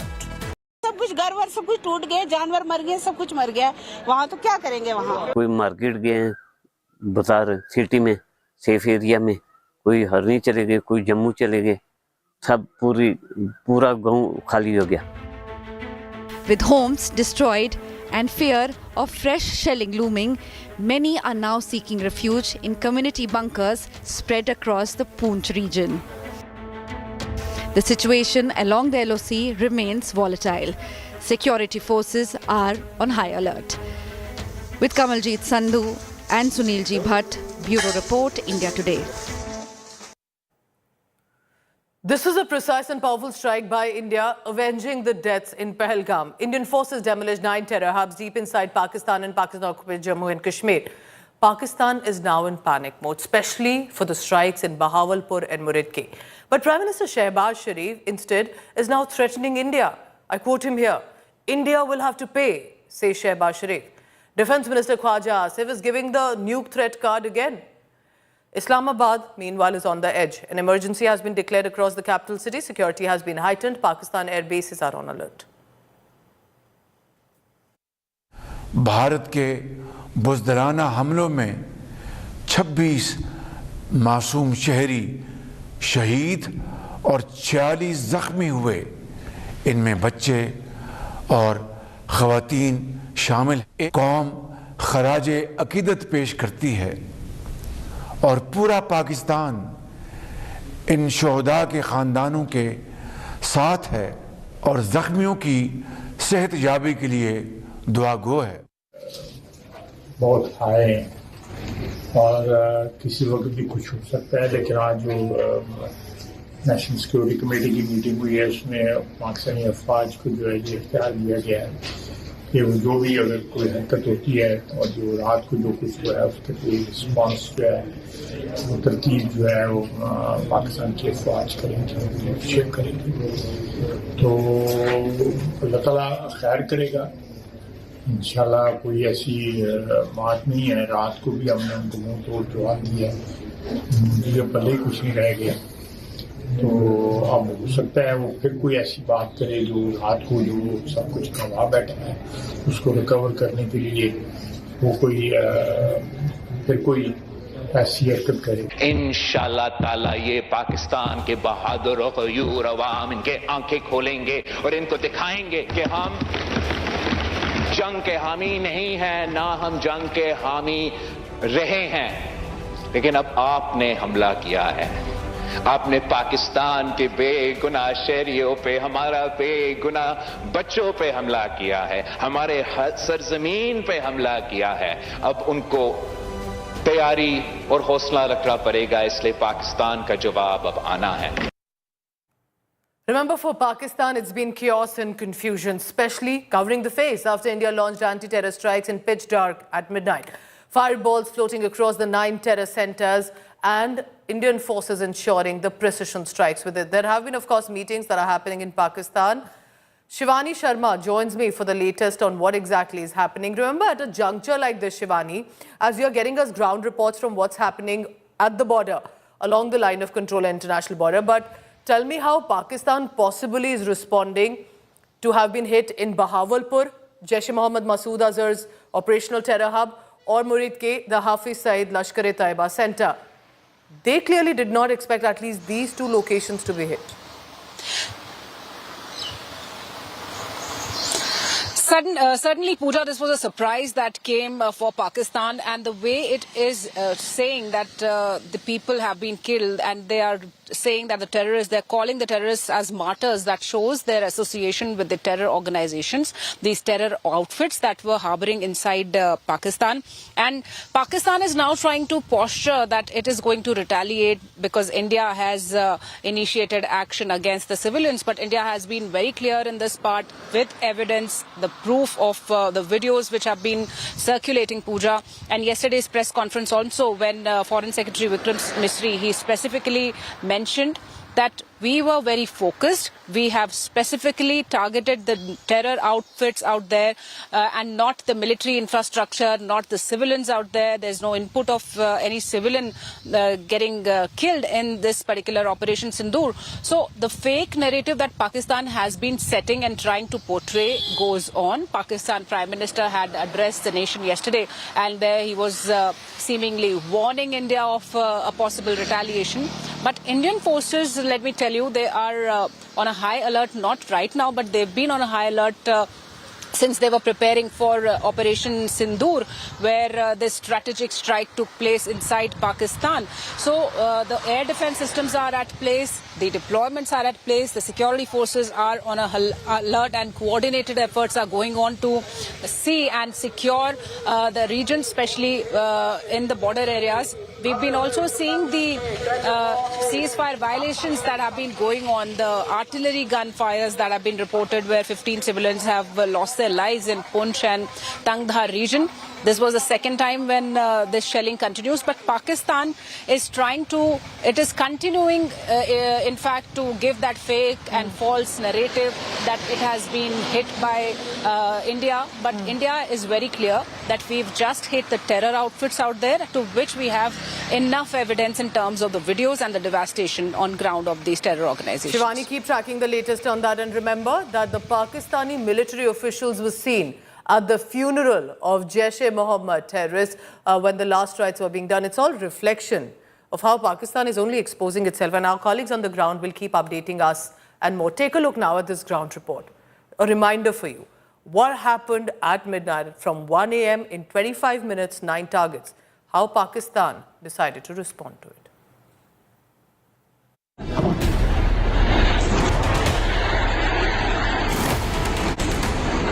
9 targets: Bahawalpur, Muridke, Sarjal, Sialkot, Bhimber, Kotli and Muzaffarabad were all successfully hit in a combined operation of the Indian forces. 4 of them, Bahawalpur, Muridke, Sialkot and Sarjal, are in Pakistan's Punjab, and 5 in POK. Pakistan claimed 8 were killed and 33 were injured.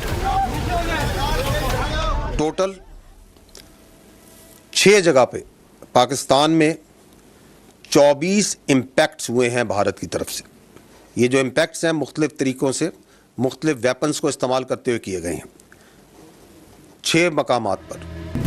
which must come to Pakistan Prime Minister Shehbaz Sharif tweeted saying India has struck in 5 locations and that Pakistan has every right to give robust response to act of war from India. One by one, nearly 2 hours after the Operation Sindoor strike, Deputy Prime Minister of Pakistan Ishaq Dar and Information Minister Ataullah Tarar also posted on social media vowing revenge. Following the deadly Indian strike, there was a blackout in POK capital Muzaffarabad. यहाँ मुजफ्फराबाद में हम सोए हुए थे, हमें आवाज़ें वगैरह आई हैं यहाँ पर कि इंडिया ने शायद इस इलाके को टारगेट करने की कोशिश की है, गोलाबारी वगैरह की है. Emergency has been declared in hospitals in Pakistan-occupied Kashmir. All flights to Islamabad and Lahore airports have been cancelled, while both Lahore and Sialkot airports have been closed for the next 48 hours. Continuing with heavy shelling across the line of control, Pakistan scrambles to put together its response to India's Operation Sindoor. Bureau Report.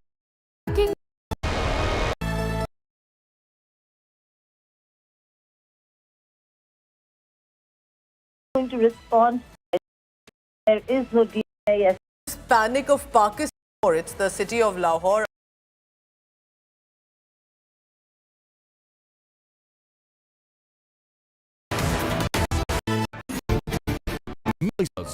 Of caller. Control how Pakistan is targeting our civilians in response to the strike at their terror hubs. I have more details on that and more evidence of how India pulled off that precision strike. I'm Pooja Shali. Let's begin. Proof of India's 100% precision strike on Pakistan terror headquarters. Satellite images accessed by India today of Jaish-e-Mohammed and Lashkar-e-Taiba terror camps. Aftermath of the attack. Before and after images.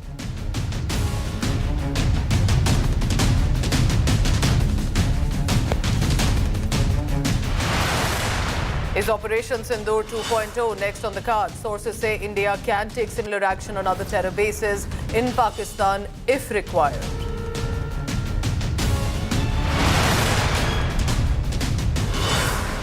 Will Pakistan back down, realize that it cannot now sponsor and harbour terrorism, or will there be a retaliation that it could backfire for Pakistan itself? India had a calibrated approach. Reports say escalation appears unlikely. But look at the cowardly act of Pakistan. India attacked its terror hubs. Pakistan is targeting innocent civilians along the line of control across Jammu Kashmir. At least 15 lives, including women, men, children, have been lost. Homes have been reduced to rubble. Evacuations have taken place. People have been moved to safer shelters. But a reminder, Pakistan is targeting innocent civilians along LOC. And what does the Pakistan Prime Minister Shehbaz Sharif have to say? He's threatening India, saying India will have to pay. Spooked Pakistan is resorting to the nuke threat again. While Islamabad is on the edge, security heightened, Pakistan air bases are on alert.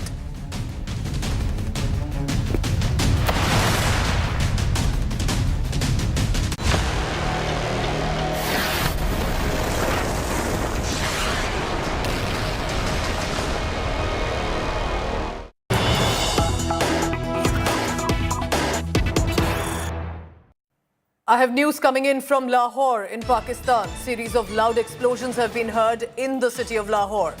Loud explosions heard on a key road, a street in the city. Residents have gone into panic. After these explosions have been heard, several residents were seen rushing out. Cops reveal that there have been drone explosions. Remember, there's also been a certain panic, uncertainty mode. India targeted the terror hubs in Bahawalpur, in Muridke. Muridke, in fact, is close to the city of Lahore. Lahore police says a large drone has been shot down. This is a developing story, so we are putting out what is confirmed information, that a series of loud explosions were heard on the Walton Road in Lahore. Police officials have said multiple blasts were heard. This was on the Walton Road in the Gopal Nagar and Nasirabad areas of Lahore. People have been reported to be coming out in panic. There have been clouds of smoke reported. Now, we do not know the source of these explosions. It's a developing story. We'll continue to get you updates as and when more confirmations come in on this. A drone measuring 5 to 6 feet was shot down, is what the cops are claiming. Our Foreign Affairs editor, Geeta Mohan, has details on that. Geeta, tell me more. It's the city of Lahore after all. What are you picking up about details? Well, these are just details that are coming from Pakistani media, and there is no confirmation as to where this has come from, whether the drone, the possible drone blasts that were heard or explosions that were heard were because of a drill gone wrong. We do not really know, but yes, reports suggesting that there were multiple blasts that were heard on Walton Road. This is in Lahore and the heart of Lahore in many ways than one. And so, yes, people are in panic mode. According to police sources that the Pakistani media is reporting, these are drone explosions. But again, we do not know what the nature of this entire incident is, whether it has to do with India and Pakistan or particularly their own mock drills and war drills that they're working on, where the jamming systems were activated, and then the drones that, according to reports measuring 5 to 6 feet, were shot down. This also because there would be an understandable panic, even though, of course, there's no clarity what is the source of these explosions, but because Muridke terror hub was targeted in a precision strike by India, which is Lashkar-e-Taiba Hafiz Saeed's hub, that possibly they believe that Lahore could also be on the target. But at a juncture like this, remember, it is this panic of Pakistan that is reflecting, not what India is doing. Geeta, tell me, what is the sentiment that you're picking up from the ground, from Pakistan media, when it comes to even threats from right now also, their ministers, a nuke threat that India will have to pay, says Shehbaz Sharif? Well, the Pakistani Premier yesterday in an address to the nation has made it very clear that there is no de-escalation. India has said that India was going to respond in full measure. Is because it was about 2 weeks and yet Pakistan had not acted against terrorists and terror networks within Pakistan who were responsible for the Pahalgam terror attack. and therefore India had to take the action that India did. The onus now lies on Pakistan to de-escalate tensions. But Pakistani Premier had made it very clear that Pakistan is going to respond to the actions taken by India, which means hardly any de-escalation over here, Pooja. India preparing itself for any action from the Pakistani end. There already have been ceasefire violations leading to deaths of civilians, innocent lives in Jammu and Kashmir, and one has to wait and see what more is Pakistan going to do. So preparedness in India, various cities are preparing, various schools are being told how children should learn to handle a situation wherein there are going to be sirens and an emergency situation. Colonies are preparing themselves. But yes, again, we'll have to wait and see what Pakistan... And Geeta, I just want to reiterate for the viewer what you're telling us. We are quoting from Pakistan media. These are, remember, reports that have no clarity right now. What is the source of the explosions? What exactly has happened? Look at this. The panic on the streets of Lahore, one of the prominent cities. Remember, we do not have clarity about what is the source of the explosion, what was that sound that they heard, what was the blast. So we are waiting for that clarity and confirmation. Shivani Sharma also joins us. Shivani, these visuals coming in from Lahore right now. And close to Lahore was Murid-Ke, the Lashkar-e-Taiba Hafiz Saeed's terror hub that was in a precision strike targeted by India. But what are you picking up from the city of Lahore? What happened?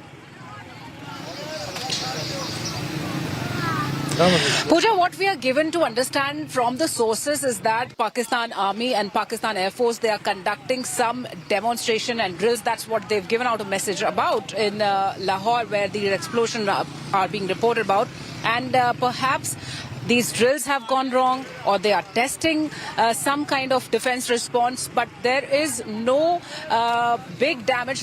That's also being told through the sources, that these are the blasts that are happening in Lahore, and they are being conducted as a part of the drill that the Pakistan Army and the Pakistan Air Force are taking ahead.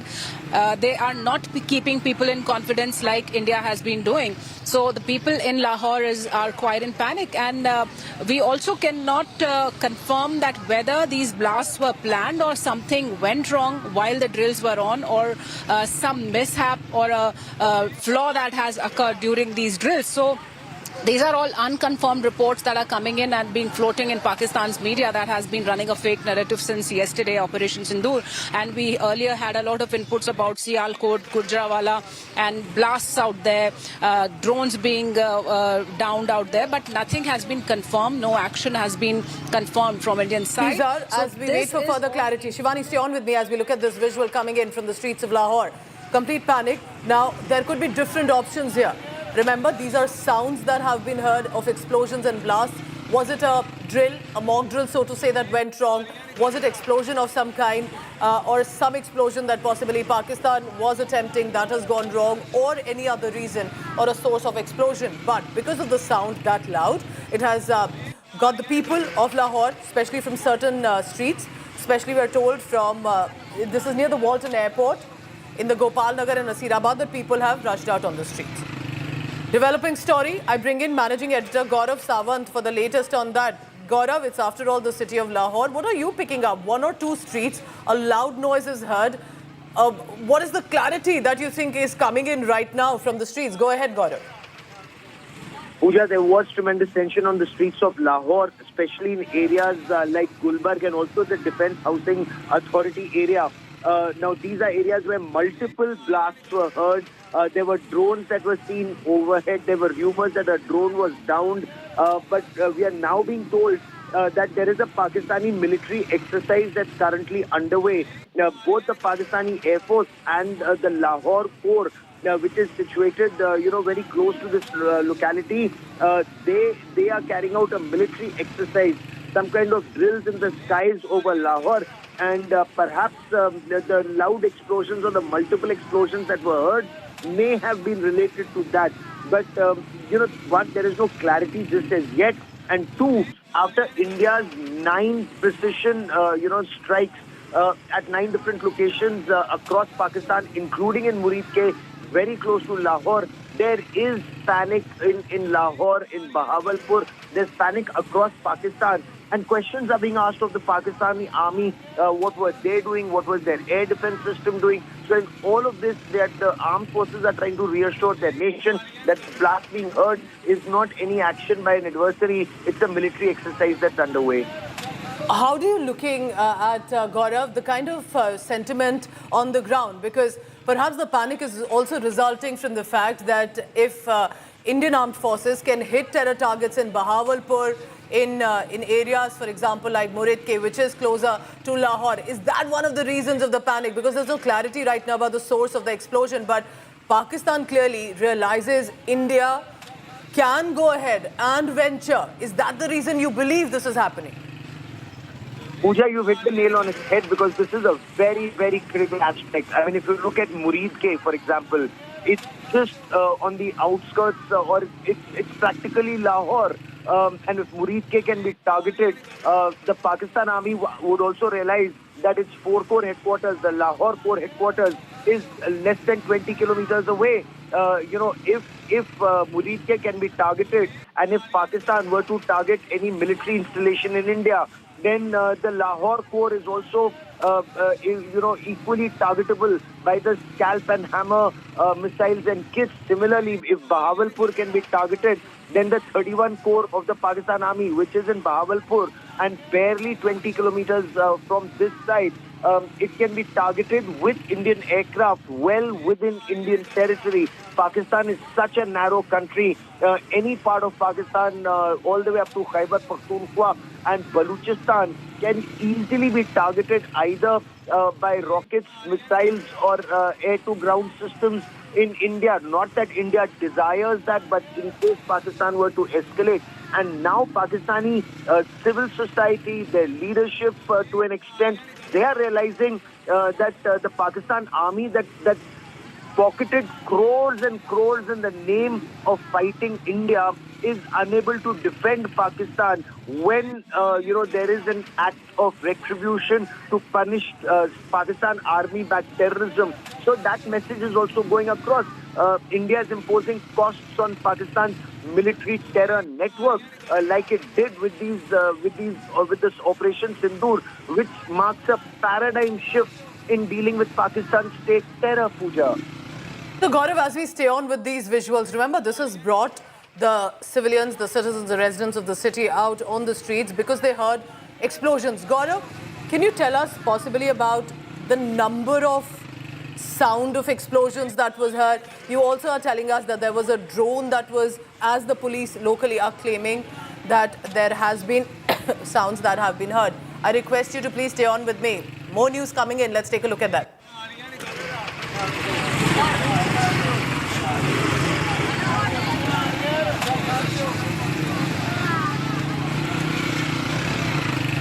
Pakistan hits Indian civilians with artillery guns. That's what Pakistan is doing. The ceasefire breach that has happened. Full freedom for the armed forces to hit back. Indian army monitoring what is unfolding by Pakistan military along the line of control. Army chief is in touch with local military units. Remember Pakistan military, remember this viewer, Pakistan military is using shelling and firing against innocent people along LOC. India is set to use, in return, heavy weapons as if required. Gaurav Sawant continues to be with us. Gaurav, just to imagine this, that India, despite all the distress and anger, targeted only the terror hubs, 9 in total. Pakistan is targeting innocent civilians, villagers on the border. This is very painful, and this is the most painful aspect of the line of control hotting up the way it does. Pooja, after the Kargil War of 1999, we had reported this and very extensively, and multiple border villages either had to be evacuated or build bunkers in their homes because there was relentless pounding, and Pakistan also very carefully chooses areas south of Pir Panjal because, they do not want to hit, or they try initially, at least in the first round, not to hit the Kashmiri Muslims on our side, but they want to hit the Gujjars. They don't mind hitting the Gujjars and the Bakarwals and others, non-Kashmiri Muslims on the southern part of the Pir Panjal in Punch, Rajouri, Krishna Ghati, Mendhar, that belt. And they're okay to hit Hindus in Rajouri town. So it's very carefully calibrated by the Pakistan army that this is where they open up, this is where they target civilians initially as punitive action the moment LOC opens up in terms of the use of heavy artillery, including 155mm howitzers.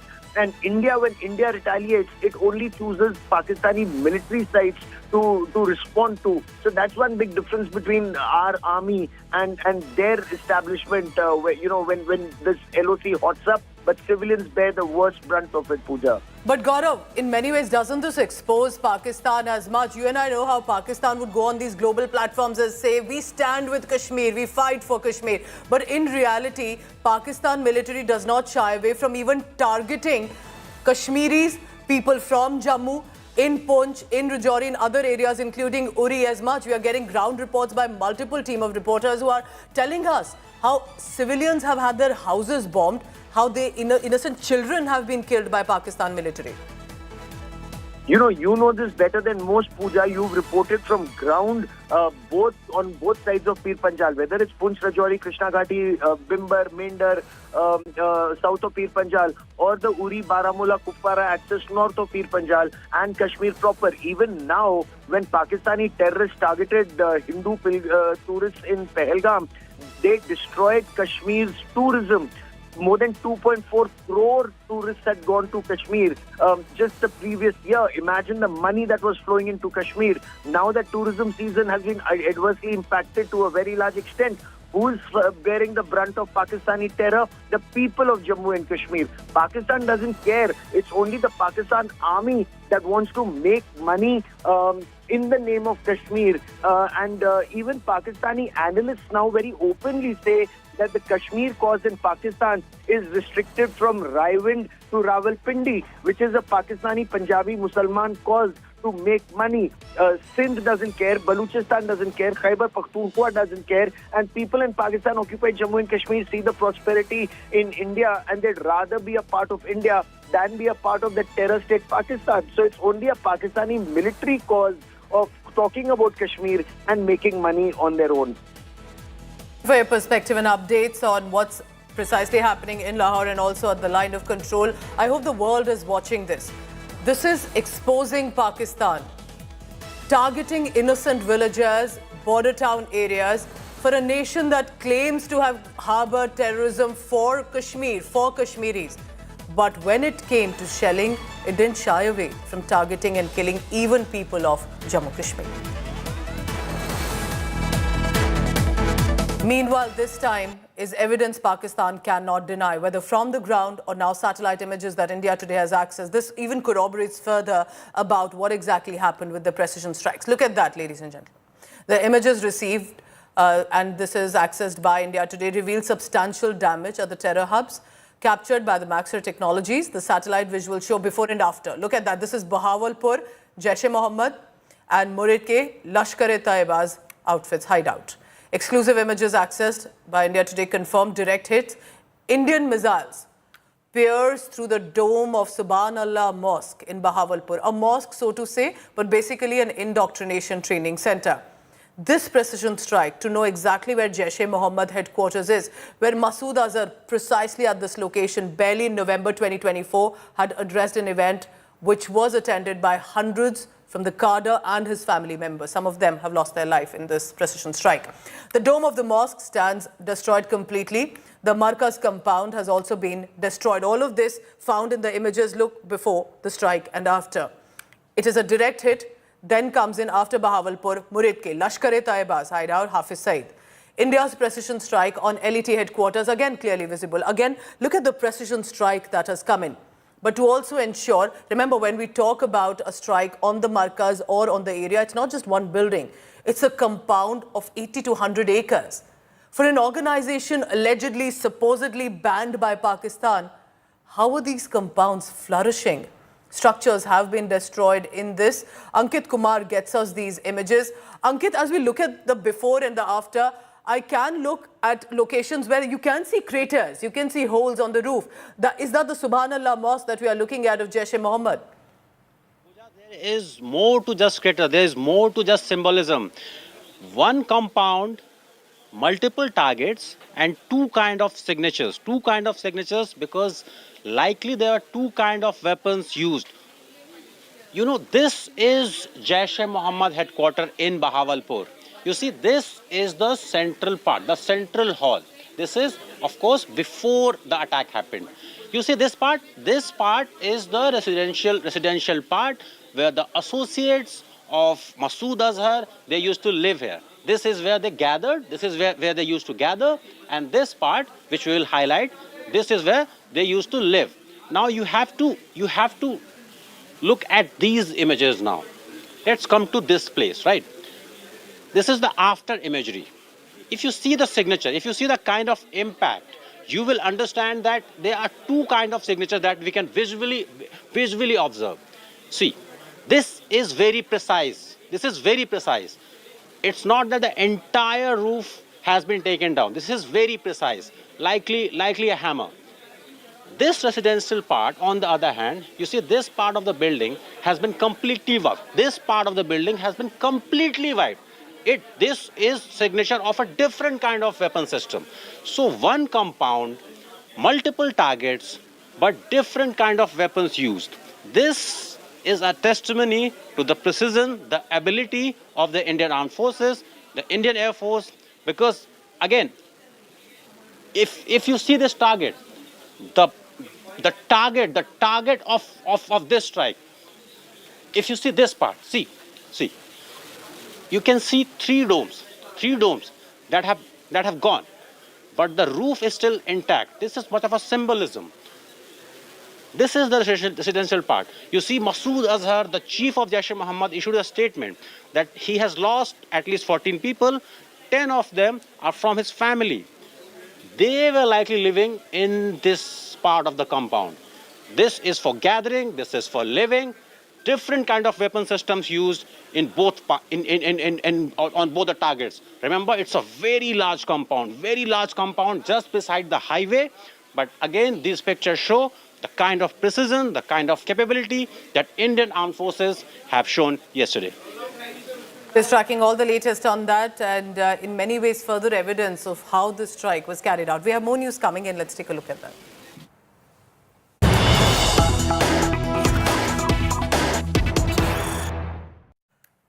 Government at the centre monitoring online information warfare right now. Remember, anti-India propaganda that is being pushed by Pakistan-sponsored handles is under the lens of the government at the centre. The Ministry of Home Affairs have said to the states as well, try best to keep the nefarious elements under lens. Remember, there will be elements that will try to create further tensions, will put out misinformation, will put out fake details as well. These social media handles will be under the scanner. Jitendra Bahadur joins me for the latest on that. Jitendra, किस तरह से और क्यों states को ये एक directive गया है होम मिनिस्ट्री से कि सोशल मीडिया हैंडल जो फेक हैं, जो मिस इन्फॉर्मेशन कर रहे हैं, उन पे कड़ी कार्रवाई हो? देखिए, केंद्र सरकार की तरफ से एक बड़ा मैसेज दिया गया है। कल केंद्रीय गृह मंत्री अमित शाह ने एक बैठक लिया था। जो पाकिस्तान बॉर्डर से जुड़े हुए जो राज्य हैं, इसके साथ साथ जो नेपाल बॉर्डर से जुड़े हुए बॉर्डरिंग स्टेट्स हैं, उनके सभी मुख्यमंत्रियों के साथ, डीजीपी और चीफ सेक्रेटरीज के साथ बैठक किया था। उस बैठक के बाद केंद्रीय गृह मंत्रालय सूत्रों ने जानकारी दी है कि सभी राज्यों को ये निर्देश दिए गए हैं कि फेक सोशल मीडिया अकाउंट्स पर अगर किसी भी तरीके से देश विरोधी गतिविधियों को लेकर के प्रोपेगेंडा किया जाता है तो वैसे अकाउंट्स को पूरी तरीके से तुरंत ब्लॉक किया जाए। हमने पिछले दिनों देखा किस तरीके से पाकिस्तानी खुफिया एजेंसी आईएसआई की सह पर जो विदेशों में लोग बैठे हुए हैं, वो तमाम ऐसे फेक प्रोपेगेंडा भारत के खिलाफ कर रहे हैं। भारत इन तमाम चैनलों के खिलाफ भी एक्शन ले चुका है और ऐसे जो एक्स अकाउंट हैं उनको भी भारत की तरफ से ब्लॉक किया गया है। राज्यों को इस तरीके का पूजा निर्देश दिया गया है कि राज्यों राज्यों में अगर इंटरनल सिक्योरिटी को किसी भी तरीके से कोई भी व्यक्ति कोई फेक प्रोपेगेंडा करता है, फेक वीडियोस डालता है, तो उनके खिलाफ कड़ी कार्रवाई हो। और राज्यों में जो मौजूद साइबर विंग हैं उनको पूरी तरीके से अलर्ट किया गया है। कहा गया है कि ऐसे वीडियोस को पूरी तरीके से तुरंत ब्लॉक किया जाए, साथ ही इनके खिलाफ कानूनी कार्रवाई किया जाए। इस तरीके के निर्देश केंद्रीय गृह मंत्रालय की तरफ से सभी राज्यों को दिए गए हैं। All right, Jitendra will be tracking the latest on that. It is a time as much for caution and to ensure that the facts are being put out and not to fall for misinformation campaigns, especially sponsored by Pakistan. Are we looking at Operation Sindoor 2.0? India has already struck 9 terror hubs in Pakistan and Pakistan-occupied Jammu Kashmir to avenge the deaths of innocent victims of the Pahalgam terror carnage. But sources within the government are also telling India today, if required, India can take similar action on other terror bases present in Pakistan. The operation has been described as ongoing, possibility of escalation if Pakistan decides to retaliate in a manner which will not be acceptable. India aims to teach Pakistan a strong lesson because remember, till when can we keep facing these terror attacks one after another by Pakistan against our innocent people? Until when can we let Pakistan promote and harbour cross-border terror? Now, during the post-operation briefing held by Foreign Secretary Vikram Misri, Colonel Sophia Qureshi and Wing Commander Vyomika Singh, that of course in many ways was a subtle and strong message in itself, India put out this list of Pakistan terror bases. Some have been hit. Are we looking at other targets to be hit? सड़े हुए तरीके से की गई है। आतंकियों के हौसले पस्त करने के उद्देश्य से यह कार्रवाई महज उनके कैंप्स और इंफ्रास्ट्रक्चर तक ही सीमित रखी गई है। मैं पुनः हमारे आर्म्ड फोर्सेस के शौर्य को मैं नमन करता हूं। साथियों, प्रधानमंत्री श्री नरेंद्र मोदी के नेतृत्व में हमारी सेनाओं ने ऑपरेशन सिंदूर लॉन्च करके पहले की तरह ही इस बार भी आतंकियों को ट्रेनिंग देने वाले कैंप्स को तबाह करके करारा जवाब दिया है। भारत ने अपनी सरजमी पर हुए हमले का जवाब देने के लिए अपने राइट टू रेस्पॉन्ड का इस्तेमाल किया है। साथियों, जैसी कि आप सबको जानकारी है कि कल रात हमारी भारतीय सेनाओं ने अपने अद्भुत शौर्य और पराक्रम का परिचय देते हुए एक नया इतिहास रच दिया है। साथियों, भारत की सेना ने सटीकता, सतर्कता और संवेदनशीलता के साथ कार्रवाई की है। हमने जो लक्ष्य तय किए थे उन्हें ठीक समय तय योजना के अनुसार सटीकता से उन्होंने ध्वस्त किया है और किसी भी नागरिक ठिकाने, सिविलियन पॉपुलेशन को जरा भी प्रभावित न होने देने की संवेदनशीलता भी हमारी सेना ने दिखाई है। तो हम कह सकते हैं एक तरीके की सटीकता, सतर्कता और मानवीयता यह हमारी भारत की सेना के जवानों ने दिखाई है, जिसके लिए मैं हमारे सेना के जवानों और अधिकारियों को पूरे देश की ओर से मैं साधुवाद देता हूं और सेना को संपूर्ण संबल प्रदान करने के लिए अपने प्रधानमंत्री माननीय नरेंद्र मोदी जी को भी मैं साधुवाद देता हूं। However, remember, like we have seen, it may not be an immediate deterrence when it comes to Pakistan. So all air defense units have been activated along the India-Pakistan border. Air bases across Haryana and Punjab have been placed on high alert. Authorities have declared a high alert in all border districts of Punjab and especially the districts at the border. The situation remains fragile. It's a developing story right now because control rooms have been also set up across Kashmir Valley's 10 districts to monitor the situation. Of course, the focus is on what happens next. Strategic experts globally agreed that a full-scale war looks unlikely, but there are possible scenarios we are looking at. Pakistan could escalate hostilities by intensifying shelling along the border, which already it is doing. In response, India is expected to carry out, if required, further precision strikes in Pakistan territory. If Pakistan chooses to retaliate with airstrikes, India will have to respond with a broader military strategy, including more operations on Pakistan's western front. We're looking at some of the scenarios that could come in. If Pakistan offers talks to de-escalate, India is likely to remain firm in the stance, insisting on irreversible, verifiable action against terror groups, and not just words this time, but clearly action on the ground. My position is I get along with both. I know both very well, and I want to see them work it out. I want to see them stop. And hopefully they can stop now. They've gone tit for tat, so hopefully they can stop now. But I know both. We get along with both countries very well, good relationships with both, and I want to see it stop. And if I can do anything to help, I will be there. The world is watching these developments coming in between India and Pakistan. Remember, India has sent out a message. They will target terror hubs and to ensure that it would be precision strikes. Pakistan, in turn, is targeting innocent people. Where does the world stand at this juncture? Here's a report.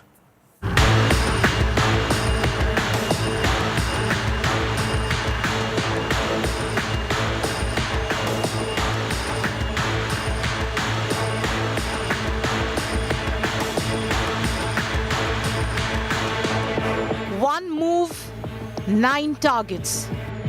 Terroristan terrorized.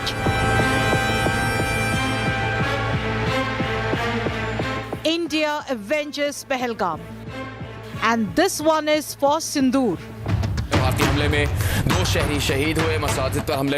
On the 7th of May, while India slept and the West watched, India's security forces executed a multi-pronged precision strikes on Pakistan's terror hubs. From the sky, the Indian Air Force unleashed missile fire. And from the ground, the Indian Army responded with thunder, launching surface-to-surface missiles. The message was clear: Pakistan will pay for its sins. This strike was not just military, it was diplomatic, it was strategic. India is now telling Pakistan that its land can no longer be a breeding ground for terror. And if Pakistan dares to retaliate, India stands ready with a befitting response.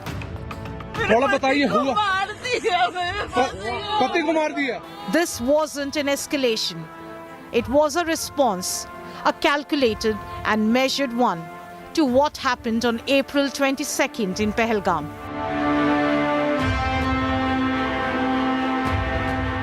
And India garnered global support before taking this decisive step. Pakistan's support for terror was discussed with UNSC member nations. Russia, the US, the UK and France openly backed India. As expected, China tilted towards Pakistan. Gulf nations stood with India while Pakistan had just Turkey by its side. Now even China's tone is softening. It is regretting the action but not condemning it.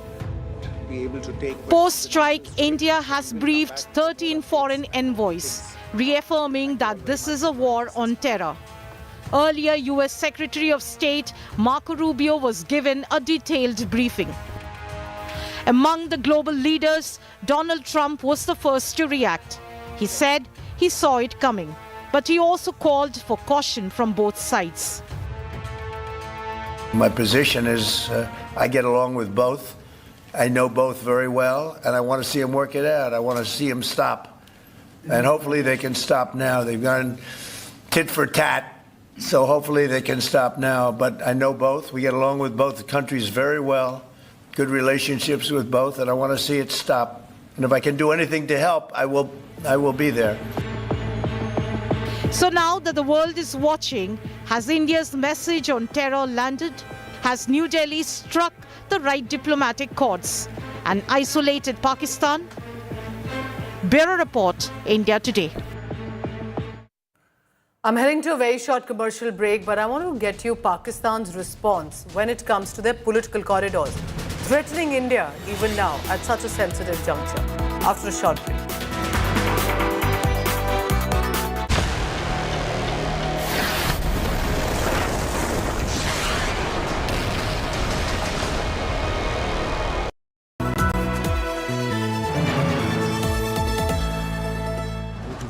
Edge 60 Pro, the edge of excellence.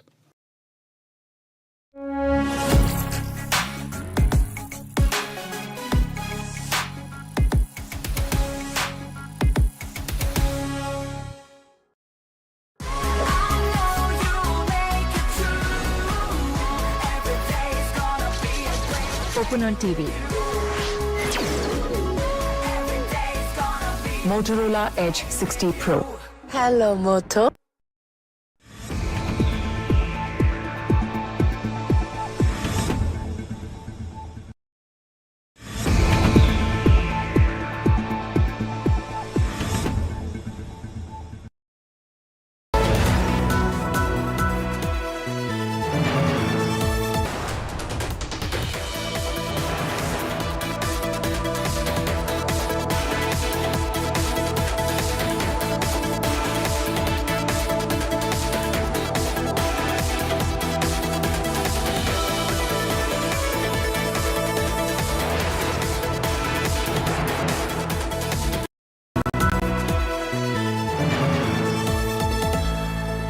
Motorola Edge 60 Pro, the edge of excellence.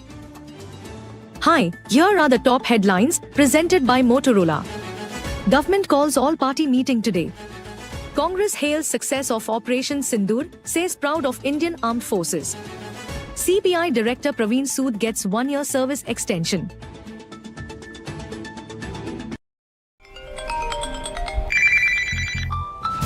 Hello? You must be tired like me of hearing countless broadcasts like these. Cyber frauds are the new age white-collared crime. They don't break into your home, but they break into your bank account directly.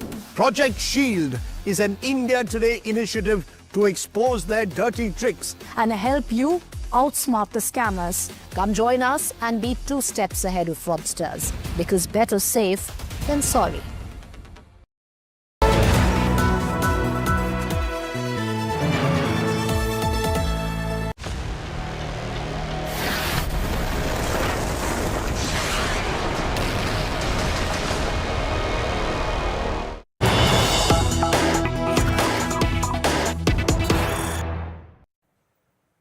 The courage of our border villagers is for all to see. Pakistan military is targeting temples, gurdwaras, other places of worship and residential areas along line of control. The worst hit is Poonch in Jammu and Kashmir. Look at that. Ground report coming in from the gurdwara that has been hit by Pakistan shelling. It has immediately reopened. Devotees have immediately flocked to the gurdwaras. This is less than 24 hours after that shelling. The Poonch Gurudwara, where there is a sizable Sikh community population as well, has reopened for devotees. This is while there is still destruction around. Ardas started, and our ground reporters who are telling us how even remember a Gurdwara was targeted by Pakistan, which has led to the loss of life as well. This was a place of worship, Gurdwara, where the Sikh community is grieving for the civilian deaths. Let's take a look at this ground report. In the morning, when Pakistan resorted to firing heavy artilleries on the civilians in Poonch, and one of the shells that fell exactly here in the Gurudwara Poonch. When we know the casualty gone more than a dozen in Poonch, there was one shell that fell right here, and the magnitude of that explosion that took out almost everything around, and the splinters, the sharpnels that fell all over here in Gurudwara. And look at these marks of the sharpnels. So all these glasses were broken. They deep penetrated even the metal windows here in the Gurudwara, and the piece of the sharpnels can be visibly seen here in the Gurudwara premises. And just 24 hours of the Pakistan's provocation, indiscriminate shelling in Gurudwara, it is the faith of the people, it is the patriotism of the people of the Poonch. They are giving tough response to Pakistan, that they are not going to deter. It's the sense of patriotism. The Gurudwara this morning yet again opens for the prayer, for the people, Vaheguru chanting. People with their faith and belief have come back to Gurudwara, showing that Pakistan's any unintentional such kind of provocations will not deter us, will not deter the armed forces. It's a faith of the people that have brought them all here to this Gurudwara in Poonch, which came under the attack of the heavy shelling of Pakistan just 24 hours ago. Kamaljit Sandhu also sent us this ground report from different locations, whether a Gurudwara, a cremation ground, residential areas that have been targeted, especially Poonch. Pakistan military hitting civilians. The entire town of Poonch is in mourning. What you see around here is funerals, not one, but many. At least 10 people have died here. Over 33 are injured. This is a personal loss for Poonch town. The country has seen loss in the form of Pahalgam terror attack, and then thereafter what we saw is Pakistan barbarity, especially if we're talking about at the line of control, attacking innocent civilians. This is where the entire town has come together, but there is uncertainty right here. What lies next for them, even as there is a persistent threat of shelling from across the border. With camera person Girish, this is Kamaljeet Sandhu in Poonch for India Today. So remember, at this juncture, because it's the 14th consecutive day of the Pakistan unprovoked shelling that's coming in at the LOC, the Indian Armed Forces have been given a free hand to retaliate against the shelling and artillery fire.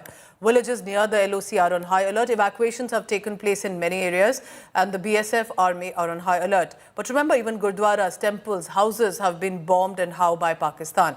Several towns in the region have faced the shelling as well, but it speaks also about incredible valor, especially along the line of control where these villagers have been bracing this barbarism by Pakistan for decades now.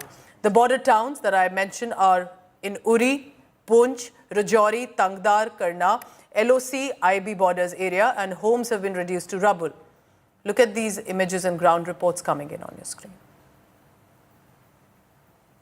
The shrapnel marks on these walls reminds me the picture that I witnessed in 2019 post Balakot airstrike by Indian forces on the terror camps in Pakistan. What I see here, that how Pakistan used long guns, the long barrels, to target the civilian areas, and these are the documented evidence. The footprints of their act is quite visible in Poonch, and this is exactly what unfolded during 2019 when they targeted civilian areas. As in Poonch, what is known for that Pakistan having advantage of the height, they often target civilian areas after 29, and this creates literally a panic and sense of fear amongst the people. They're targeting civilian areas with the long guns, and this shows that how scared Pakistan was after the airstrike carried against the terror camps, which was in response of the Pahalgam terror attack. In retaliation to avenge the deaths of the Pahalgam victims, India ensured that terror hubs, 9 targets in 25 minutes will be hit. In turn, Pakistan is targeting innocent civilians in Jammu and Kashmir. Pakistan is now in panic mode. Visuals accessed by India today from Lahore, for example, now show people are seen panicking. They're rushing out on the streets. Now, there's no clarity about the source of the explosion and the reason for the blasts that people say they've heard, but there are air raid sirens that are being heard too. Prime Minister Shehbaz Sharif, instead of trying to de-escalate the situation, is threatening India, saying India will have to pay. The Defence Minister Khwaja Asif is also playing a nuke threat card against India. That's what their top ministers are saying right now. Islamabad, meanwhile, is on the edge. An emergency has been declared across the capital city. Pakistan air bases are on alert. Bharat के बुज़दिलाना हमलों में 26 मासूम शहरी शहीद और 46 जख्मी हुए, इनमें बच्चे और ख़वातीन शामिल। एक कौम खराज अकीदत पेश करती है और पूरा पाकिस्तान इन शोहदा के ख़ानदानों के साथ है और ज़ख्मियों की सेहत याबी के लिए दुआ गो है। बहुत खाए और किसी वक्त भी कुछ हो सकता है, लेकिन आज जो नेशनल सिक्योरिटी कमेटी की मीटिंग हुई है उसमें पाकिस्तानी अफवाज को जो है ये इख्तियार दिया गया है कि वो जो भी अगर कोई हरकत होती है और जो रात को जो कुछ जो है उसका कोई रिस्पॉन्स जो है वो तरतीब जो है वो पाकिस्तान की अफवाज करेंगे, शेयर करेंगे। तो अल्लाह ताला खैर करेगा इंशाल्लाह। कोई ऐसी बात नहीं है, रात को भी हमने उनको मुँह तोड़ जवाब दिया, मुझे पहले कुछ नहीं रह गया। तो अब हो सकता है वो फिर कोई ऐसी बात करे जो रात को जो सब कुछ गंवा बैठा है, उसको रिकवर करने के लिए वो कोई फिर कोई ऐसी हरकत करे। इंशाल्लाह ताला ये पाकिस्तान के बहादुर और गयूर अवाम इनके आंखें खोलेंगे और इनको दिखाएंगे कि हम जंग के हामी नहीं हैं, ना हम जंग के हामी रहे हैं, लेकिन अब आपने हमला किया है। आपने पाकिस्तान के बेगुनाह शहरियों पे, हमारा बेगुनाह बच्चों पे हमला किया है, हमारे सरजमीन पे हमला किया है। अब उनको तैयारी और हौसला रखना पड़ेगा, इसलिए पाकिस्तान का जवाब अब आना है। My colleague Shivani Sharma has been reporting from the line of control where basically Pakistan military is targeting Indian civilians in J&K. Shivani, tell me about the panic that you sense from Pakistan's side. The statements coming in from the opposition or ruling party leaders, panic on the streets in Lahore as we are putting out these visuals from the blast and the explosions that have been heard. What are you picking up? What is happening at the border and in the establishment in Pakistan? See, the aftermath of Operation Sindoor in Pakistan is quite evident, and there's a combination of panic, false narrative, and the attack on civilians from Pakistani posts. So this is what is happening right now in Pakistan, where Pakistan remains agitated after the Operation Sindoor strikes was successful. They destroyed the terror outfits out there. And in Pakistan right now, what we are seeing are reports of certain blasts in Lahore. There are 3 locations where these blasts has happened in Lahore. And since past midnight, Pooja, we've been witnessing a lot of news that was there on Pakistan media that was saying that some drone has been downed, the Indian drone has been downed. But all these reports remain unconfirmed and unverified, because no such attack, there's no official confirmation of any kind of strike from India's side so far after Operation Sindoor. And remember, after Operation Sindoor also, within minutes, India had released the official information about what it had done. So there's no strike that's happening from India, but whatever we are witnessing inside Pakistan seems to be its internal blast, internal bombs. What we have also picked up from the sources in Pakistan, that there was some mock drills that were going on, or some operational drills that were going on inside Pakistan, conducted by its own forces. Some mishap or some flaw or some kind of explosion must have happened. It can be related to that, because no other action from India has been reported so far. So this is what we are picking, that there's a lot of panic. And on the LOC, we've been reporting how Pakistan has been hitting innocent civilians. I hope the people of Pakistan start to question their establishment. That this panic that they have to face is because of the harbour and support to terrorism that Pakistan establishment and military have done for decades. India always wanted better relationship with Pakistan, but look what Pakistan has become, even for its civilians, because of support to terror outfits. Thank you very much, Shivani. Stay safe. I'll keep coming back to you in a short while. I have some big news coming in. Let's take a look at that.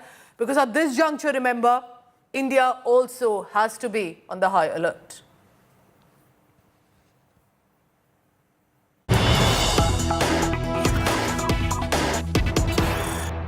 Indian Railways will have to be on high alert, remember, at a juncture like this.